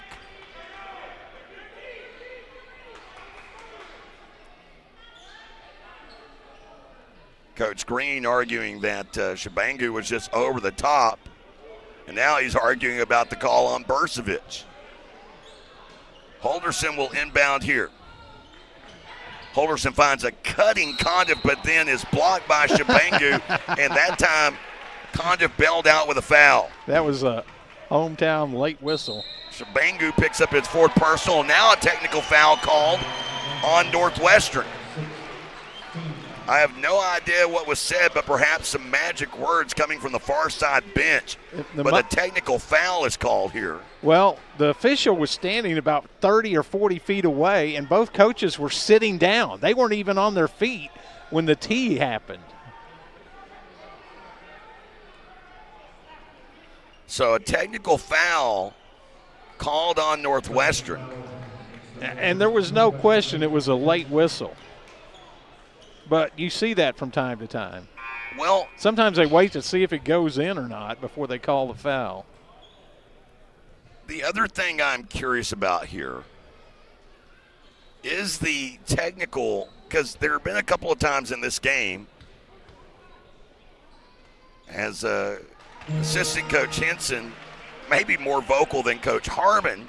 There was a couple of times in this game that assistant coach Henson was told to remain seated. Now, he was seated. Yeah, he was seated. But he was the closest one to the official. It was so funny. When the tee came, the feet went up in the air and the arms went out on the bench. What? So Condiff. No, he'll get 2 more. Yeah, because Condiff shot the technical free throws, and now he'll get 2 free throws. And now Coach Green's arguing that, hey, we were in the act of shooting when you blew that whistle. And now they talk it over, and Condiff will shoot free throws. Yeah, he was shooting. Well, I think it's 17 fouls on Northwestern either way, so, but the question is 1 and 1 or 2. And Condiff continues to be hot here. This could be a huge 4-point possession with 2.5 minutes to play. And he knocks down this free throw.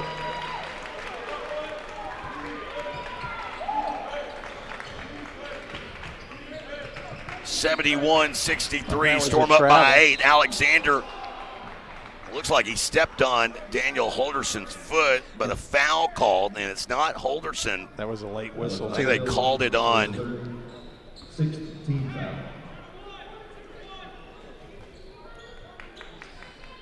I know one thing. To play basketball at this level, you got to be tough.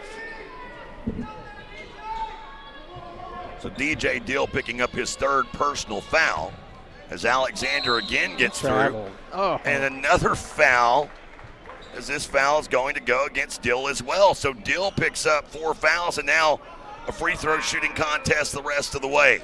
Both teams are in the bonus, and Dill now with 4 fouls. I'm telling you, Alexander walks about half the time. They just don't call it.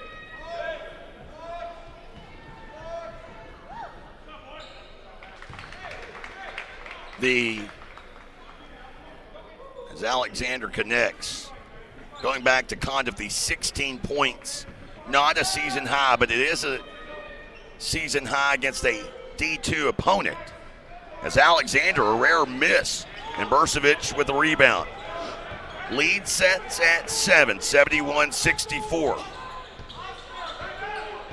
Closing in on 2 to play. Holderson shifts to the right, works off of a screen, now a bounce to Condiff in the corner. He'll bring it up top, around to Dill. Dill to the left, shot clock to 8. Dill goes up through contact, no whistle. Shabangu with the rebound. Probably get that call in high school. Alexander McDowell, and McDowell rattles home a big 3. That's his first basket in a while. He's got 27, and it's back to a 4-point game.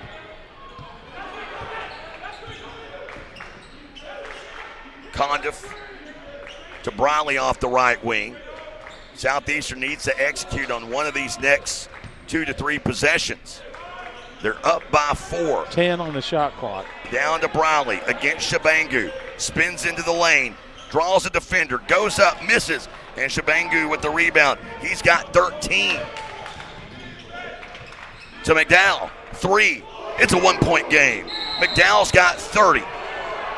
And a timeout taken here by Northwestern. It's down to a 1-point game. And McDowell's cramping up, I think. He went to a seated position down on the court. After that, he reached down for his right calf, I think it was. Yep. That's the universal move when you get a cramp. You want to take a break or not? Now, timeout on the floor. We'll go ahead and take a quick one as well. Back after this on the Southeastern Sports Network. Since 1971, Westside Family Dentistry has been committed to enhancing the natural beauty and function of your smile while improving your oral and overall health. Using state-of-the-art technology, our friendly staff will take care of all your needs, from routine care, crown and bridge, implants, and even orthodontics, including Invisalign. Westside Family Dentistry is the premier choice to create beautiful, healthy smiles for the whole family.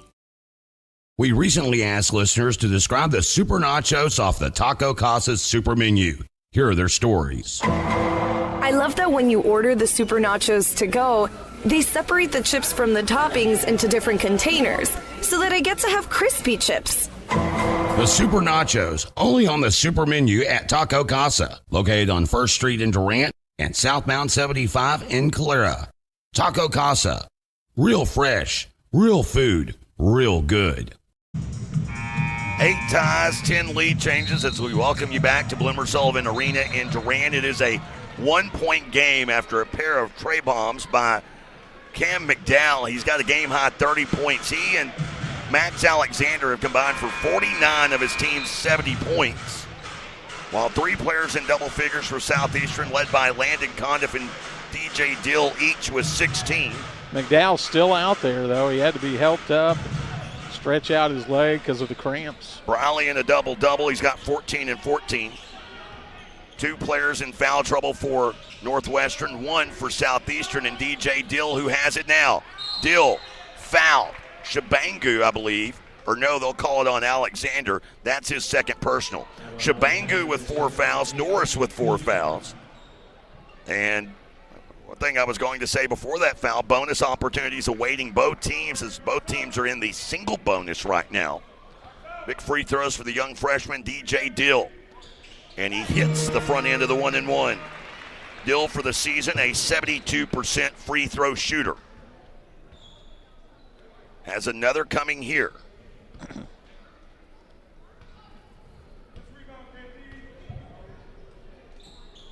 And he misses this one. Rebound by Norris. And a chance for the Rangers to tie or take the lead on this possession.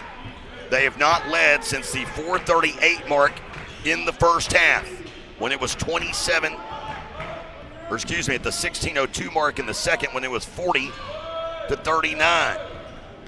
Here's Alexander, gets to the left, high off the glass, it's missed, but McDowell with the putback to tie it at 72. Shot clock is off.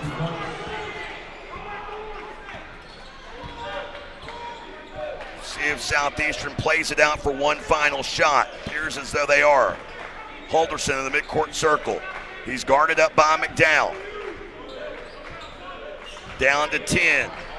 Holderson with the basketball. Goes to the left. Now gets downhill. Scoops it to Condiff. Has to throw up a prayer, and that'll do. So at the end of regulation, apparently the basketball gods wanted overtime here tonight at Bloomer Sullivan Arena. Back-to-back games, we go to OT. 72-72. Savage Storm basketball continues after this on the Southeastern Sports Network. Round up a brand new Ram truck and take home your share of $1.2 million in cash this December at Choctaw Casino and Resort Durant. Saturdays in December, you'll have a shot at grand prize drawings through New Year's Eve in a winner's Western Wonderland. Play with your Rewards Club card to earn entries for your shot at the trucks and the big bucks beginning December 1st. Only at Choctaw Casino and Resort Durant. Choctaw culture is our everyday life.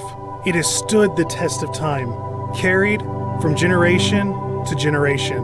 Our elders teach us to be curious about the world and to look for answers in tradition. We share that curiosity with our children, who will become the great minds of the future. The welcoming hands of the Chutta people extend an invitation to visit the Choctaw Cultural Center.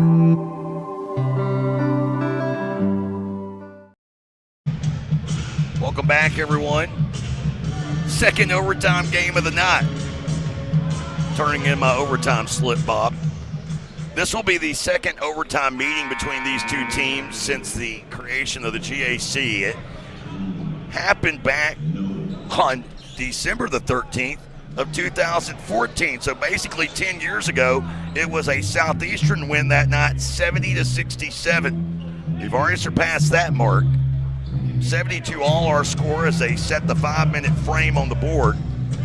Different bodies out there, though, for Southeastern. They got Ethan Wilkerson with DJ Dill, Daniel Holderson, Landon Condiff, and Robert Briley. And it's Northwestern winning the opening tip. Coach Harmon Going with his original starting five of Norris, Alexander, Clark, and McDowell, as well as Shabangu. And for both teams trying to get back to 500 in conference play as Alexander drives and he gives his Rangers the lead. Man, he has an exceptional ability to hit that contact and kind of lean back and still get the shot up.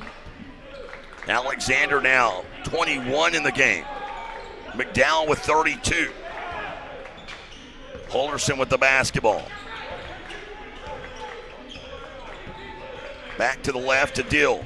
Dill working against Alexander. And he just forces up a shot. That an ill-advised shot. Rebound Shabangu. Shabangu has hauled in 14 boards in this game.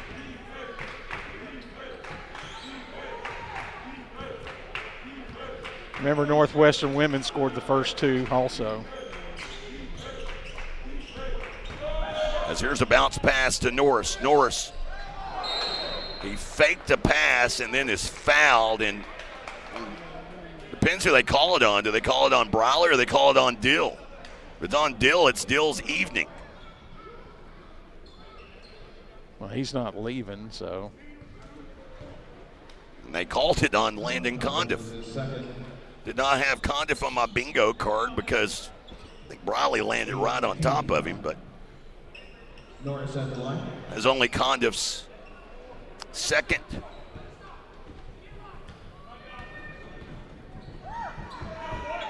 As Norris hits the first of two free throws.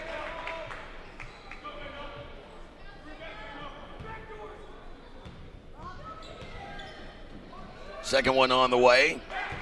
It's a 4-point lead.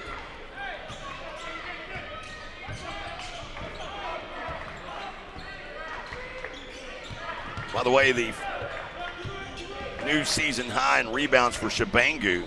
His previous high was 9. Condiff gets to the rim, a foul underneath. And it may be on Deron Clark. Or no. They call it on Shabangu. Shabangu's night is done. That's huge because Shabangu turned in 14 points and 3 steals in 34 minutes of action. And he had, what'd you say, 14 rebounds? Now 14. Oh, you said points. No, 14 rebounds. 4 points. And yes. Gotcha. 3 steals. And a career-high rebounding effort. But he'll have to set the last 333 or 339. Condiff hitting the first of 2 free throws. Hits that one as well. Condiff now with a season high versus D2 competition. He's got 18 points.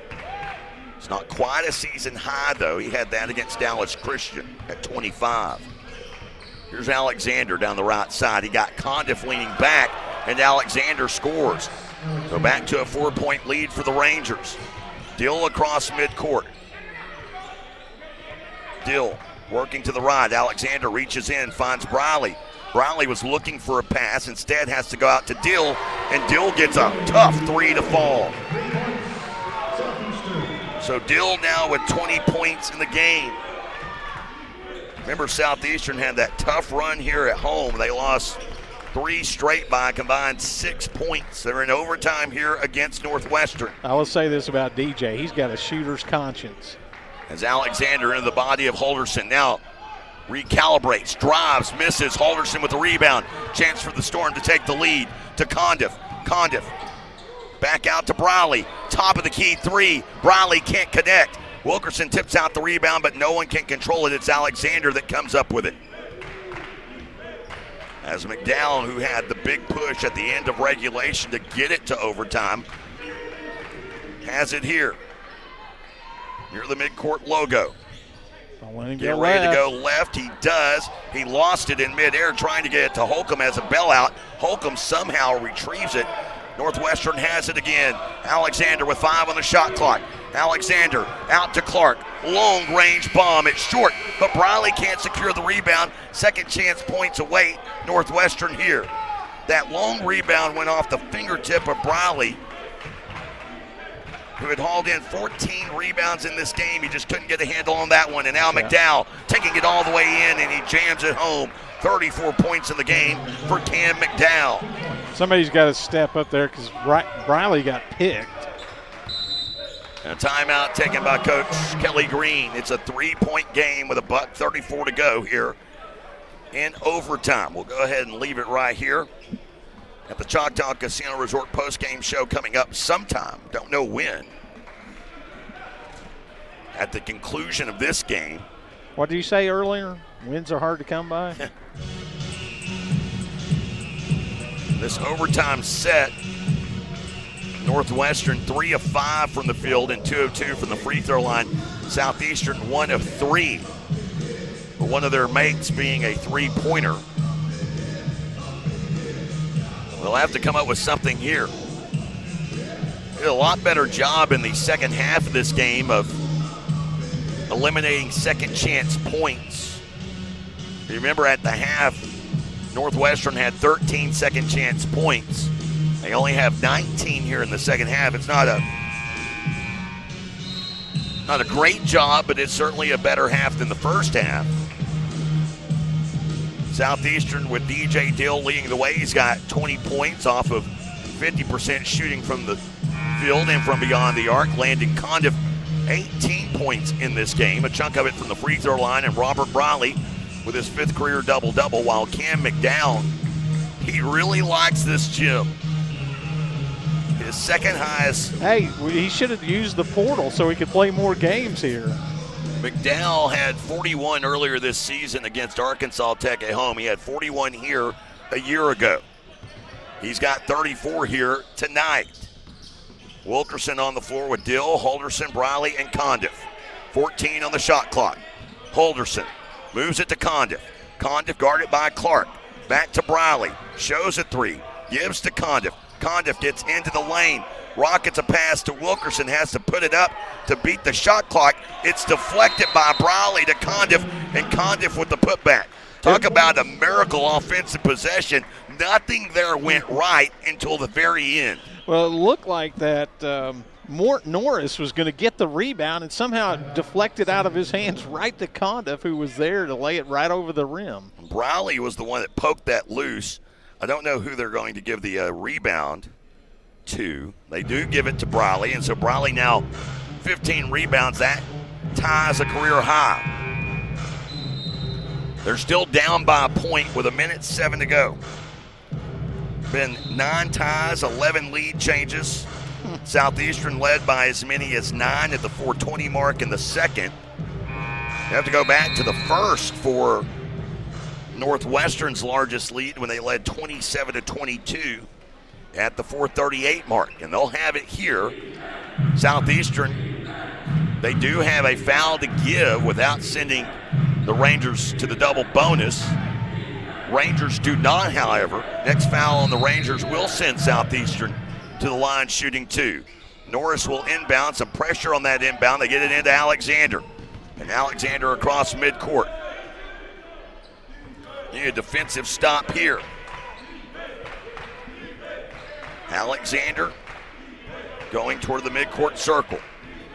Between the two circles, Condiff went for the steal. McDowell secures it. Back to Alexander. Alexander all the way down the left side. Misses the shot. Wilkerson had the rebound. There's a scrum for it now as Wilkerson was taken down.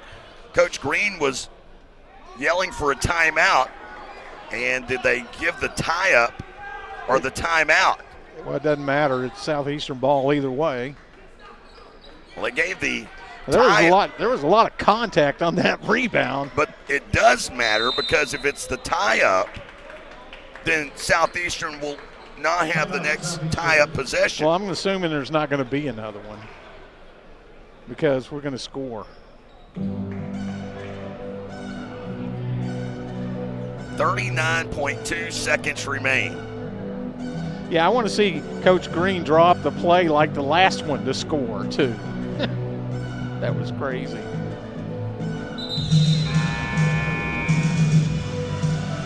Should be mentioned, Justin Norris setting in foul trouble. He's got four fouls. Yeah, but he's been playing for like 15, 20 minutes with 4 fouls. Well, he's only played 23 minutes in the game, so it ain't been quite that drastic. Norris with 8 points and 9 boards. He has been a force on the inside. Daniel Halderson, while he has only 4 points here, he's got 9 rebounds and 9 assists. And has played. That would be a hard double-double. Yeah, he's played 44 minutes. Southeastern will have it. Briley will inbound here. They did call a tie-up, so the possession arrow in favor of Northwestern. Here's Halderson. Bounces it right inside the deal. Alexander all in his grill to Briley. A 9-second differential between shot clock and game clock. Wilkerson with it here. Back to Briley. Briley hands it to Halderson. Down to 10 to Condiff. Condiff goes down the left baseline. Tries to bounce it to Briley, and McDowell comes up with a steal. Now they have to foul. And McDowell, one of the best free throw shooters in the league, fouled with 7.7 seconds to play. That was not even really close. Condiff just got himself in a double team down there and really had nowhere to go with the basketball. That whole possession, nothing really developed. There was nobody with even close to having a shot at the basket. Got to give Northwestern credit for good defense on that possession. McDowell, for the season, 36 of 38 from the free throw line. But he hits the first of 2. Even if he makes both, you still have a chance.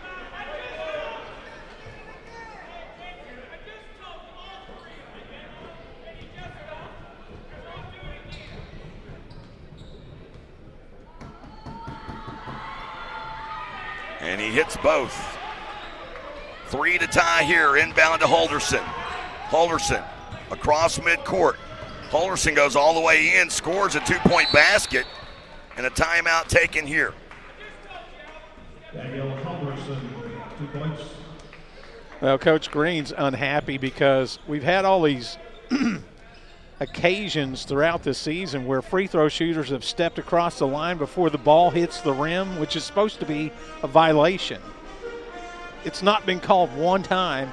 They've documented it's happened like 15 times in games.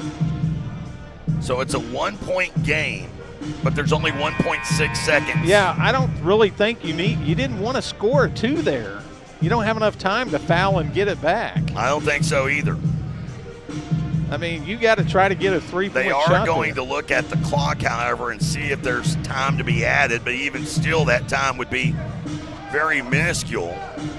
I mean, to me, it's going to be 2 shots if you foul. I just foul while the ball's out of bounds. There's no penalty in college. In high school, in the pros, it's you get a shot in the ball, I think. May not be such a bad idea. One of the first times I'll ever agree with you. Yeah, ever. They should change the rule in college. You shouldn't be benefited by fouling before the ball's even thrown in bounds. But the officials taking a long look here. Well, the other thing you can do is, because there's no negative aspect to that, just get real super physical. Knock a guy over, go for the ball. They call a foul. I now have audio evidence of Bob Sullins advocating violence, folks. With AI, I'm going to make that Bob behind bars with a felony. So they line it up like a track meet. Norris looking to inbound, and Deron Clark runs over Halderson, and they don't see it. So they get it into McDowell. They're looking for an offensive foul there. And McDowell, well documented how good of a free throw shooter he is. Last year, 85%. This year, in the 95% range now.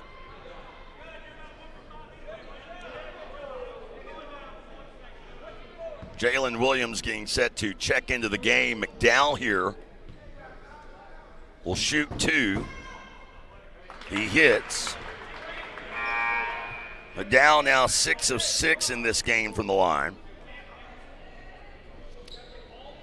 Pushes that mark to 39 of 41 for the season.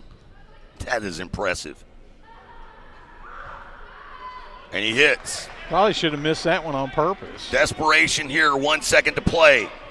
Briley down the floor, stolen away by Holcomb, and Northwestern moves to 2-2.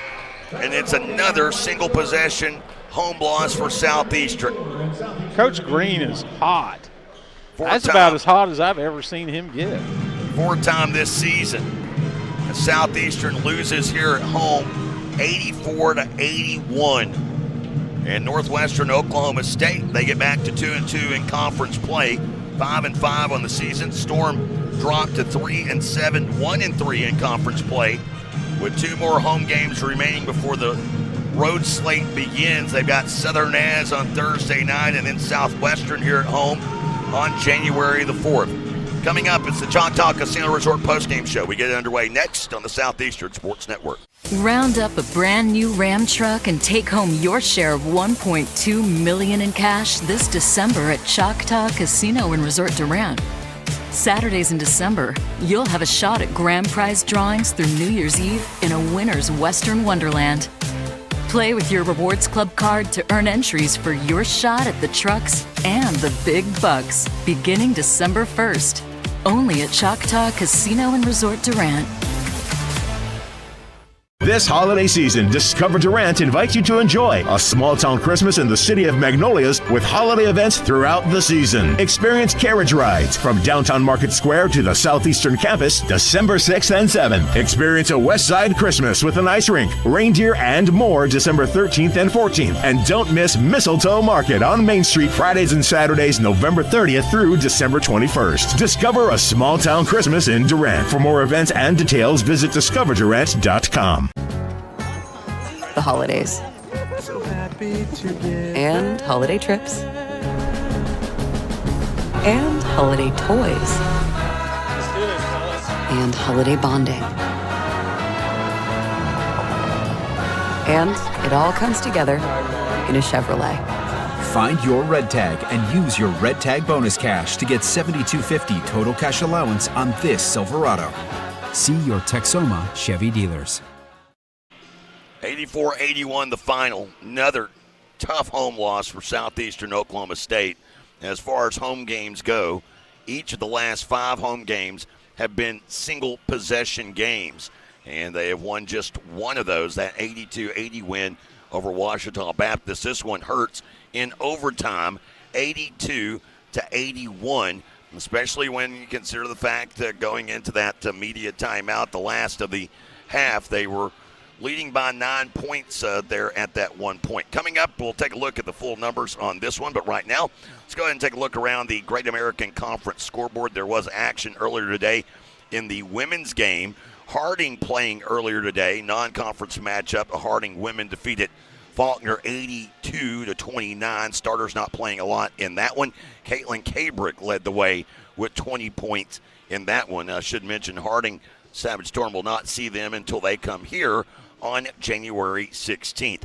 In women's basketball action, great come-from-behind effort for Southwestern Oklahoma State. They outscore East Central 20-11 in the fourth to win 62-60. And for Southeastern Oklahoma State women, victorious in overtime, back-to-back games in overtime for the Savage Storm winning. They will win this one, snapping a 4-game skid against Northwestern, 77-68. As they improved to 3-1 in GAC play. They did it behind a career-high 24 points and 8 rebounds from Kinsley Warden, as Stevie Stinchcomb also with a career-high 15, and would be remiss if I didn't mention Caitlin Kabisky, 18 points and 8 boards as she nears the 500 rebound club. Taking a look in other action, men's basketball action, Southwestern, they go into overtime in Weatherford. What is it about this Monday? There were 4 conference games, men and women combined, and 3 of the 4 went into OT. It was Southwestern edging East Central by a point in Weatherford, 67-66, the final there. Coming up, we'll take a look at the final numbers. They're on the way after this, plus our post-game conversation with Coach Kelly Green. We'll get to it here in just a bit on the Southeastern Sports Network. Shamrock Bank is an employee-owned company based in southeastern Oklahoma. We are a proud sponsor of Savage Storm Athletics. Many of our employee owners are alumni of Southeastern and know firsthand the opportunities higher education can bring. Our success is tied to the success of the communities we serve. Come see the difference employee ownership makes. At Shamrock Bank, you are more than a customer, we are more than a bank. Shamrock Bank, member FDIC. Since 1971, Westside Family Dentistry has been committed to enhancing the natural beauty and function of your smile while improving your oral and overall health. Using state-of-the-art technology, our friendly staff will take care of all your needs, from routine care, crown and bridge, implants, and even orthodontics, including Invisalign. Westside Family Dentistry is the premier choice to create beautiful, healthy smiles for the whole family. Cherokee Communications believes good things come in threes, like three-pointers, epic movie trilogies, and great home service. That's why Cherokee offers HD TV, high-speed internet, and home phone. And right now, you can get any service or all three for one low cost. Get HD TV, internet, and home phone from Cherokee Communications and score 3 for the home team. Visit CherokeeCom.com today.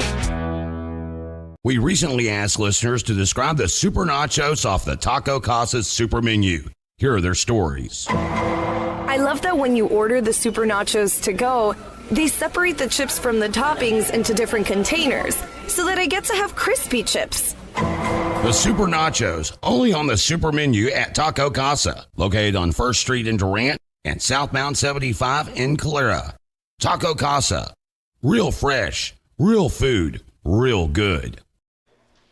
84-81 the final score. We welcome you back to the Choctaw Casino Resort post-game show. Now joined by Coach Kelly Green. A tough loss here in overtime against Northwestern, and it was one of those weird games. Talk about some of the adjustments. I know in the first half they were really getting after you guys on the offensive board. Y'all were able to clean that up in the second half a little bit. Just talk a little bit about what was said at halftime in cleaning that up, and also the decision to go zone a little bit there in the second half to try and slow down Cam McDowell. Well, I think you just said it. They were getting on the offensive glass, and we told our two guys that were predominantly guarding him, but, you know, got to keep 23 off the offensive glass, and then the other guys were getting it. And, you know, we didn't rebound the ball when we needed to, and you know, I made a bad move. We should have called timeout at the end of the first when we had the ball in regulation. I thought we were going to be able to go and run the clock down and not let them come in and set something up. I thought we could get DJ off of it, but we couldn't get the ball to DJ, and consequently we got a horrible shot to try to win. That's all my fault, and you know, we've got a young team, so I probably should have gone out there and said, hey, here's what we've got to do. I tried to do it on the fly, and that didn't work. And not that he would have made the shot, not that he would have missed the shot, but at least we'd have got, I think, a better look. Talk a little bit about the decision to start Andrea Bursovic. I thought nice ball movement from him, played 25 minutes, 7 points, 4 boards, nothing crazy, but I thought it looked pretty efficient. He had some pretty nice passes. Him and Briley had a little nice two-man action going there at one point. Well, you know, our inside game is, I mean, we've got some talented inside guys, but, hey, one day one of them's good, one day the other one's good. And nobody's really stepped up consistently, so we just thought, you know what, we're going to get out there and we've got to move the ball better. And we felt like by playing him, we could move the ball better. You know, when we play Miha, unfortunately, he gets down there and kind of stands in the way, and we get a little stagnant, which in the second half I thought we got stagnant too. And you know, our team's going to grow up, but it's just it's hard on these growing pains. And you know, you mentioned, I'm going to go back to your last question. You know, we did go zone because we couldn't stand in front of McDowell. We were supposed to go trap him whenever he came off that stuff at the top, and we kept running with the guy, and we wouldn't trap him. And you know, he's really good. He's a major college player. That for whatever reason he's down on this level. He should be on another level. But regardless of that, he's good. He made all the right plays.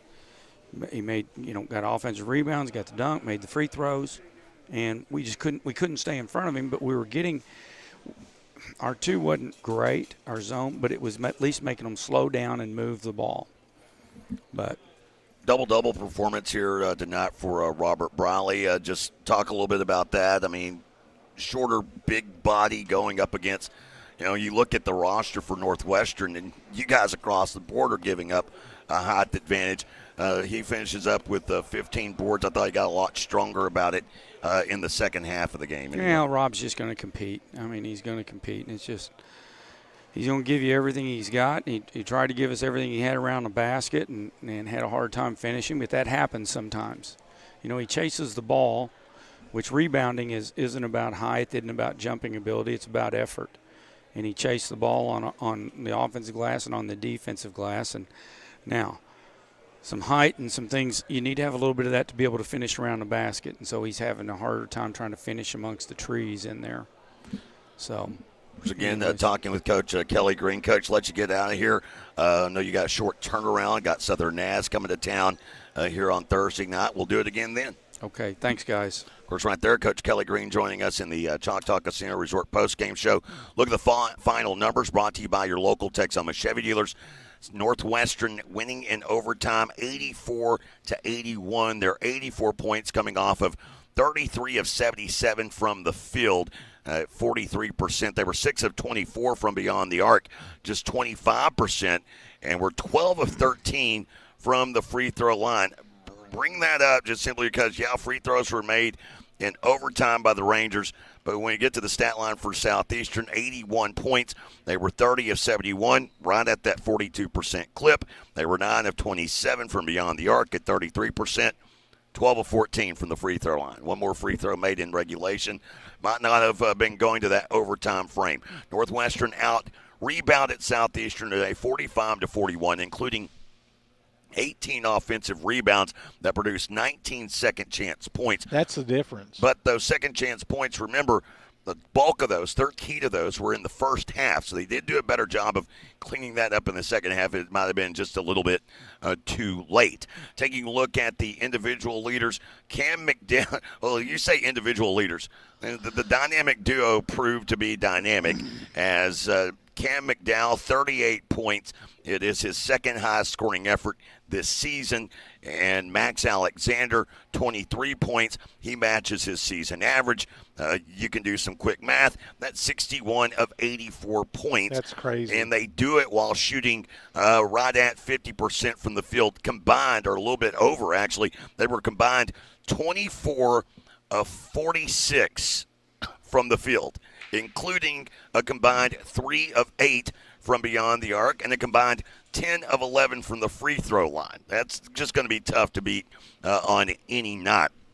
For Southeastern, 3 players in double figures, which takes us to hard hat time, and hard hat being handed out to Robert Briley. Double-double effort tonight for Robert. He matches his career high in rebounds, 14 points, 15 rebounds for Robert Briley. He had 2 block shots and 2 steals in 42 minutes of action. Hard hat going out to DJ Dill. 20-point effort for Dill, 7 of 14.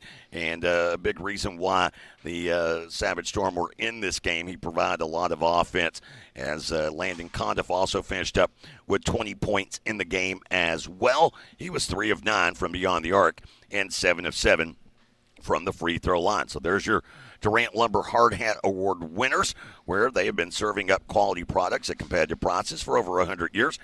Durant Lumber, behind every project, is a true value. And there's a look at your final numbers, brought to you by your local Texoma Chevy dealers. This season, bring everyone closer with a Chevy. Be sure to find yours at your local Texoma Chevy dealers. We sign off after this. We wrap up the Choctaw Casino Resort postgame show on the Southeastern Sports Network. When I share my story, it's about more than solving the mysteries of our solar system. I represent the curious spirit of the nation, the Choctaw Nation. I am our past. I am our present. I am our future. I am all of us, because our stories make us more.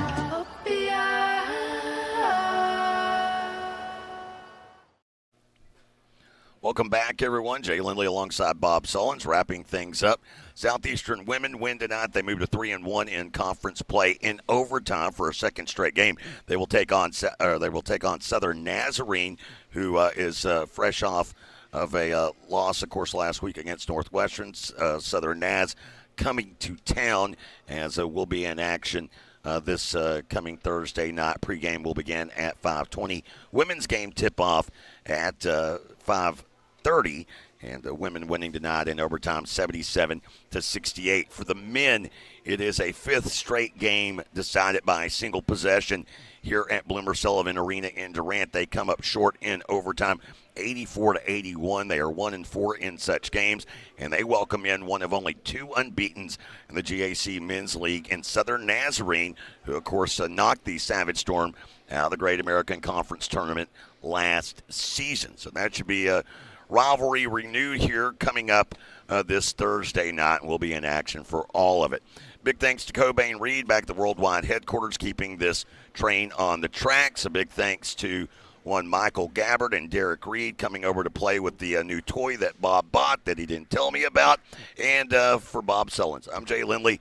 Good night and so long, everyone. We'll do it again on Thursday on the Southeastern Sports Network.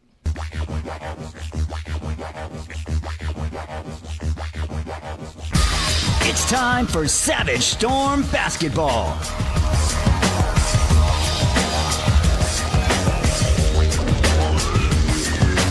The Savage Storm are brought to you by Choctaw Casino and Resorts, your local Texoma Chevy dealers, First United Bank, and Discover Durant. This broadcast is sponsored by Choctaw Nation of Oklahoma, Burridge Law, Steubenville Chevrolet, and Westside Family Dentistry.